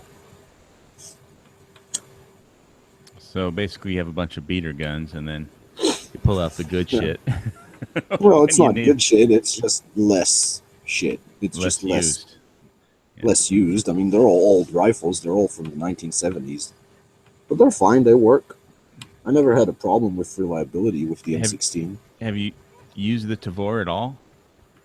No, never shot one. I played around with one, but never shot one. They're not gonna. I don't think I'm ever gonna get issued one because they're giving them to infantry units, and they're not even done giving them to all the infantry units. Yeah, rate of production. There seems to be a lot of competition because everybody wants one. It's not only that, it's also that, like, if you equip, when they give equipment when they issue equipment in the Israeli army, let's say they equip let's say they equip the paratroopers brigade with the Tavor, okay, so now you've trained every person in that brigade to use that rifle, including the new soldiers. They've never touched an M16 in their life, right? Right. And then they're going to reserves, and that brigade feeds personnel to 4 or 5 reserve brigades. So you're going to have to change the rifles for those brigades too, because otherwise people are going to show up to reserve duty and they don't know how to use the equipment. So it's going to take a while to issue, 300,000-400,000 of those rifles before. Yeah, and in an emergency, Israel's reserves are very important to their army. It's it's not optional where like you can just fuck around where they don't know how to use their rifle. No, they are. Yeah, the reserves are like very important. They're 80-90% of the combat force. So. Right. They are. We are. I am. Gotta help us. You talked about spraining your ankle. You know how many times I sprained? It wasn't my ankle. It was it's the top of the instep of my foot. That's fucking horrible. Yeah. But I've like my legs are fucked, and I got 10 more years at least of reserve service. Well, that's the advantage of being a civilian, Well, I mean, I could go to a doctor and like get my medical profile downgraded, and then they'll probably just tell me, all right, fucking don't come anymore, but I'm not going to do that. Because, I mean, I'm not in the infantry. I don't carry loads now or walk too much. I'm pretty much always in a vehicle. And I when I go there, I put Were you straight. artillery? Were you artillery? Did you say? I'm trying to remember. No, I was in. I'm still in armor, but now I don't do tank stuff anymore. But I was a tank commander. I was a tank commander in the 7th Brigade, and now I'm a radio sergeant. Merkva tank. Yeah. Mm-hmm. Yeah. So when I go, I straight up I put elastic bandages on both my ankles before I even start doing anything in the military. So my legs are like, my ankles are strapped with elastic bandages before I do anything, because otherwise I know I'm going to sprain them. So. Yeah, I just had a bunch of weights on my stairway case, and I stepped on it, and the weights kind of slipped, and I had to try and break with my right foot, so I had to break my fall with my left foot, and the first thing that happened was my toe, as I was trying to put my foot under me, got caught on the stairs and hyperextended kind of backwards, and then then I did get my left foot under me as I was falling, and it broke my fall like 5 stairs down from where I was originally. So basically, you had a cartoon moment. Yeah. Right foot, fell out from under me, and I had to try and break my fall with my left foot, and I didn't do a very good job on it. But it was better landed on my foot than landed on my skull. So, I just took a leave into Benadryl, went to sleep, woke up in the morning, it hurt to walk on it. So I kind of limped on over to the emergency room. They took some X-rays, 6 X-rays to make sure it wasn't fractured or broken, and they just saw the soft tissue damage, and they wrapped it up in 2 ace bandages to keep off of it, and gave me a prescription for Tramadol, and it's been about a week and a half, and it's slowly getting better. So I'll be fine in a few days. I can go back up to the range and run around. Yeah, but you're gonna have to watch that foot for a long time. That's but problem. I didn't rip any tendons or anything. I just sprained it because I had like 25 years ago. I totally ripped out every tendon playing basketball on my right ankle, and that took like 6 months, and it never really completely healed. And I got therapy and bands and did range of motion stuff. But it was like 10 years before he started to feel anywhere near normal. But this is just a sprain that'll heal up. I don't think I'll have permanent problems with my left foot. It's just a week or 2 of pain, and that's it. It's because nothing got ripped. That's the problem when you sprain, especially your ankles, or when you fuck up your knees. If you do that enough times, they're gonna reach a state where they're like they're oversensitive. So like I sprained my ankle a lot because I sprained each ankle at least 3 or 4 times in the military, and every time it got worse and worse. So everything is like super fragile down there. So, but I mean, it's not a big deal. You just have to be careful and like not do stupid shit. And if you do stupid shit, it hurts. Yeah, you can. So. We lost Jimmy James, and it's his chat, so we'll probably drop off there in a little while. But we're still on air for now. I don't know. Maybe his internet went bad. No, I'm good. Oh, okay. Because I just hung up the phone. It says Jimmy James left. He's just sitting there. Chat. He's just sitting there thinking, when are we going to stop talking about our medical condition and talk about gun Well, yeah. I mean, it's kind of gun related. Yeah, well, the thing is, I can't, because my range is really a hunting area on very, very rocky, volcanic ground. So if my ankles aren't working and my feet hurt, then I'm not going to be able to run around. Yeah, that's when you said that you can't run around. I was like, well, I remembered the video. Because oh, you watch my videos. Thank you. Wow. But yeah, it's amazing. I was in the ER room and I was talking to the nurse who was wrapping my ankle, and one of the guys came in because he recognized my voice from my YouTube channel. So, it was funny as shit. So pushed me out in the wheelchair to my Blazer and talked about the Second Amendment and the Constitution and the election, and so Yeah. Are they done? Are they done counting all that shit? I hope so, man, because I can't wait for this election to be completely over and in the rearview mirror. Yeah, just get back to our lives. But I mean, Trump won. That everybody is saying that he won. But there's a couple of states still that are counting. Right. Yeah, he But it won. wouldn't even. He lost the he lost the popular vote. I'm kind of interested in that because I know they're gonna whine and moan about it and bitch about it and say, "Oh, he's not really," like they did with Bush in 2000. Yeah. But there's even if she got all the states, the electoral votes were like 272 to 215, I think. Go ahead. Is that the total?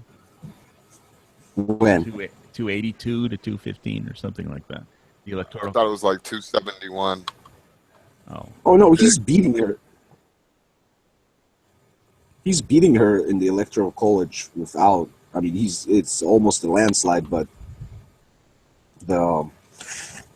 it's kind of. I mean, I think that going forward, conservative in the U.S. have to take into account that you can't pull this shit every time. Like you can't count on winning the electoral college and not getting the popular vote. So, got to look into how you extend your base. Well, yeah, the next election will be, based on performance of how the economy goes and how Trump does. It'll be, if he does a good job, he'll be reelected. If he doesn't, economy creators, he won't be reelected. I'm just saying, but it's not only about the elections. It's also about, first of all, you have the elections for Senate and Congress in 2 years, and it's also about just I think that conservatives have to choose which of their ideas have the best chance of reaching a larger audience than they're reaching right now, and really focus on those ideas. And I think that gun rights are one of those things. I don't think you're gonna get a lot of love for the whole abortion thing. I don't think you're gonna get a lot of love for a lot of other things, but gun rights, yeah, I think that has a chance. And the economy will matter. I mean, how the economy does. Well, it remains to be seen. It remains to be seen what kind of economic policy he. But I mean, the most important thing, and I've said it all along, and the reason, the Supreme Court, he's going to get to nominate probably 2, maybe more. I mean, Ginsburg is what, 93? Yeah, and I was saying earlier, if they didn't let the Supreme Court law clerks run the Supreme Court, and the justices don't really have to do hardly any work, the way things are. So, because if they had to do all their own work instead of just letting the law clerks do all the work, they couldn't handle their job. They'd have to retire at some point. You can't be 93 and do that much work. But man, that's fine. That's fine because 2, 3, 4 positions are going to be filled by him, and if he puts in people that are 45. Holy shit, man! I mean, that's gonna make a dent, that's gonna stay. Yeah, all we want is for them, to, uphold the Constitution because we like it. We like all the freedoms that are written down in that thing. So, if we can just stick to that, America will be okay. Yeah, I just finished writing an essay actually on the Second Amendment and African Americans. Couple of days ago. Oh, 16 pages long. So did you read the McDonald-Heller decisions for that? I read those, but I went way further back than that. I mostly, most of what I was interested in was just before the Civil War and after the Civil War and the Civil Rights movement and how guns were a big part of it, and every one of those African American leaders up to the 70s, right, until the whole shift happened and the African Americans community moved left, right, to the Democrat Party, and there was a switch in U.S. politics in general, right, because I mean the Democrats weren't the, let's say, were not exactly the knights of minority equality in the U.S. No. To say the least. Dixiecrats. Or actually, yeah. So up to that point, all of them were pro-gun, pro-self-defense, gun owners, all of them. Even Martin Luther King, with his nonviolence, was like, yeah, but self-defense is fine. Everybody believes in self-defense. If someone's trying to kill you, you should shoot them with a gun. All of them. Not a single. I couldn't find one of them that was like, no, you shouldn't have guns. And all of them did have guns. So it was quite interesting to read, and the whole development. And actually, I also reached a conclusion which might upset some people, but I think that actually the anti-slavery movement and the civil rights movement did a lot for pro-gun rhetoric in general. Yeah, here's the thing: if you ever read the guy who wrote the 9 Limitations of Government in Scotland that was never adopted before the Scotland became part of the UK, the name evades me. His name evades me, but it was that, you know, the main point is that slaves don't get to own guns. So they don't give guns to slaves. So if the badge of distinction that you can tell if a man is free is if they're allowed to own a firearm. You know, but slaves don't own guns. Only free men can own guns. Yeah.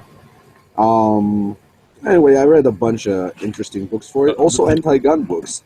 But the weird thing is, you can still be a slave to your debt. You know, and have a gun. So it's just, you know, it's one of the weird things. And by the way, slaves did carry guns. But I'll tell you more. I found some pretty fucking hilarious shit because when it comes to racism, there were states in the South before the war where slaves could carry guns, but free black people couldn't. A slave could get a permit from his owner, but not own, right? Yeah. Well, they own guns too. It's much more like history is much more complicated than you imagine. Like things that we don't realize before you start reading, like a book about it. I'm not talking about reading 2 pages of Wikipedia. You know, read the book, and you find out there's a lot of gray areas always, like things that I didn't know about. That some slave owners found that it's more profitable to let their slaves go and work and make money and bring them some of the money, and they let their slaves keep property, and some of them even help their slaves pass that property on to their children, because they found that they make more money that way than working them on their field. You know, they send them to do all sorts of things. It's really weird. But anyway, there's a book called Negroes and the Guns by a dude. Let me find his name. So the Pharaohs just freed the Jews and got a percentage back instead of Yeah, because, well, I mean, that makes sense, because you send people, instead of working people and giving them nothing, basically, except for a miserable existence, you say, hey, go, you can make some money. I mean, obviously, it's still a horrible system because they still own the people, but, you know, you give them much more freedom than any other person around them, and they're like, okay, this is pretty nice, and they're like, but give me, like, I don't know, 90% of what you make. Well, they're still keeping a lot more than they would have kept otherwise. Anyway, I don't want to get into slavery because that's sharecropping. It's not, you know, freedom is better, but well, I mean, slavery doesn't work. Slavery doesn't work. That's why the Jews left Egypt. So. Apparently, there was a lot of gray shit. But a book called Negroes and the Gun by Nicholas Johnson, and you can get it on Kindle. And it has a bunch of badass stories about like escaped slaves shooting slave hunters and fucking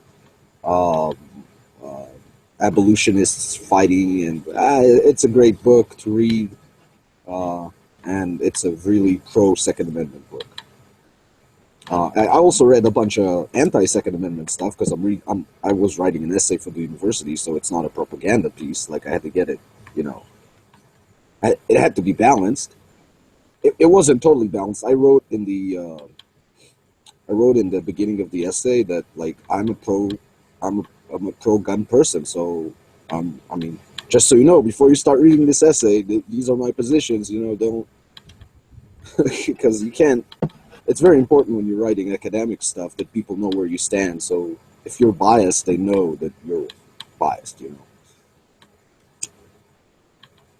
Well, it was fun to do that. What It's university? Nice when, in Israel, University of Haifa. Haifa. Okay. So that was my last essay. So I just need to get some one class done this semester, and I'll get my my university degree finally after almost a decade. I'm the worst student ever. Yeah.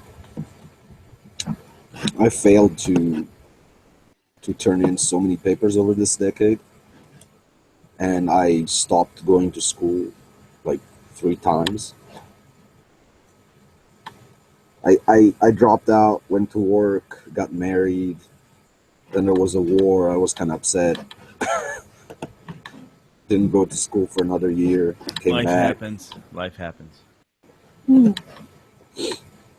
I mean, I'm kind of disappointed with myself that it took me so long, but on the other hand, you know what? I mean, I got a beautiful wife, I got a great daughter, I'm gonna be fine, and I don't regret anything, so it would have been nice to have like a master's degree by now because I'm almost 30, and I'm not stupid, I could do it, it's not like I'm an idiot, I'm just not great at finishing things, you know? It's okay. You're good to go with gun channels. So. Oh yeah, right now I'm not working yet because all this shit. So I gotta go back to work. I haven't worked in a long time, a few months. Gotta get some money flowing back in. Stop taking money from my parents because I feel like shit about doing that. And then everything will be cool. We'll move into a new house next year. Awesome. It's fucking beautiful here. That's the best thing that I did was move us out of the city and here. You know, it's so quiet. I can see the Sea of Galilee. I don't know. I like that view you had the other day that you were showing. Oh yeah, man, it's fucking beautiful here. I'm not gonna have that view for my new house because if I did, I'd have to pay like twice for it, and I don't have the money. But I mean, it's close enough that I can walk and see that view, and it's 10 minutes drive from the lake. I got a pretty big piece of property in Israeli terms, tiny in American terms, but big in Israeli terms. Yeah, it's not big. It's like an average lawn in the U.S. town, but in Israel, you know, people don't have very big plots because it's a small country. Yeah, it's a very small country. It is. So I don't know. It's gonna be cool once we get over this hump of finding jobs for both of us. And I have a great range, close enough that I can do all that bullshit like I did on the video. You know, I can run drills there. I can do whatever. So, which is, I mean, a lot of Americans don't have access to an outdoors range that will let them do that. So. Yeah, it's. And I haven't even begun to take advantage of that range. Let me tell you what. It looked pretty nice. You know, you had all your targets and some. Oh yeah, man! I can set up whatever I want. That's the thing. It's like a playing ground, and when I'm there, I'm usually the only person there. It's just me and the instructor, who's now become like a friend. So he's like, "What do you want to do?" So I was like, I want to make sure, because last time that I was there, here, we can talk about guns. So the time before the last time I was there, I was shooting and it wasn't very accurate, and I felt kind of like my sights are off. And I was kind of like nervous about that. You know, you only have one gun, it's your carry gun, and you feel like your sights are off. You're like, that's not good. But the only way to make sure is to shoot the gun. There's no other way. So, I came to the range. He was like, "Yeah, what do you want to do? You want to do this? You want to?" I'm like, "No, I want to shoot groups at 7 yards." He's looking at me like I'm fucking retarded. He's like, "Why? We know you're a good shooter. Why do you need to shoot groups at 7 yards?" I'm like, "Because I want to make sure that the gun's on." Like, okay, so we shot groups. The gun is on.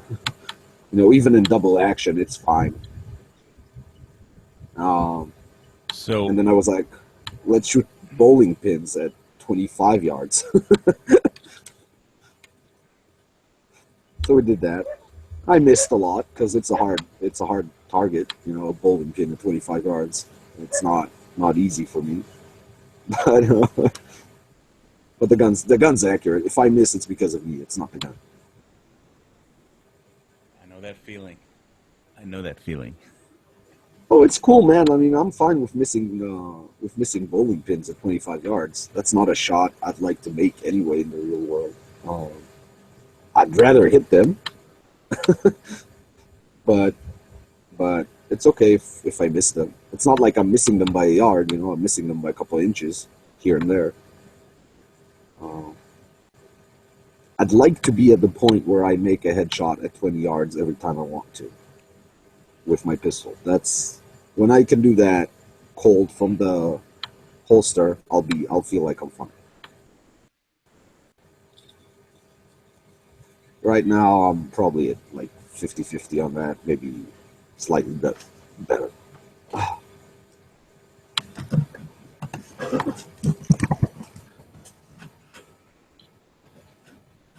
Yeah, if you miss the bowling pin at 25 yards, that'd be cool. But if you miss like a full body silhouette or something at 25 yards, then you might need to practice a little bit more. Oh no, no, I can hit a full body silhouette at probably 50 yards. Yeah, there you go. It's my problem is that I don't have very good eyesight, so that's that's an issue when you're starting to shoot small targets that are far away. But I got LASIK a long time ago, so I don't have any problems with that. No, I can't get LASIK. That's a problem. I wanted to. That's how I found out that I'm going blind, because I went to do the checks to get the laser surgery, and then the doctor's like, "Well, cataracts? No, then I could get surgery for that. I have it's called keratoconus. It's like my eyes are becoming cone shaped slowly. So, well, not all my eyes, my retinas, obviously. So that's kind of, it's impossible to fix with laser surgery. It takes more serious surgery that I don't want to do as long as I can see.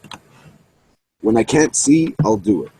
But I'm not going to let people like fuck around with scalpels and shit in my eyes before I'm like seriously blind. A scalpel is a laser. Yeah, it doesn't matter, but it's not the same like the laser, because like they either need to like put like some micro bullshit, I don't know, something that like stretches your retina out, or you need to actually get a donation from a dead person of some of the bits and pieces, and they like fucking put them there. So I'm not big on this shit before I'm blind. Because, right now I can still drive, I can still shoot more or less. I don't. And, I mean, worst case scenario, I love, like, Labradors, so... Is that a new video you just linked? Yeah, that's the bowling pins. All right.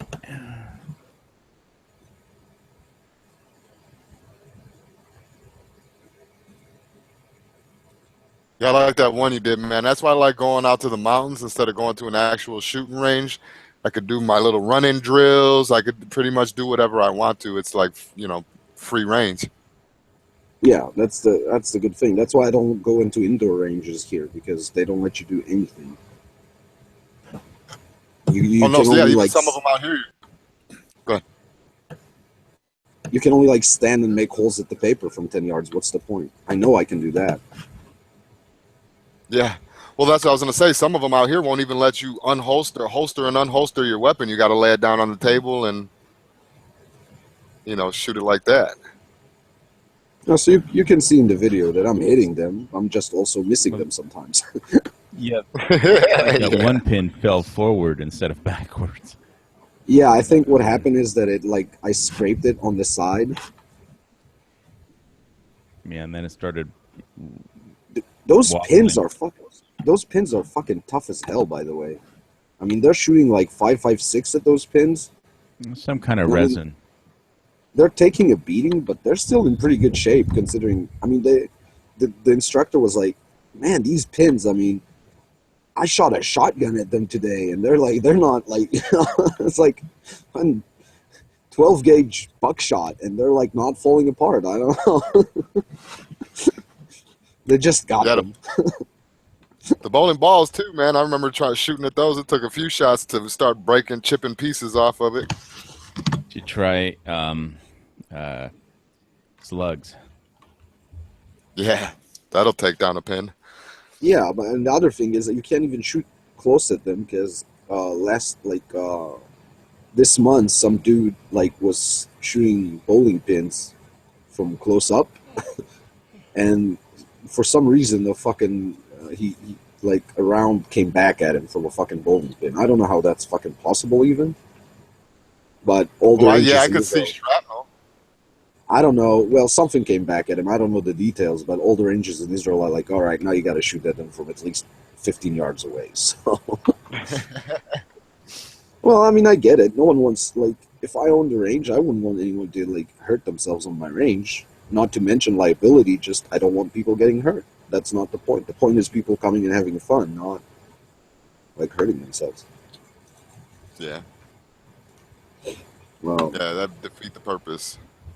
Yeah, and you have paper targets if you want to shoot close up. I mean, you get paper targets give you better indication than any other target. You get to see the holes. You know exactly where you hit on the target. It's just not as fun as knocking steel down or knocking bowling pins down, but it's actually more effective training wise.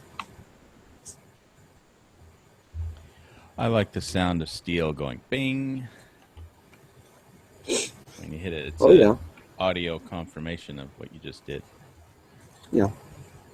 It's good when you're training with tanks, when you have targets 1,000 yards away or 2,000 yards away, and you're shooting machine guns. There's the only way you know if you hit is when you hear it. But with a pistol, actually, my eyes are so bad that at 7 yards, I can't see the holes when I'm shooting paper.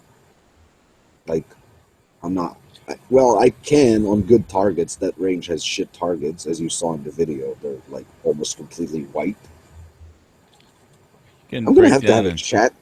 I'm gonna have to have a fucking chat with them about their targets. I'm gonna buy some. I'm gonna buy some easy to see targets and show up at the range and be like, you see, this is a fucking target. What you have is not a target.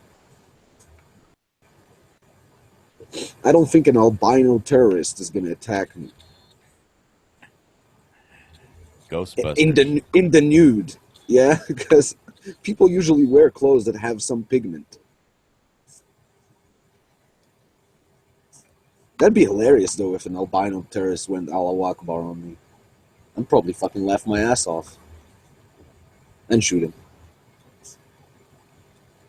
After you're done laughing. Go ahead, Tom. I was going to say, if Emmett disappears, Shoot him we'll know first, what left got him. after. Shoot first, left later. There's an outtake. There you go. There was an outtake when we were filming that drill. The second time, we filmed it 3 times. We filmed the one that you saw, and then I was like, I can probably do that much better because I didn't get under the window at one when I was reloading. I was reloading out of cover and shit. And I'm like, let's do it again. It's gonna be much better. And the instructor was like, yeah, let's do it again. And then I did 2 runs, and both of them were catastrophes, because the first run, I always carry my gun chambered, but I don't press check at the range. I press check at home, but I don't press check at the range. So we were talking and shit, and then we're like, okay, let's run the drill. And I didn't put a round in the chamber. I forgot. So I came up to the barricade. I put my, I presented my gun, and it went click, and I just started fucking laughing, and I couldn't shake it. So we ran the drill again, and I did so bad because I was still laughing at like how stupid is that, you know? Thank God it's at the range, you know. It's better to learn lessons at the range, even though, I mean, no, it wouldn't happen to me at home because I press check every time I holster. But it was still, it was fucking ridiculous. And you're all psyched up, you know, because it's a pretty fast drill. I mean, it's pretty exciting and shit. You're all excited, and you're like, click. So you were actually carrying Israeli style as an Israeli, and you didn't figure it out quickly. Oh, you know, and then I had an argument with the instructor who carries Israeli style, although he carries Israeli style for a different reason. He just had like an incident one time, and when the cops showed up, they were like, "Oh, you have a round chamber. You were looking for trouble." Never mind that there's no law against it or whatever, but they gave him a hard time, and he was like, "Fuck it, I'm just gonna learn how to wreck my slide really fast. I'll be fine." And he does it really fast, and not as fast as he would if he had a round chamber, but he probably shoots faster than I do with a round chamber, but not faster than he would if he carried like a normal person. But anyway, he was like, "You see, that's why you should always wreck the slide." I'm like, "No, that's why you should always press check." He's like, "Fuck you." I'm like, "No, fuck you." Well, I've seen some people like videos of that, and they pull it out when they're taking it out of their holster. It's all in one motion when they rack the slide. Yeah. They're quick as shit. They're quick. Yeah, but they're not quicker than they would be if they didn't do it. Right, exactly. That's why I don't understand why they would do it. Why do people do that? Just for the law's sake, or? No, look, there's no argument that it's a safer way to carry, because a gun that isn't chambered is not going to shoot. But then again, I have two issues with this. The first issue is I really don't think safety is such a big deal for a responsible and aware person. Okay, like right. We're cutting it down from it's never ever going to happen to it's never ever going to happen. Like, it's not I don't think it's. If somebody comes at you with an edged weapon like they do over there, it's like you aren't going to have time to fucking rack. Yeah. Your slide. Yeah. So it's safer to have a round chambered, you know. But if you live in some place where, you know, nobody will ever attack you, and it's just, you know, then you don't need a gun. Well, we don't get to choose one for a hobby, you know, or just we don't get to choose. We don't get to choose when we're attacked, and nowhere is completely safe. But yeah, the bad guys get to vote, you know. So, but I do have a safety issue with it, a proper safety issue, because what you're talking about is not safety. What you're talking about is not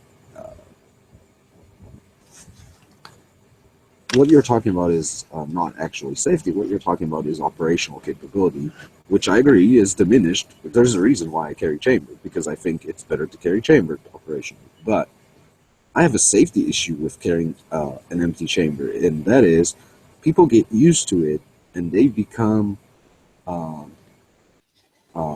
cavalier about their pistol because they think they know it's not chambered, and then they fuck up. All guns. Well, the firearm safety rules. The first rule is all guns are always loaded, even if they're not. All guns are always loaded. You don't treat them as if they are always loaded, even if they're not. They're always loaded.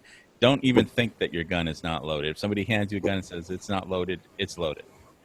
But there you are, because when people are used to always carrying it unloaded, even though they know the safety rule is you know, they can repeat it like a parrot, just like me and you, they start treating it as if it's not loaded. Now me, I fucking treat it as if it's loaded. It never leaves my sight. It's locked up when it's not on me.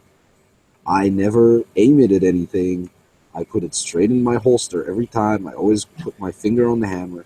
And people, when they know it's not loaded, or they think they know it's not loaded, they start fucking around.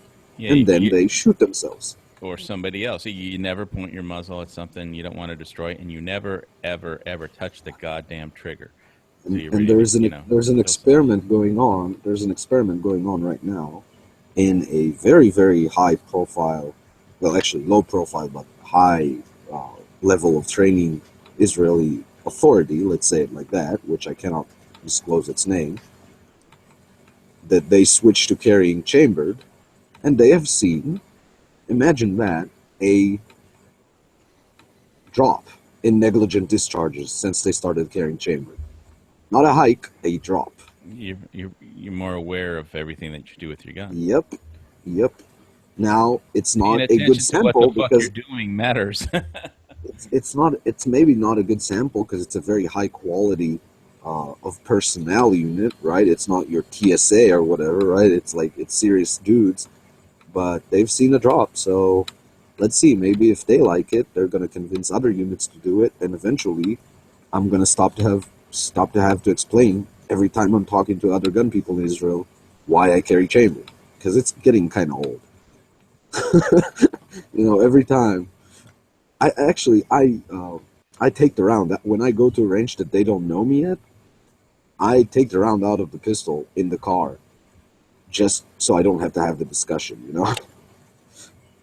Because I don't have the fucking energy anymore to argue with like old fuckers that got their safety training in 1940s or whatever. Yeah, that would get annoying having to explain myself. Yeah, and the best part is some of them carry revolvers, and they carry their revolvers with all the cylinders full, so what's the difference between that and my double-action pistol? It's exactly the same.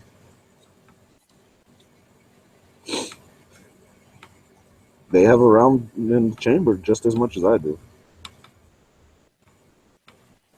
Yeah.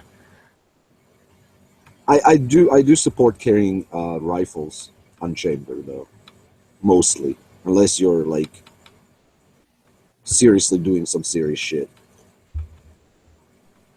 Well, yeah, like if you're in combat, you better have one chambered. Yeah, if you're in combat, yeah. If you're in, like, guard duty or just, like, administrative, like, if you're, like, in your car driving the rifle around, I'll tell you why. I mean, I know a lot of people don't agree with this, but the thing is, rifles don't have holsters. So, my concern is the trigger is not protected. Slings. Yeah, they have slings, but there are twigs and shit that can get... I mean, I'm not saying it's unsafe to have a round chambered. I feel better without one unless I really am doing some serious shit. I feel safer. I mean, rifles have safeties. Yeah, I feel safer with if I'm carrying a rifle if it's locked and loaded and chambered. I feel safer because I mean I'm in charge of the damn trigger. So yeah. Yeah, I mean, no, I hear what you're saying, Omid, but I just keep the safety on mine. Yeah. Okay. No, I did. If I'm at the range or something. I did that. I mean, it also depends a lot on what you're doing. Yeah, especially because where I'm at, right. My range is, somebody could just drive up or walk up and if they have a gun and my rifle isn't loaded, then I could be in trouble. If that's a nice rifle, give it to me. I'll be fucking around trying to chamber around and sliding the action. So also, it's a lonely place out there. It's just also me. Like the I'm amount, in charge the of my amount of security. The amount of times that I have done the chamber around and fire, with an M16, because the IDF carries the M16 without a round chambered unless you're going into combat, right? So I did a lot of that shit. I did a lot of the shouldering, like presenting the rifle and charging it at the same time. And, I mean, it's second nature to me. So, I mean, at this point, if I had a rifle and I would carry it chambered, I would probably still wreck it. I would probably still, like, do it. And I'll just lose that round. It's gonna take, it would take thousands of repetitions to get that shit out of me. That's Hollywood carry there. What? To rack a unspent round out of the chamber just because you need to rack the gun. Yeah, but I do it because that's the way I did it, and I did it hundreds and hundreds and hundreds of times in live fire and probably tens of thousands of times in dry fire. So, it's hard to knock train out. like that. Oh yeah. Go ahead. If Oh, you yeah. train like And that, your muscle memory and your mechanics are that's gonna be stuck in your mind. Well, you see, So but I hear you. I didn't have a lot of military training with my pistol, so I don't have that habit with my pistol. I'm fine. Like, I don't even think about wrecking the slide when I draw it. I present it straight, but I think the most important thing you have to do when you pick up any kind of gun is to boot up your brain first. Yeah. oh yeah, That's the best safety that any gun can have is our brain. Yeah, so I- use I it. tell- Boot it up. I tell people when I do it, and it sounds crazy, but when I wake up in the morning, if I'm going somewhere, anyway, when I take my gun out of the safe and I put it in the holster, I look at the gun. I'm like, I'm gonna sound fucking crazy now, but bear with me. I look at the gun. I say, "Hello, Mr. Gun. You're in condition 2, around chambered, and the hammer is down. I have a round chamber," and I put it in the holster, and I do it every fucking time. And when I fucking brush my teeth in the morning, I look at myself in the mirror and say, "You're going outside armed. You might have to shoot someone. If you have to shoot someone, you're going to do your job." And I do it every fucking day. And I know it sounds insane, but I do. Well, 'cause I just boot I up don't my know. brain, but when I wake up in the morning, I don't have a carry permit. They've never issued one in the state of Hawaii, so I just, carry 2 Spyderco knives and 1 Fox Knives Karambit. So I just, know that I'm ready for anything with my, Hey, but fighting Hawaii, knives. but Hawaii, listen, if Donald Trump actually pulls the stuff that he said that he's going to pull, Yeah, then I'll be able to carry. you can get a carry license in another state, and it's going to be reciprocal, and then fuck Hawaii. Right, exactly. Oh, I hope that happens. Then I'll carry one of my stealth gear holsters, and it'll either be my Ruger LC9S Pro, which has no safeties on it whatsoever, and which is how I like it, and that's 9mm, or my Glock 17, and with the inside the waistband holster, because those holsters are pretty good. They don't print at all, so you can carry and nobody really knows it. So It's so great that Israel doesn't have laws about printing or open carry. I can literally put my gun on a necklace and wear it around my neck. No one can say a damn thing. well, I don't like it to. It's not a. I like it not to print just because I don't like to ostentatious firearm displays. I'm not out to do that in public. Oh no, definitely. I don't try to display my pistol. Although, first of all, I do what I call casual conceal, which means my pistol is covered. If for some reason I bend down and someone sees my pistol, I'm not gonna fret, worry about it. I just cover it back up. I don't care if it prints a little bit. Most people don't even notice, Most people are so fucking unaware of their surroundings that I could probably carry that gun in my hand and they wouldn't notice until it's because people are like this. Is my phone here? Well, my phone isn't here, but people are like this. If that's their smartphone, which it isn't, it's a pack of cancer, but if it is, they're walking down the street like this. So they don't fucking notice shit. That's the first thing. The other thing is, I do, when I have conversations with people and guns come up, and I make sure they come up because I like convincing people about gun rights, and we need it in Israel. We need people to talk about it. I will, pull up my cover garment and show them, here, I've been carrying this whole conversation. Everything's fine. You see, I'm not a crazy person. I have a gun, and I'm not using it to hurt anyone. It's just here for my safety. So, I do that when I usually, after I talk to the person for a couple of minutes and made sure that they're not going to freak out and think that I'm going to kill them. If I see that it's an unreasonable person that really hates guns, I'm not going to do that. I'm not going to shove it in their face. And by the way, every time I've done it so far, people are like, "Oh, Mar, that's cool. I wish I could get a license. Why can't I get a license?" So I explain to them why the system is fucked up and what they should do. and join my Facebook group and blah blah blah. So it's been nothing but positive so far, from both men and women, by the way. So it's sort of like an open carry without really open carrying. You know what I mean? Like half and half. No, just like because really, when you show people, like so far, every person that I've shown that I'm carrying, like, oh, that's cool. Can I have a look at it? Can I touch it? I'm like, no, you can't touch it. That's my firearm. I'm not gonna let anyone else handle it in public. But yeah, this is what kind of gun it is. This is here. I'm carrying spare magazines, and I'm ready to use this gun to protect myself and to protect other people around me.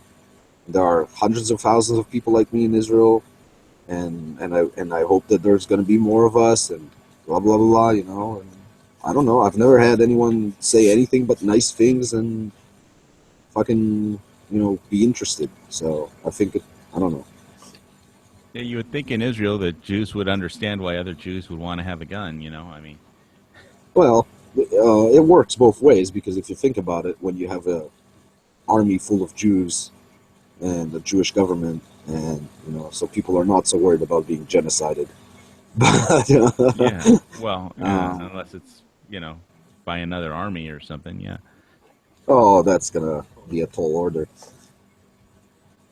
That I forgot which English king it was. I think it was William III that said, the only way to I'm gonna paraphrase because I don't remember the exact quote, but the only way to make sure that I'll never see my country's ruin is that I die in the last ditch. So, I'm not worried. If we get to the point where another army can do shit to our civilians, we're all dead anyway. I'm long dead. That point doesn't matter. All right, I'm gonna have to go away. I'll be back maybe later. All right. God bless All your right. country. God bless. Good night. All right, man. Later. Thanks for stopping by. I'm almost ready for a second cup of coffee. I don't want to leave you on your own, dude. How long do you usually run your chat in the morning for? I usually run it till G-Web show. How long? Till the he Daily starts? Show. It's 9:17 in Hawaii. I got 12:17 here, so he should be starting in about 40 minutes or so. 40 minutes. Oh, I can't go that much longer without another cup of coffee, dude. No worries, man. Go ahead and fill up real quick. All right. Well, I'll be here. okay. I'll put it Unless on it mute. takes you 40 minutes, then I might not be here. All right. Well, I'll just stay online. I'll hit the mute button, and G-Web says 45. So I'll be back in about 10. I got to boil some water and I do hand pours. I didn't leave a pot on, so I just boil some water and do some hand pours. So I'll be back in 10 minutes or so. Yeah, no problem, man. I'm going to take this time real quick to go and reach out to the YouTube side. If we have any listeners over on YouTube, on over to gunchannels.com. Gunchannels.com. It's free to be a member, free to join. Come on over. And become one of the deplorables.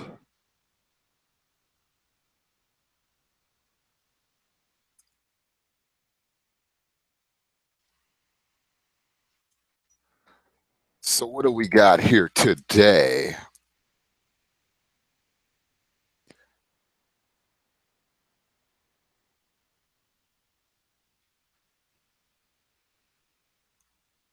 I'm still kind of confused if... There it is. Defiant California gun owners lash out against sweeping new restrictions. It says here, on a recent Saturday at the LAX firing range in Los Angeles, just a few minutes drive from the international airport, an angry man named Joe stood, hands on his knees, inspecting a display of Winchester 223 rifle ammo. Popular AR rifle for owners like him. 6 feet tall, wearing a tank top, and with his white hair and long ponytail, Joe let loose when he asked about several new state firearm laws that will, among other things, force gun owners like him to register their military-style rifles with a state agency or destroy them. Now, that's what I didn't understand.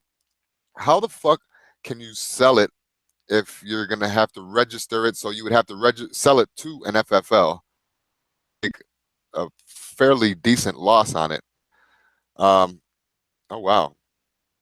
I got to find out what website this, or what, yeah, the Trace. They actually curse in their shit. I like that. Fuck them, he said. Emphasis. So he said, fuck them.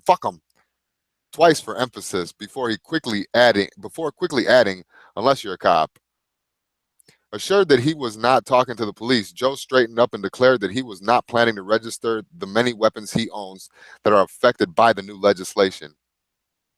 Do you know how many I'd have to register? Yeah. I'm sure that a lot of motherfuckers, man, would have to fucking, that's a lot of paperwork right there. All these Hawaiians are coffee snobs up here.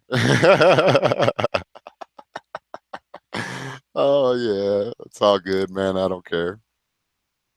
I like my water. That gives me my pep in my step for the day.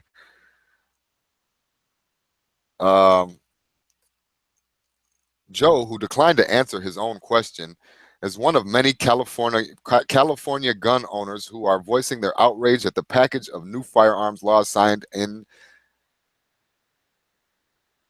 law on July 1st by Governor Jerry Brown. The most controversial mandate is a ban on the new sales of semi-automatic rifles and pistols with detachable magazines by the end of the year.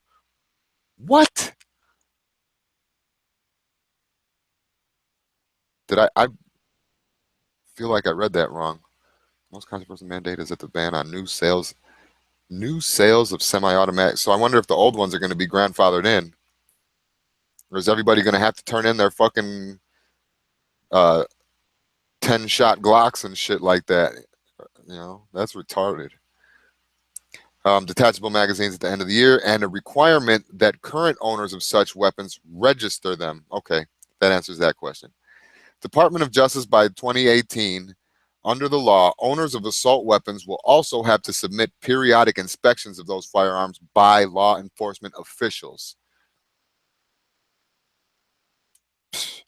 Also included in the legislation is an outright ban on possession of magazines that hold more than 10 rounds, and a requirement that any purchasing ammo submit up to a background check. The new laws follow devastating mass shootings and other terrorism-inspired assaults in San Bernardino, Paris, Brussels, Orlando, Dallas, and Nice, or Nice. Nice. And all those attacks, except for Nice, where a large truck, that was in France, okay, where a large truck was used as a killing machine. The main weapons used by the attackers were semi-automatic rifles with high-capacity detachable magazines. Governor Brown, a Democrat, vetoed a similar assault weapons registration bill in 2013. But this year, the governor went along with the Democrats in the state legislature, who have long sought to restrict assault rifles, defined by California law. Any center fire, this is their law, as any center fire semi-automatic rifle that is fed by a detachable magazine and also has any one of several other physical features, including a pistol grip, a collapsible buttstock, or flash suppressor. See, that would force me to ask, since the first part of their definition is a center fire semi-automatic, does that mean that we could run around with 1022s with detachable magazines if you're Californian? Or are those going to be banned too because of the detachable magazine part? Do they have to meet one of these requirements or all? That's another thing that I'm kind of confused on. The new measures make California's gun laws among the toughest in the nation. We simply must do everything we can to keep dangerous, high-cap firearms off our streets and out of our communities, said Kamala Harris, the dumb fucking California Attorney General. In a statement, the devastation wrought by gun violence and innocent victims, children, and families in this country is an international embarrassment. You're goddamn right. National embarrassment is embarrassment, and it's an international embarrassment because people are idiots. The people that do this shit are idiots. And you get a couple of bad apples. You hear it all the time. You get a couple bad apples and it ruins the batch. But when it comes to mass shootings, when it comes to terrorists, when it comes to assholes that don't watch their fucking kids, that statement doesn't apply.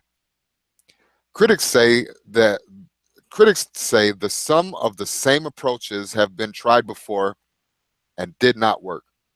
1994, Congress passed the ban. We know that. Federal law didn't ban specific class. It prohibited the sale of weapons with certain mechanical features. You know that. I mean, that was the, adjustable stocks and the fucking suppressors and all that other shit. After federal assault weapons ban took effect, sales of those guns actually increased as manufacturers customized weapons to make them compliant. The California law also prohibits certain mechanical features, and the expectation is that gun makers and sellers in the state will adapt in the same way as before. All the new law does is demonstrate how little the libtards. I like this fucking.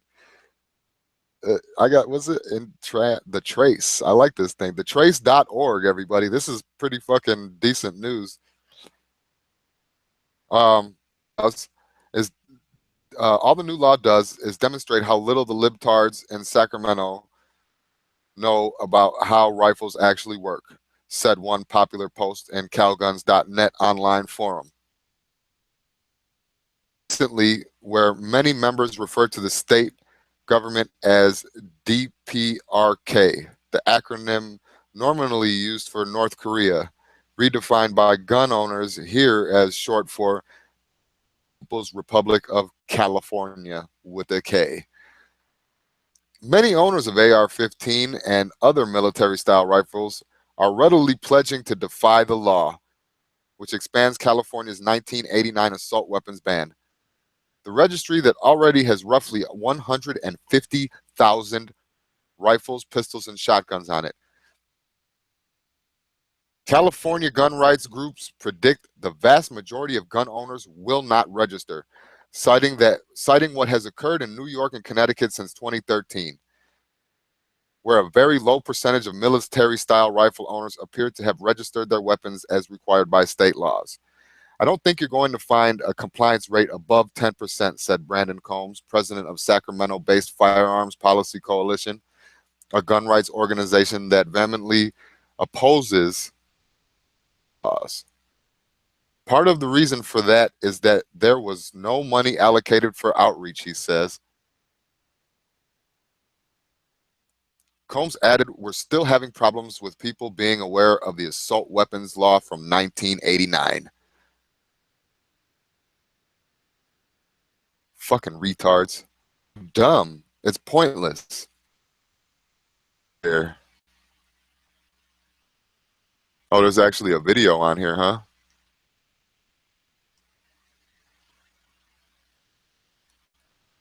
Let's watch this real quick. It's explaining the fucking bullshit.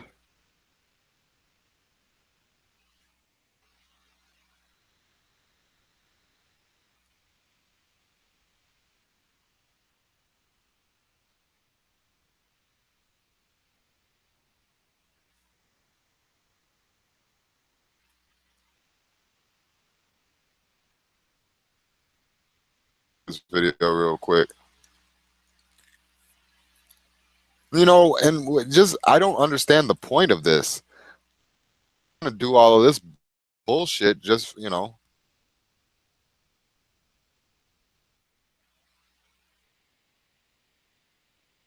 California isn't just a complete gun-free zone trying to be made.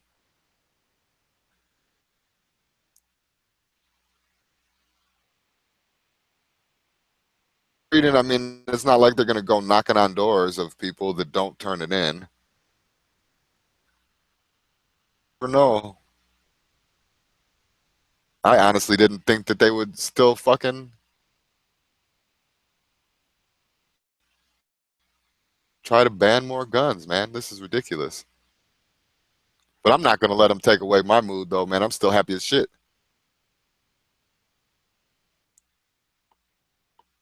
A few relatively simple cosmetic changes to a rifle's exterior features costing less than $100 are all that is needed to make any semi-automatic military-style rifle legal, even under the new law.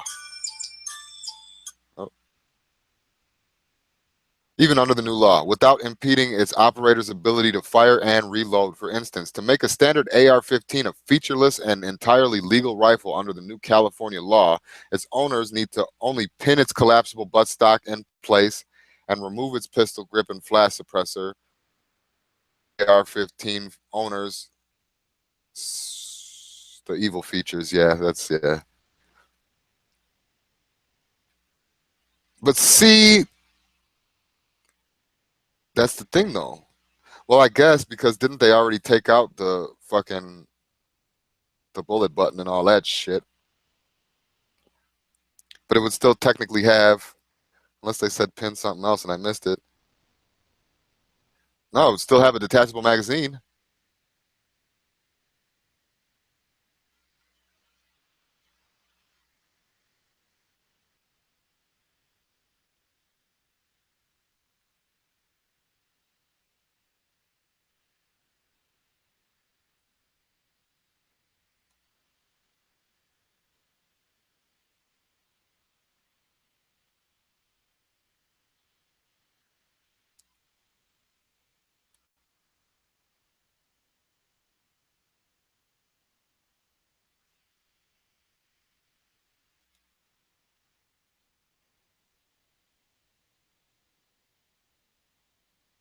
The fuck? Yeah, the laws are just getting more and more and more ridiculous, man.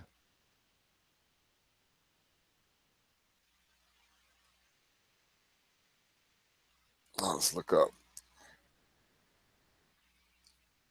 And now Nevada, instead of their 4473, everything's going to have to go through the FFL. Every single thing. So no more gun shows in Nevada? I don't know. Sucks balls.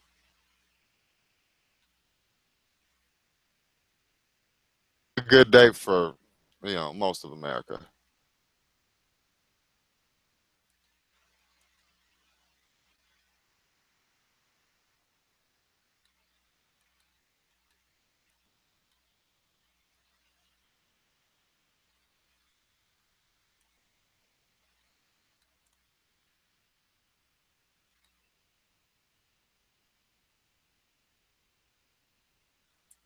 Shitty, shitty day, man.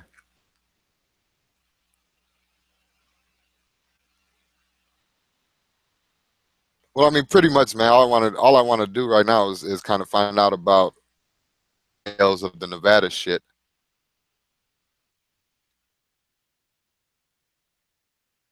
So, I'll give everybody one more quick little chance to jump in if they want to.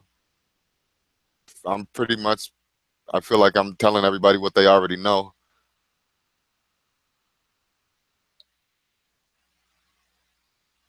Let's see here.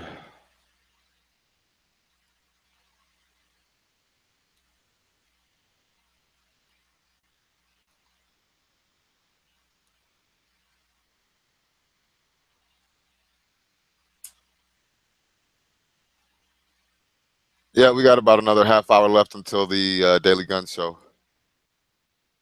So if anybody wants to jump in, speak their mind, say fuck Hillary, say congratulations Trump, whatever the fuck, I don't give a fuck. You want to come in and talk about,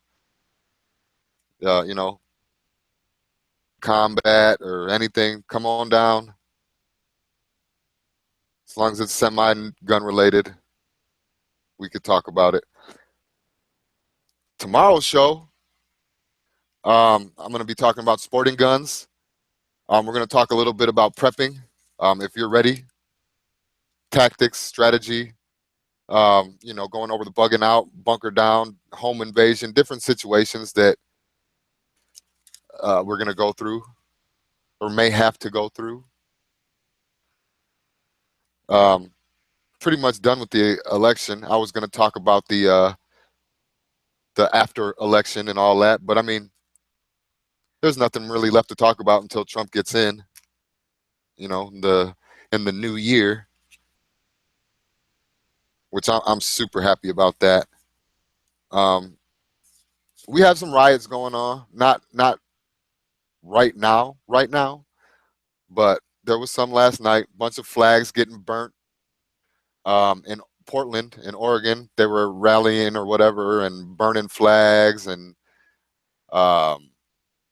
New York, they were doing shit. They were setting tires and trash cans and shit on fire. So, I mean, as proud of America, no, I'm not going to say as proud.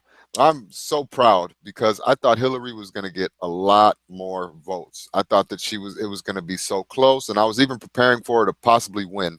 So I'm very proud of the American people, everybody that went out and voted and stayed informed, was able to make an actual fucking educated decision, even though that we're all uneducated deplorables,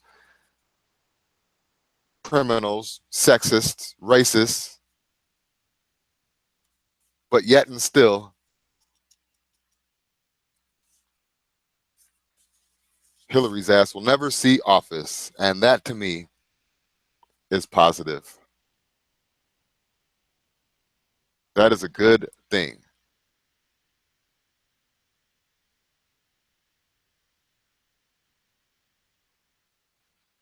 So, yep, that's going to be what we're going through tomorrow. That was the shit that was happening today, this morning.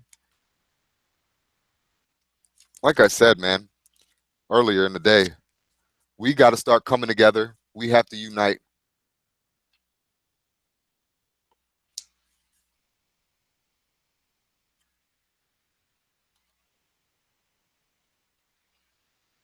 If we don't, we're facing the same fucking thing that we just got done with last night.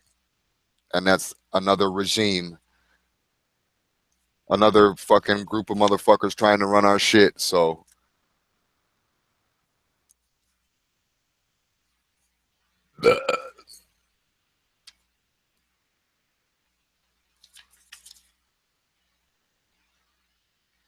yeah, I talked about that shit earlier before we had only had a couple people in here, you know. Through hardships, man, we learn without support from our community, without solidarity, without brotherhood, without sisterhood, we will fall to our enemies. So we have to unite. You know, no more gay, no more transgender. You know, fuck black, fuck white, fuck Mexican, Puerto Rican, Latino, Chinese, Asian, boys' bathroom, girls' bathroom, the third bathroom. Cut all of that shit out. Democrat, Republican, Independent, Liberal. Cut all that shit out and unite as a fucking front, as a country, as the country that our forefathers wanted us to be. The title of the video, Long Live the Republic. And on that note, nobody's jumping in. Volcano Squad's still out at Dunkin' Donuts. So we're going to call it a wrap. Daily Gun Show starting in about 20 minutes, guys. Have a great, wonderful day, because there's all the reasons to celebrate in the world. So get out there, buy you a box of bullets, buy you a new fucking pistol. You deserve it, America. Peace out, Gun Channels. YouTube, if you want to come over here to Gun Channels, gunchannels.com. Free to join, free to become a member. If you're not fighting on your feet, you're laying down on your back getting fucked. Be a voice. Later, guys.